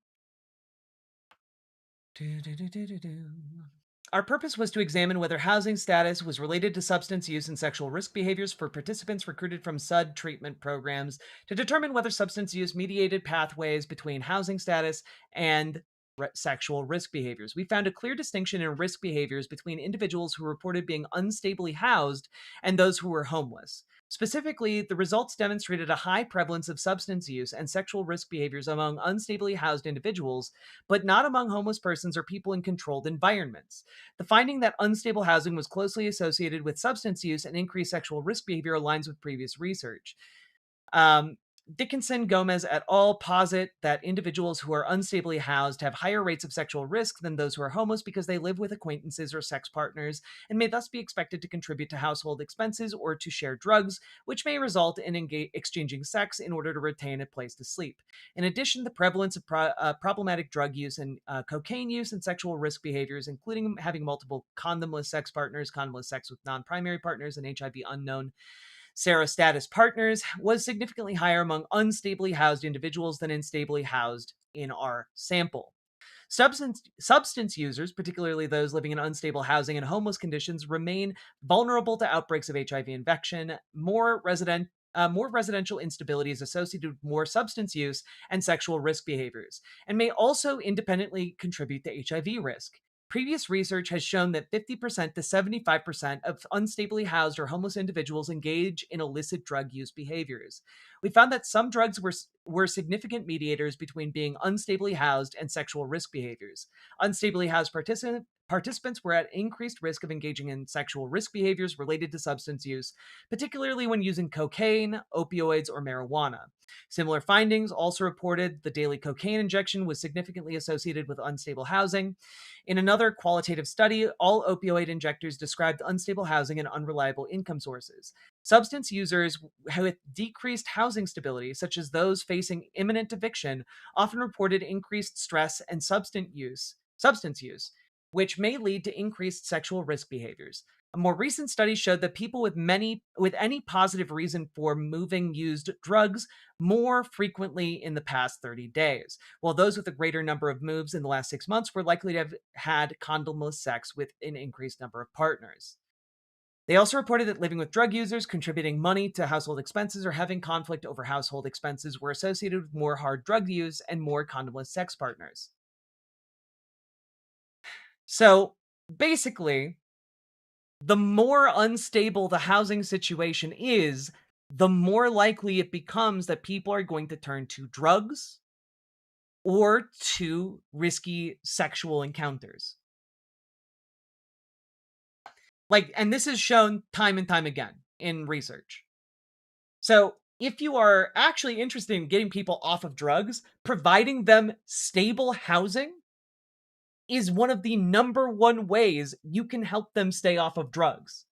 If your concern is for the health of these individuals who are suffering from homelessness and doing drugs, then you should be concerned with getting them housed, because it's cheaper than leaving them unhoused, and it helps them to get off of drugs. It helps them to make healthier decisions for themselves. It's going to prolong it for the most part, okay? So we have a fundamental difference there. That's just fine. But what I would say is aim I'm your sure anger. that you would probably do drugs if you lived on the street as well. Aim your anger at the people who have been in charge. Your anger should not be at Spencer My anger is at the duopoly, which is both Democrats and Republicans. But it's not a duopoly here. It's not a duopoly here. Here in Los Angeles, which has... And yet, Spencer Pratt would also do diddly shit for the homeless population of LA. We got which a pause has Karen there. You've been voted out by the majority. Please return to your seat. Thanks, Dave. Yeah, thank you. Dave's argument here really just seems to be, well, you should vote for the Republican because he'll at least be more honest about telling homeless people to go fuck themselves.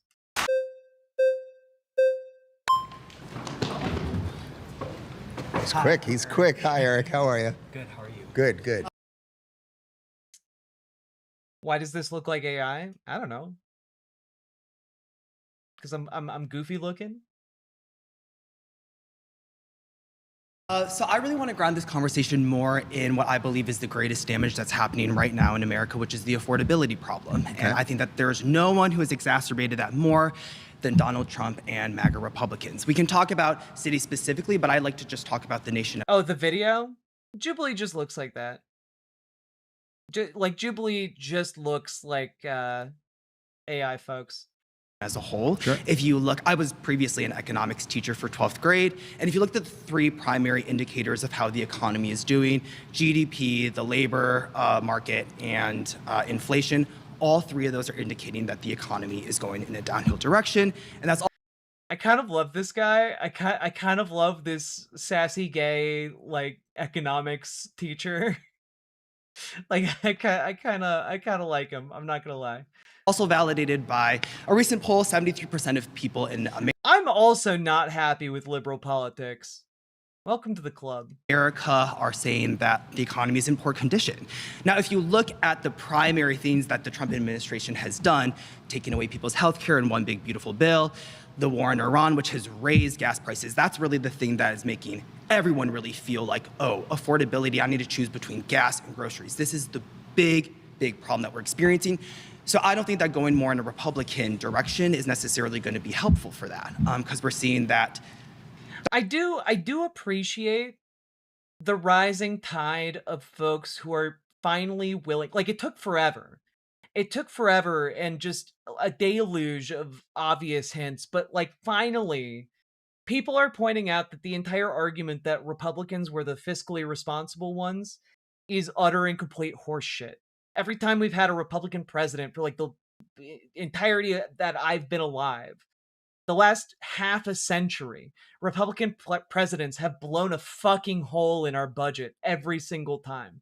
Every single time. And I keep hearing Republicans talking about the deficit, the deficit, the deficit, the deficit, the deficit. And the Republican presidents are the ones running up the fucking deficit. And every single time the Republicans run up the deficit to give massive handouts to the richest people on the planet, the billionaire class, the Epstein class, every single time they do that, there's never a question of how are we going to pay for it? And I think that that's really telling, right? It's never a question, how are we going to pay for this $1 trillion handout to the richest assholes to ever exist? No. How are you going to pay for the program, Medicare for All, that will save people money, that will be cheaper than doing what we do right now? That's the thing. The fiscally responsible moves that cost us less money are the moves that then get painted as the fiscally irresponsible ones. How are you going to pay for it? How are you going to pay for it? It's crazy.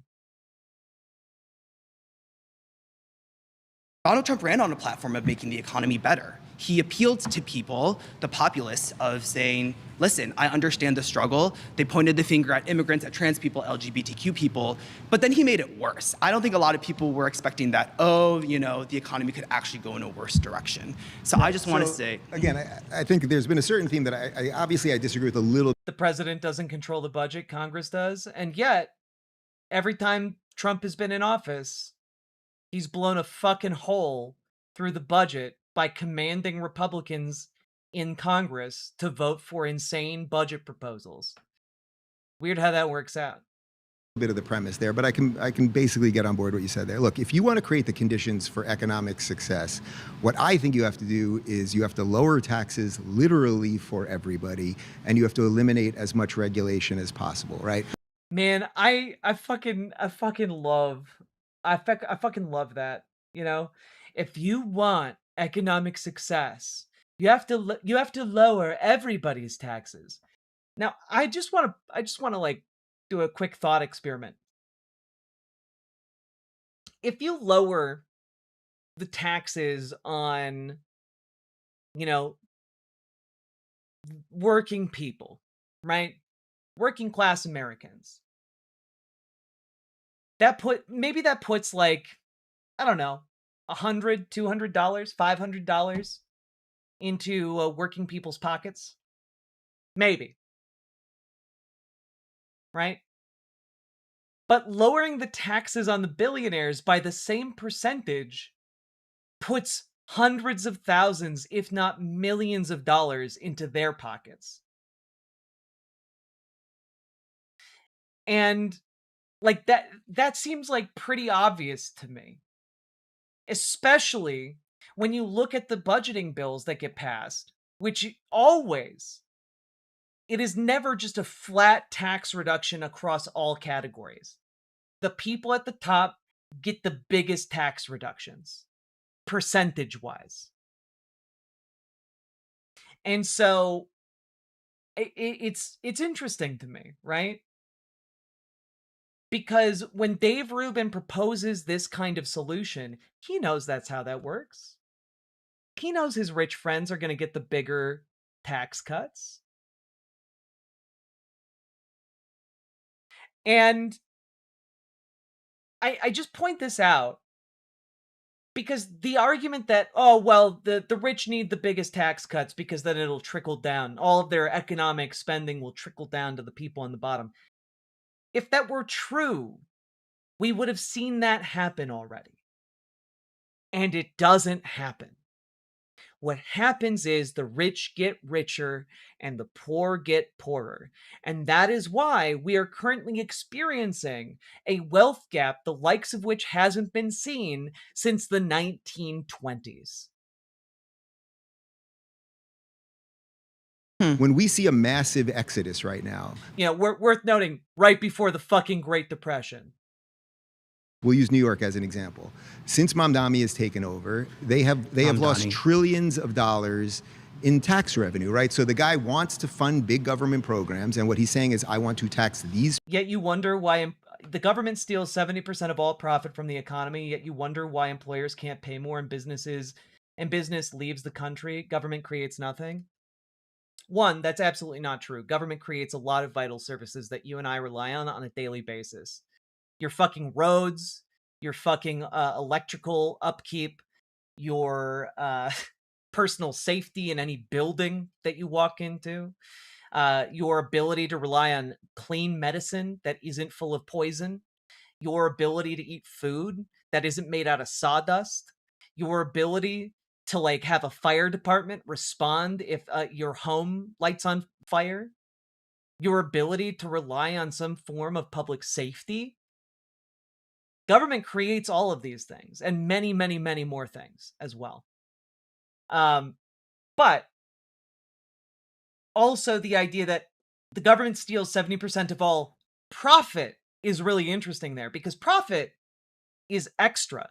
Profit is after your fucking expenses, right? And one of the things you list here, yet you wonder why employers can't pay more. If they are making a profit, my friend, they can pay more.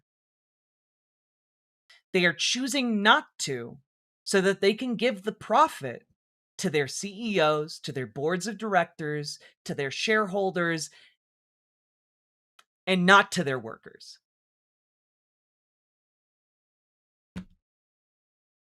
So, also, even if the government is taking 70% of all profit, which it's not, that still means companies are making 30% profits, and they're currently making record profits in America at their workers' expense. And businesses aren't leaving America. Factories, manufacturing is, because the workers at the factory don't own the factory. They don't get to dictate how that factory is used. Instead, the billionaire owners, they look at that factory and they say, we could just build another factory on the other side of the planet and criminally underpay those workers. We could pay them slave wages and no one would complain in another country. And so they do that. because it's cheaper, so that they can maximize their fucking profit. People more, and then he is causing them to leave. That is what people are going to do in a free society, right? We have states' rights, and in Florida, say we have no state income tax, we have low regulation. We create the conditions for economic boom, and that's what we're getting right now. It's not a coincidence that massive corporations, and if you look at nothing else, between blue and red right now, do you know how many people since COVID have moved to Florida? I want to touch on what you. Hey, just talking about the lack of regulations over in Florida, just real quick. Anyone remember a while ago, back in 2021? Let's just take a quick look here. Following breaking news out of Florida, a new report is now out revealing what may have caused the deadly condo building collapse in Surfside, Florida, back in 2021. The report from the National Institute of Standards and Technology found that the failures that led to the collapse likely started in the building's pool deck rather than in the tower itself. The collapse of that 12-story building happened in the middle of the night, you may remember, in June 2021, killing 98 people. NBC News correspondent Ryan Chandler joins us now with more on this. Ryan, can you walk us through what they discovered, what the biggest takeaways are in this new report, and have we heard from the families? So, Kate, this report really lends itself to reinforcing what had been the leading hypothesis after this collapse, that problems in the pool deck had doomed this building to collapse for decades prior. Investigators say that from the very construction of that pool deck back in 1981, that it did not live up to applicable building codes, was not built to a sufficient level of safety. And those problems were made worse by 40 years of corrosion and degradation. They point to a few main factors. Corrosion in the steel that reinforced that pool deck, made worse, of course, by the seawater being so close to the ocean, shrinking of the concrete and improperly built construction joints in the pool deck slab. We've known from our reporting dating back 2 years now that investigators have said that pool deck fell well short of applicable building codes and from the beginning did not have the structural design to ensure safety over all these decades. Yeah. When Dave Rubin is sitting there boasting about how, we keep cutting regulations in Florida. It's great. It's led to an economic boom. Cutting out regulations leads to lack of safety. It leads to cutting necessary corners. It leads to cutting the things that make people safe, the things that keep up structural integrity. And like when you start talking about building codes and building regulations, the reason those regulations exist is so that your house doesn't just spontaneously combust due to faulty wiring. It exists so that your house doesn't just spontaneously collapse upon you. It exists so that your condo doesn't just collapse and kill you and everyone else who's inside. It exists, and the reason these regulations are there is because people have died. The saying goes, regulations are written in blood. And many of the regulations we have, sure, some of them might be outdated. It's worth taking a look at, but just thinking, well, all regulations are bad, explicitly spits on the sacrifice that hundreds of thousands, if not millions of people have made over the course of centuries in this country to try and make things safe. More commie talk! It's true. It's communist to not want buildings to collapse on you. You're talking about Mamdani, because I don't know the answer to that, but I can say. Okay, I'm not trying to get you. I'm not trying to get you. So 2.3 million people have moved to Florida since COVID, right? And it was largely because of COVID. And then there were economic opportunities. Now it's because there's a huge boom down there, and there's lower taxes. And DeSantis is trying. As for Americans Don't Profit, go ahead and do the average wage for workers. Fun fact: we just did a segment where I did exactly that, and it shows that profits are going up and workers are getting less and less share of that profit. which is then in turn leading to 50% of Americans not being able to meet necessary expenses. We already did all of this in earlier today. And yeah, the thing you're arguing that like, oh, well, workers are they're doing so good in America. No, we're not. Most people in America can't afford the things they need to live. And that's because even as profits go up, workers aren't being paid enough. They are not being paid in line with the rate of corporate profit, which is, I would like to remind everybody, generated by the workers. Trying to get rid of property taxes, et cetera, et cetera. You know how many people have left California since COVID? Well, I would like to talk about again, the I'm not percent trying to of get you. Hold on, billionaires hold on, who would hold leave on. California Hold on. if there was a proposed billionaire tax, and the percent But is the billionaires- less than 5%. No, but the billionaires... Buildings 100 years ago didn't fall down because we had fucking building regulations 100 years ago. Actually, the billionaires a myth that but wait. billionaires will leave But the state. billionaires are leaving. Peter Thiel left. Elon Musk left. But look at Ken Griffin. What does just that in have the to do just with in the it? last We 2 gotta weeks? pause Well, there. if you We want, gotta pause there. You've been voted out by the majority. if you want their money, they're going to take it. All right, I started. Thanks. Okay, wait, just out of curiosity. Just out of curiosity here. Peter Thiel has left. He's left America. He's gone to Argentina. Peter Thiel still owns 3 homes in America. One in Miami, one in Los Angeles, and one in Maui. Okay, together they are worth tens of millions of dollars. Oh, he's left. He left America. He moved away. He owns 3 fucking homes here. I'm pretty sure he'll be back. Oh no, Elon Musk, he's gonna leave America. We can't let Daddy Musk leave. No. How many homes does Elon Musk own in America? Let's just see.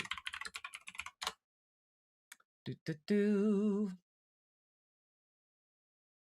Do do do do.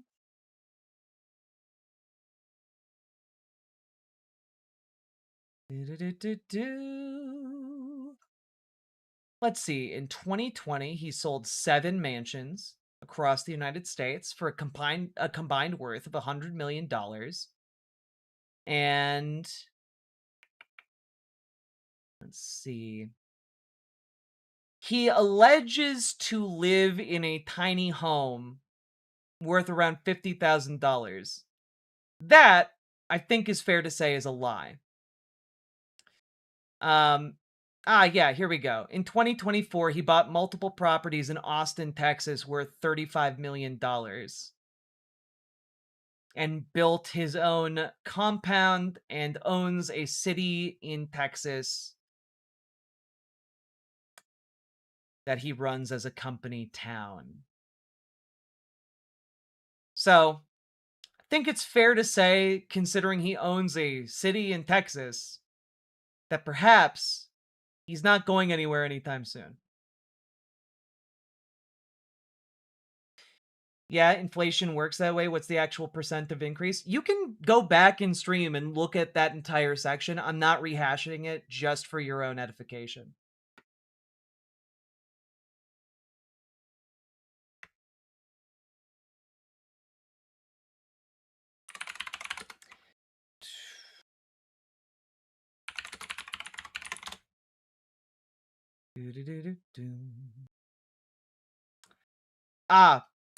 Elon Musk also has a hidden portfolio of residential properties of around 7 within the United States. He has also, in a show of insane persecution, bought decoy properties across the United States. New report, Elon Musk's hidden network of 90-plus Texas companies buying land and influence. He created 90 shell corporations to buy homes. Yeah, 37 companies appear to serve largely personal functions. Let's see. Quiet land acquisition. Yeah. Buying 110 acres here. 1,000 acres there. Yeah. Interesting shit. He's just buying thousands of acres of land and has housing through the companies that aren't listed directly to him, but instead to the companies. Let's see. These include 2 luxury units at the Proper Hotel in Austin, owned by the AJG Growth Fund. And let's see here. What else? People close to Musk told the Times he bought decoy properties to obscure where he actually lived, including at least one home in the gated community of Spanish Oaks. Beginning in 2022, Musk used additional LLCs with generic names to purchase 3 houses totaling about 31,000 square feet. Wow, it sounds like despite his attempt to look like a humble, tiny home owner, he actually owns dozens of homes in the United States. Because he still lives in the United States. All this talk about, oh, we're fleeing to other countries. It's all bullshit, guys. He didn't try very hard. Not really. Hi, Kian. Nice to meet you. Hi, good to meet you. So what? Well, the point is, I wouldn't care if any individual person decides to leave the United States and go live in another state. That's or country. That's their right. But the reason this matters is because the argument is, oh, if we tax billionaires, they'll leave. Man, if billionaires cared about taxes, they wouldn't have like 57 secret properties and like decoy bunkers and shit. They have to pay taxes on all that shit. Like, they are already paying a bunch of taxes. They're not going to leave the country because they have to pay more taxes. Part of the upside of being a billionaire is you get to do whatever the fuck you want, regardless of what it costs, including live in America, even if they tax you. I want to talk on broken schools. Oh, the fuck is a decoy property? Elon Musk is really paranoid about being tracked, and so he has decoy properties so no one knows where he lives. You mentioned that you think schools are teaching kids what to think, not how to think. I just finished my student teaching program today. I'm getting my teacher certificate like right now. Great. Thank you. Everything we talk about in my program, every piece of what you guys would probably consider to be like woke critical race theory has been so beneficial for me in my student teaching and connecting with our students. Give me an example. Yeah, taking students' backgrounds into account when I am planning my lessons, making it actually engaging for them is like the step one if you want to teach them anything. Because if students can you give me an actual example? I'm okay, following for you sure. here. Yeah. Like I have noticed a lot of my students are specifically concerned about like money and being able to make money in the future. So when we're reading Romeo and Juliet, we talk about the class like dynamics at play in that play. Because that's something they're interested in. So when I talk about that, they can buy in and they can actually do that. Okay. This is something that the right would look at and say is like CRT. You're just like looking at them because they're from like poor economic backgrounds, so they're doing all this. Well, you haven't mentioned anything related to race. I don't have an inherent problem with what you just described right there. I don't see how that's CRT. We're not trying to teach people what to think. We're teaching them how to think, and the way to do. Man, this guy is too much of a cinnamon roll to be on this show. Like, also, he's not actually addressing the the argument that Dave has made so far. I guess trying to address, like, the broken school component, but, like, Dave doesn't care about that. Dave genuinely doesn't give a shit. And honestly, Dave is going to use a clip like this to make the argument that, oh, they're teaching kids how to think. That's indoctrination. Do that is by getting them engaged. And I think we see this in that all the top states are all blue states. All the top states for education are all blue states. Do you dispute that? Florida's number one in higher education, without question. I mean, you check the U.S. Dave doesn't care about anything. That's not true. Dave cares an awful lot about money. It's like the entire reason he left the left. Check U.S. News World K through Report. Yeah, I'm pretty sure Florida's top It's three. Not. It's not. We'd It's have not to in the check. top Check U.S. News World Report. We It's not can true. fact Okay. check it. Yeah, Please do. Yeah. What I would say, my basic Fact check. U.S. News 2024 to 2025 pre-K through 12 state rankings put blue states New Jersey, Massachusetts, and Connecticut in the top 3. So the highest rated K through 12 systems in the index are indeed in Democratic-leaning states, but it's not strictly true that every top-ranked K through 12 state is blue under all data sets. Florida is ranked number 1 overall education in the U.S. News state rankings primarily because of its consistently stronger higher education performance, while it ranks around 22nd in the pre-K through 12 sub-ranking. situation when it comes to Wait, so I am curious, by what metric is Florida number 1, if not in a pre-K through 12 ranking? Like, what other elements are raising it to a number 1 state? Like, are we talking about, like, college education? Because generally speaking, when people are talking about education, like, for states, they're talking about the pre-K through 12. Like, that's what they're talking about.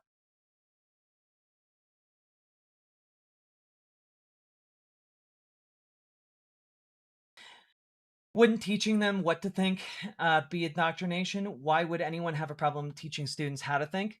Because conservatives, when they hear teachers are teaching children how to think, what they hear is, if you control the process of thought, you control the output.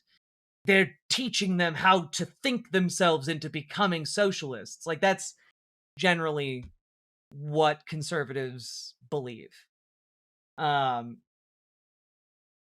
They think that the way to counteract this is to teach children what to think. It's inverting the relationship. He literally said higher education. Yeah, but like sometimes people use that in like a colloquial sense to mean like high school. It's literally called high school, so some people are like higher education, the high school years. education is we should have school choice. We should have charter schools. We should have public. Because again, when people are talking about, oh, we should have school choice, we should have charter schools and stuff like that, they're not talking about fucking college higher education. Charter schools are not college schools. Like, they are for the pre-K through 12 era. You know, like that's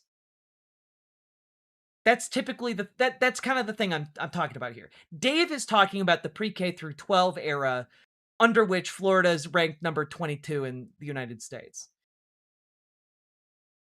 But then he's saying, well, Florida is ranked number 1 among all things, including higher education. But then the policies he's talking about are related to pre-K through 12.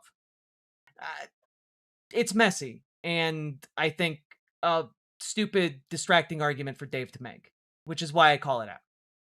Public schools, we should have private schools. You shouldn't necessarily be stuck in a failing school just because of your zip code. I'm glad you want brought to this have up, as much. but Just a reminder, can't use slurs in my chat. Sorry. You're welcome to disagree with me. You just can't be using slurs. Choice as possible within the system, and then it also creates competition. I also look. We have a huge I'm homeschool. sorry, I gotta cut you off. We have a Private huge and charter homeschool schools boom. are not more inclusive. Do you know what the average cost of Well, I private didn't say schools? anything about inclusive. You said well, you don't want people to get stuck. I don't want people. Banana brains, of course. Happy to oblige. I want think there to schools be should be inclusive. Well, it depends what you mean by inclusive. So I what, think so that what do you mean everyone by should have inclusive? similar opportunities, and the way to do that is not with school choice. School choice. So you want guts public state-run, no competition. I think having public schools Yeah. is the best way to get the most amount of people, and if we make public education. Vertical chatters, if you want the chat, hit the subscribe button. In about 5 minutes, you'll be able to post something. Sorry to all you fine folks. We gotta have the shields up for a bit. good, and we Well, actually well, put that's a hell of resources a- into that's it. a hell of a I know, caveat. but If- that's well, who's in school charge? Let me choice ask you is that. what gets that. But if, Good night, but if Banana you, Brains. wait, school choice? Yes. School- Where do you think the wait, funding goes with school choice? Wait, I it think you- comes from public education to go to private and charter Right. schools. So I would have as many charter schools as possible, as many private schools as possible. I would encourage homeschooling. So you wanna I would encourage pod learning. eliminate Not- public schooling. I think actually you could. Over time, I think you could, but I'm not calling for that today. You want... We could kill public schools. Over time, you could. But I'm not saying we should do that now. Okay. Can I tell you what I really State-run want? Can I tell you what I schools. really want? So might I recommend? Schools have always been state. But Like- has always been state run, and how do you think that's working out? How I do you think it that's was working out really great until we started gutting our funding. If we look at class sizes right now, can I this talk about is- class sizes? Sure. My teacher, my mentor teacher, has class sizes Yeah, Karen L. We'll talk about it in the mod chat, and I'll let you know.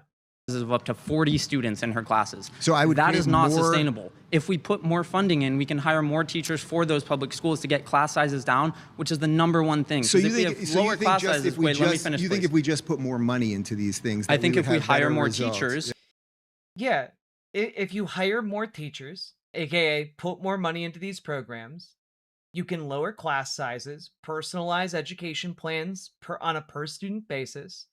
You would also be able to hire more support staff to do things like provide IEPs for children who need additional supports in school. You'd be able to do a whole lot of different things with more funding.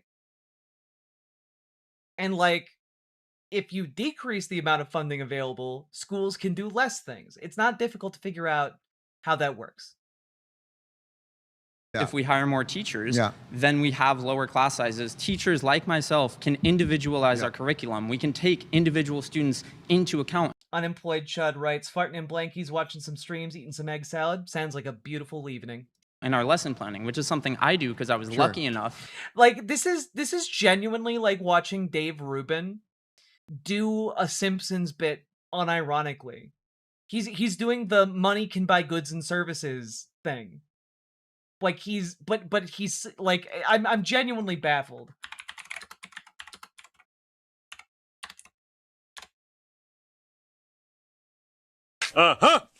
$20. I wanted a peanut. $20 can buy many peanuts. Explain how. Money can be exchanged for goods and services. Woohoo! Like, genuinely, he's like, he's below Homer Simpson level cognition. It's crazy.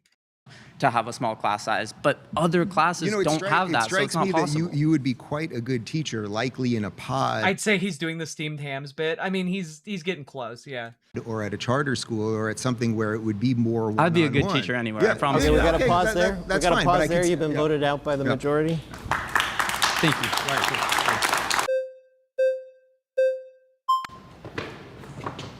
Nice to meet you. Hi, how are you? All right, good. What is one main metric that Donald Trump has made better off since he got in office? So like an example would be GDP, unemployment, inflation, et cetera. Well, right now, first off, the big beautiful bill was just passed last year and it's kicking in now, right? It's kicking in now. Okay? So we are Oh, God. I think Dave, I haven't seen many clips, but people have been asking me about this guy, about this Parker talking to Dave Rubin. They've been asking me if this bit has happened yet. So I don't know what happens here, but I have a feeling Dave is about to have his ass handed to him in about 5 different ways. we're going to now see results of that, like even the tariffs. All right, so let's do tariffs. Are you for or against tariffs? Against the universal tariff. So what's the main metric that he made better off? What? What's the main metric that he made better off? GDP, unemployment, inflation? Do you have any idea? Listen.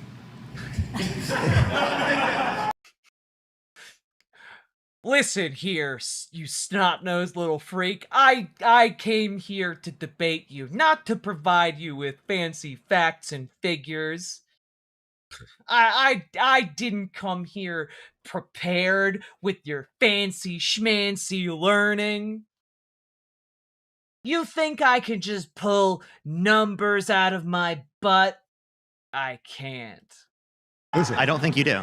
Do you think, hold on. So you're arguing that things economically were better under Joe Biden At the end of his administration, absolutely. Yeah. So can you give me an example of how? Yeah, GDP growth was better off. Real median wage growth was better off. Inflation was better off at the end of his administration. Unemployment was better off at the end of his administration. We had the worst year of job growth in the past 4 years, just this last year under Trump's administration. The inflation, 3.8% year over year since Trump got in office. We're seeing all of those economic indicators become worse off.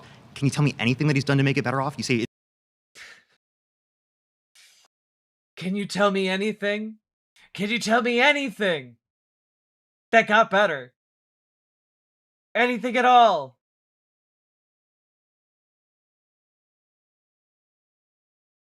And like, no, he can't. No, he can't. Dave did not come prepared for this. Dave has no idea. Yeah, how dare this child speak to Dave this way with facts? How dare? Vertical stream crashed? Did it? No, it looks like it's still going.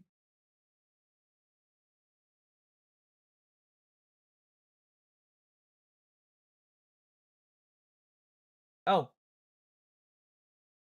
1 second. Vertical stream will be back. Don't you worry, folks. We'll be back.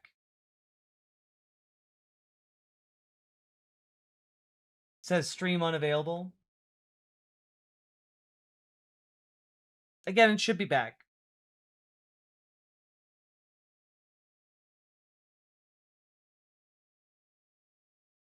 Should be back soon. Should be back soon. Should be back soon. Should be back soon. Should be back soon. Should be back soon. We're back. Cool. We'll all get horizontal. Yeah. It's back, baby. Sorry about that. This must be part of what they are particularly stringent about. How about we keep it full screen for a little bit? it's broken for Democrats. It sounds like it's broken right now under Trump. Have you looked at the stock market? It's worse off in terms of growth in 2025 as compared to 2024. If you look at Dow Jones and S&P 500, they're both up quite a bit right now, but lower doing growth quite rate. well. You know, things don't. The Dow is over 50,000 right now. The Dow? That's a lot of thou. The Dow. Coder Joe, thank you for the 2 tier 1 subs. Very much appreciated. Working to restore Riverboat.gg's honor. Appreciate you. Happen overnight. So Donald Trump, for example, things don't. That's true. That's true. There's reality. There's actual reality. Like you put policies into place and they don't just kick in the next day, right? Well, Donald Trump, been a year and a half. Donald Trump said when the tariffs. He said in a year, hold on. prices would be down 50% for electricity. Are they up right now? Hold on. Donald Trump, when he brought in the whole idea of tariffs, would you agree that for the last 4 decades, SpongeBob Tech Nerd 23, thank you for gifting us a community sub over on Twitch. Appreciate you. we have had completely. Fact check. GDP growth. Trump 2025, 2.2%. Biden, 2.4%. Inflation. Trump in 2026, 3.8%. Biden, 3%. Unemployment. Trump, April 2026, 4.3%. Biden, 4.1%. 2025 was Trump's worst non-COVID year for job growth. True. The S&P 500 returned 16.39% in 2025, which was a decline from the 23% to 24% growth seen in 2024. Lopsided trade deals with all of these countries where they're tariffing and taxing our products that go to them, and they're getting sweet deals when they sell to the American public. Do you think that's a fair? Didn't Trump address that with the USMCA, but he went against that when he didn't? Yeah, we can't show the video at the moment because otherwise the DMCA will come for us all.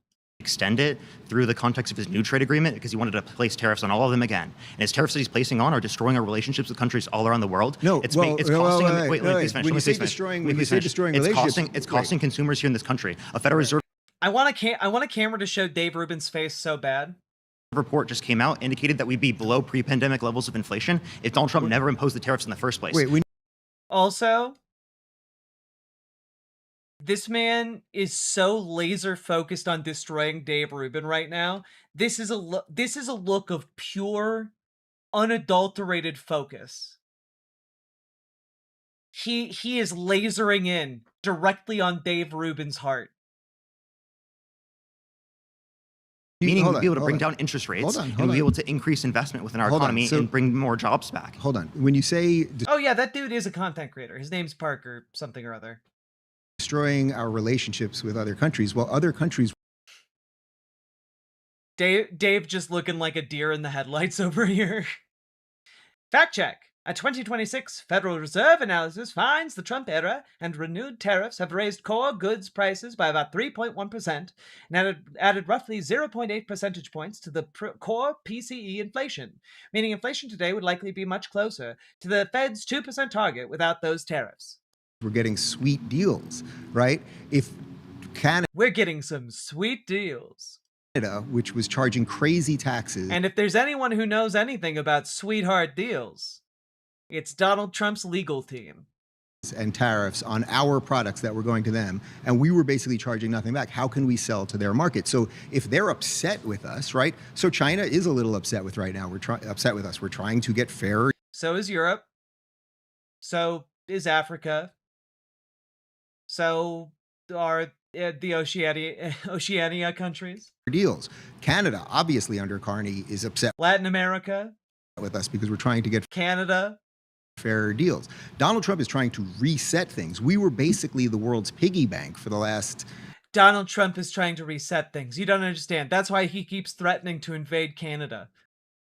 It's an effort to reset everything and make things, to really curry favor with the Canadians. It's really basically post-World War II, and Donald Trump is trying to reverse that so that we will have fairer deals. If you told me that it was just zero across the board and there were no tariffs going any which way, I could completely get on board that. But as long as countries are going to treat us unfairly, often while we foot the bill for their defense or a series of other things, and we give them foreign aid and everything else, well, then we should have equal... Oh, Coder Joe, a lot of the people who were here were trolls, and as soon as we put up the shields for a members-only chat, or not members-only, subscribers-only, they left. They left because they did not want to hit the subscribe button and wait 5 minutes and have a level of investment for any of their chatters. Playing field going both directions. What better deal did he get? What? What better deal did he get? What do you mean? Several countries have already come back and we've... Name any of the conditions that made the trade better off. Give me the specifics. Did we just skip? No. Canada, I think they had something like a 60% tariff on cheese, literally on cheese, that was being sold from America, from Wisconsin. Yeah, hey Dave, the reason Canada had a 60% tariff on cheese from Wisconsin was because the United States has huge amounts of subsidies on dairy products. Like, Dave, when we're talking about, like, why might they have tariffs on the cheese, Dave? It's because we subsidize cheese so much here in America that we can undercut basically any other market. To Canada, and that basically is zero right now. That's one little example. I think it's zero right now. Okay, so that's a targeted tariff, not a universal tariff. No. Can you name one country? Canada did not have a flat 60% tariff on U.S. cheese. That's now basically zero. Under USMCA, U.S. cheese gets expanded duty-free access within quotas, but Canada still applies steep over-quota tariffs of about 245% on cheese.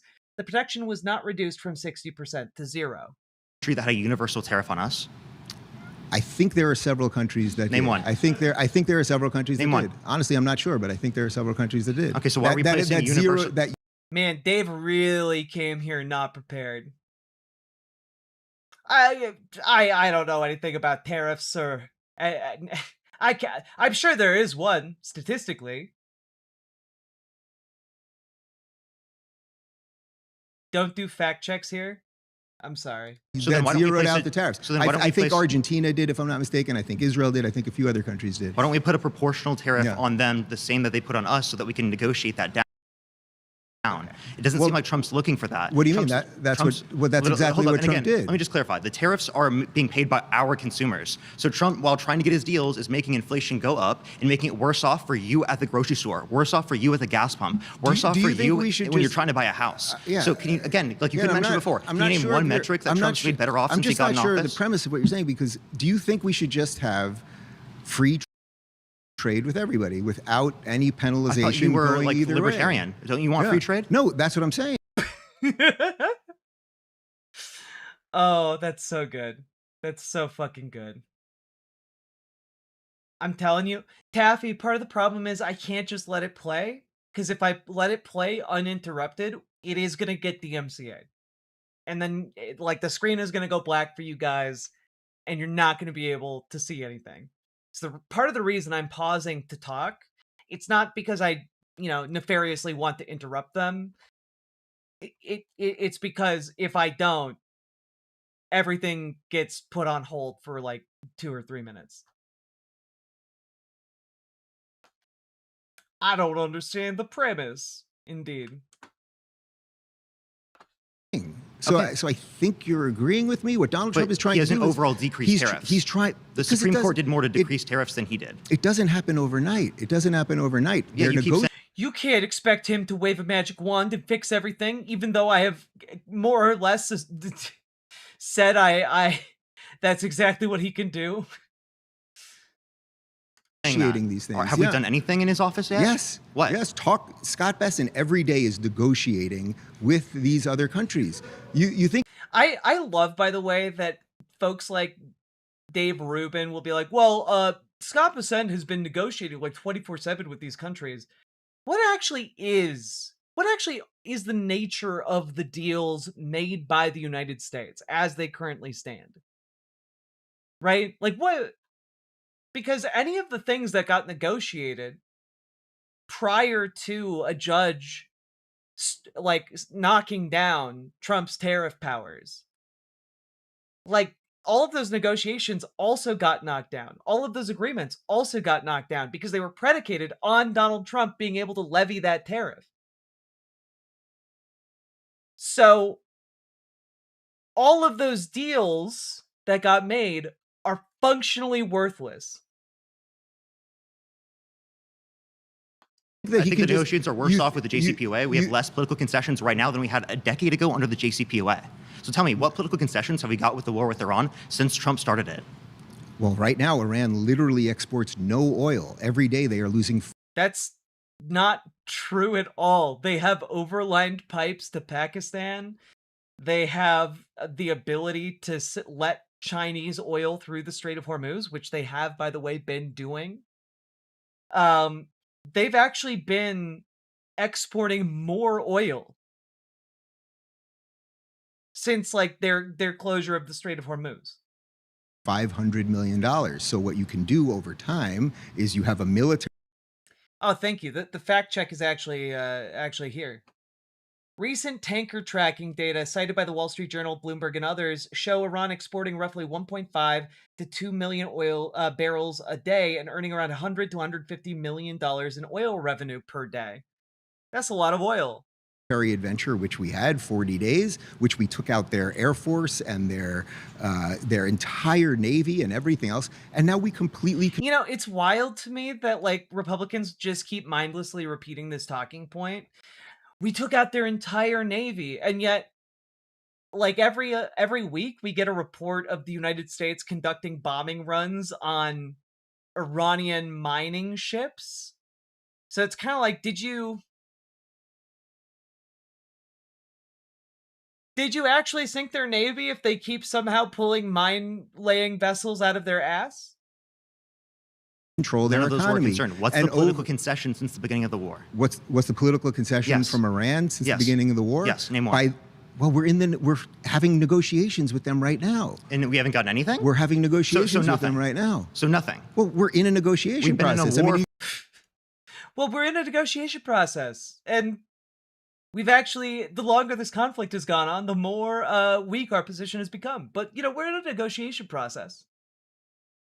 For 2.5 months now, we got no. Their entire. Oh, it skipped.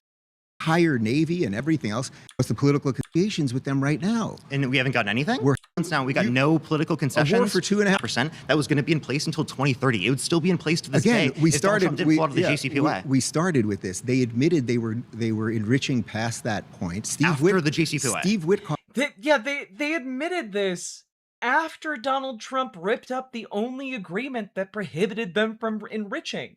Once the JCPOA was gone, nothing was legally binding for them to not enrich uranium. Nothing stopped them from doing that. Said the day, 2 or 3 days before the war started, that they admitted they were enriching more. Also, when Trump pulled out of the agreement, and then the original strike that we made a year ago, they haven't been building up since then. You also have to go on the assumption. According to the DNI, why is it that you believe? Why would you believe the Iranian theocratic regime? Why would you believe that they are doing right? Why would you believe them that they're doing the right thing? Well, under the JCPOA, we didn't need to believe them because there were international inspectors who came in to make sure that they were following those regulations. We didn't need to trust them because there was accountability built into the mechanism of the JCPOA itself, right? Like, why would you believe them when they say these things now? Because it's in, like, they have no reason to lie about it anymore. Like, they're already being bombed. They're already, like, they're already in a terrible position. But what they have been able to do is make the Strait of Hormuz effectively their economic nuke deterrent. And it's really the only card they had to play, and they've played it very well.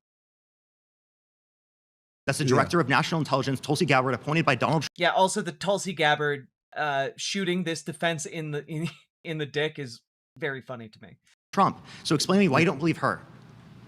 Listen, Marco Rubio. Why don't you believe her? Hold on. Why don't you believe the entire U.S. intelligence committee? Why do you think they're all lying? So, are you saying that Donald Trump just ignored the entire U.S. intelligence committee? Yes, no, literally, that's what he did. No, he didn't. Yes. That's it. That's okay. So are you saying Donald Trump ignored people? You think Donald Trump could, I don't know, ignore good advice? The man who bankrupted a casino, he could ignore good advice? I don't believe it. Like, of course Donald Trump could ignore good advice. Like,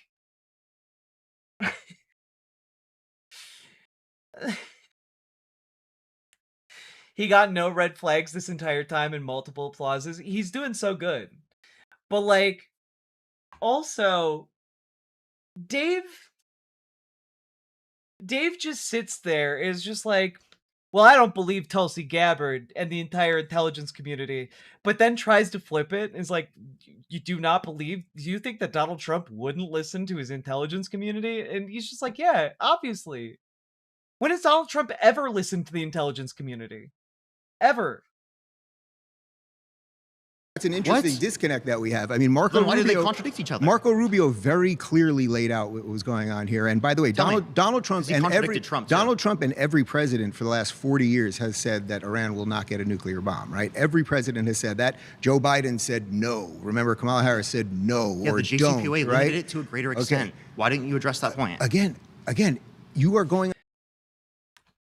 That acronym is too long for Dave Rubin, okay? It's too long for Dave, and he will not abide it, okay?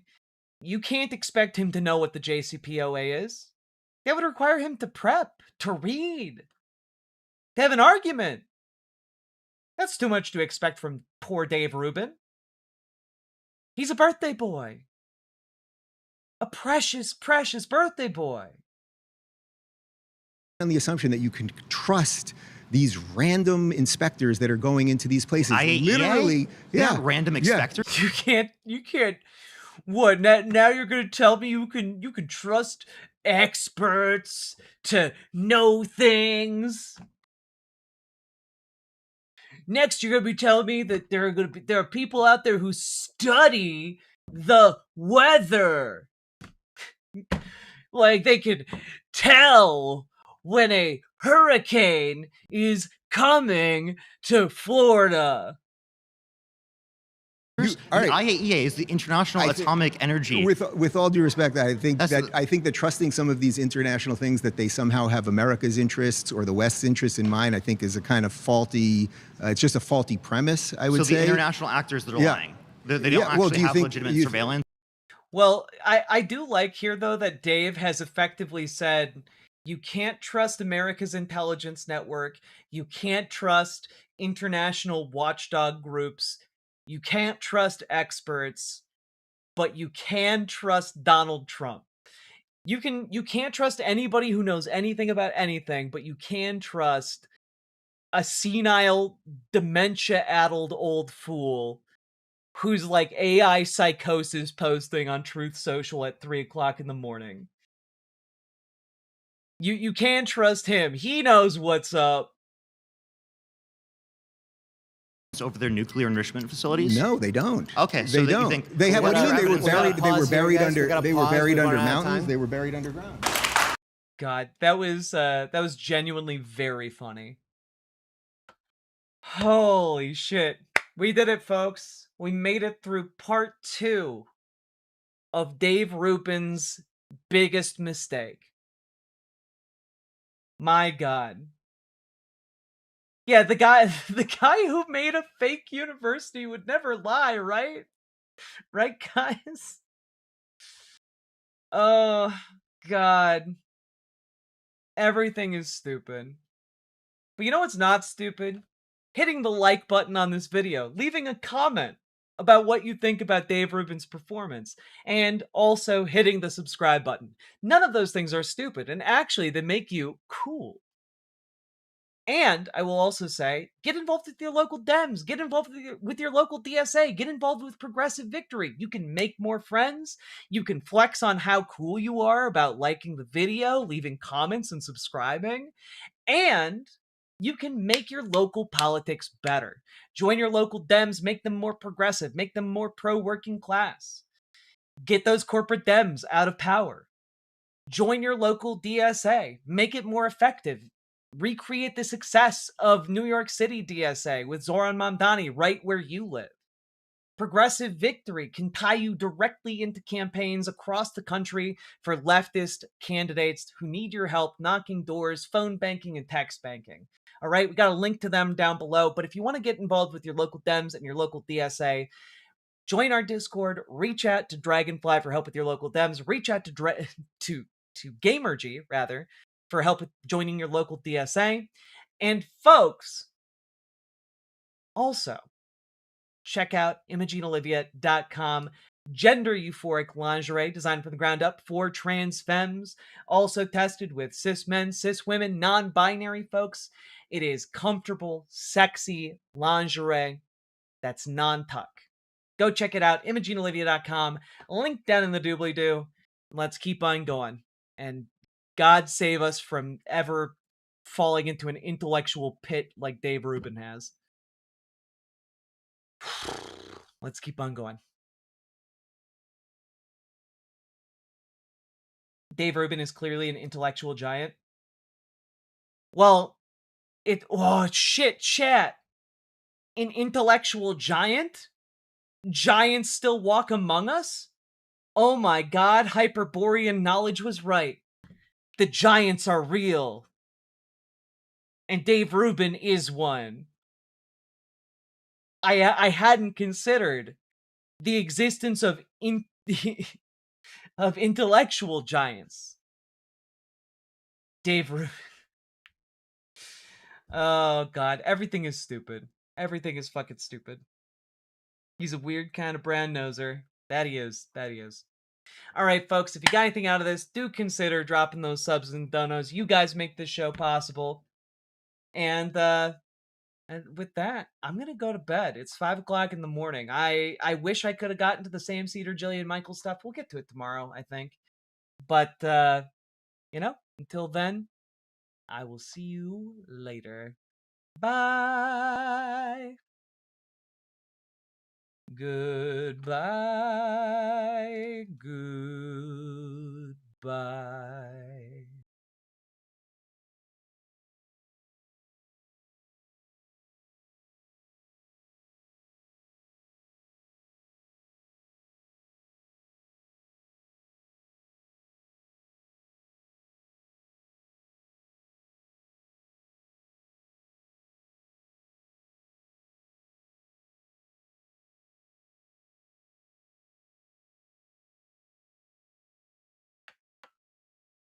Rat is this. Normal rat's like this.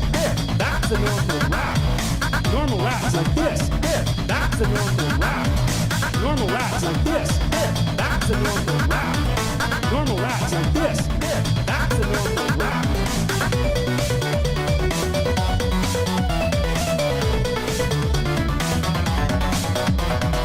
Normal rat's like this. That's a normal rat. Normal rat's like this. That's a normal rat. Like this, like this, like this, like this, like this. That's a normal rat. Like this, like this, like this, like this. Sniffs. This, like this, like this, like this, like this. That's a normal rat. Like this, like this, like this, like this. Sniffs. Quite the wire, quite the wire, quite the wire, quite the wire, quite the wire, quite the wire. You are now a normal rat. Normal rat's like this. That's a normal rat. Normal rat's like this. That's a normal rat. Normal rat's like this. That's a normal rat. Normal rat's like this. That's a normal rat.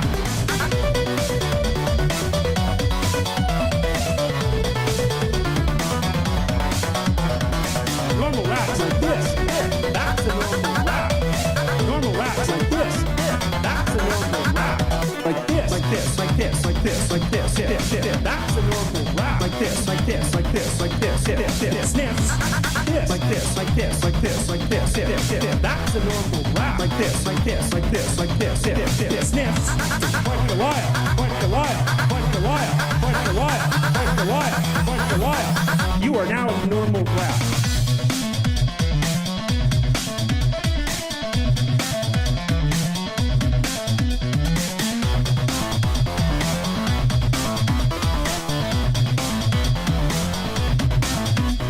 Like this, like this, like this, like this, like this. That's a normal rat. Like this, like this, like this, like this. Sniffs. This, like this, like this, like this, like this. That's a normal rat. Like this, like this, like this, like this. Sniffs. Quite the wire, quite the wire, quite the wire, quite the wire, quite the wire, quite the wire. You are now a normal rat.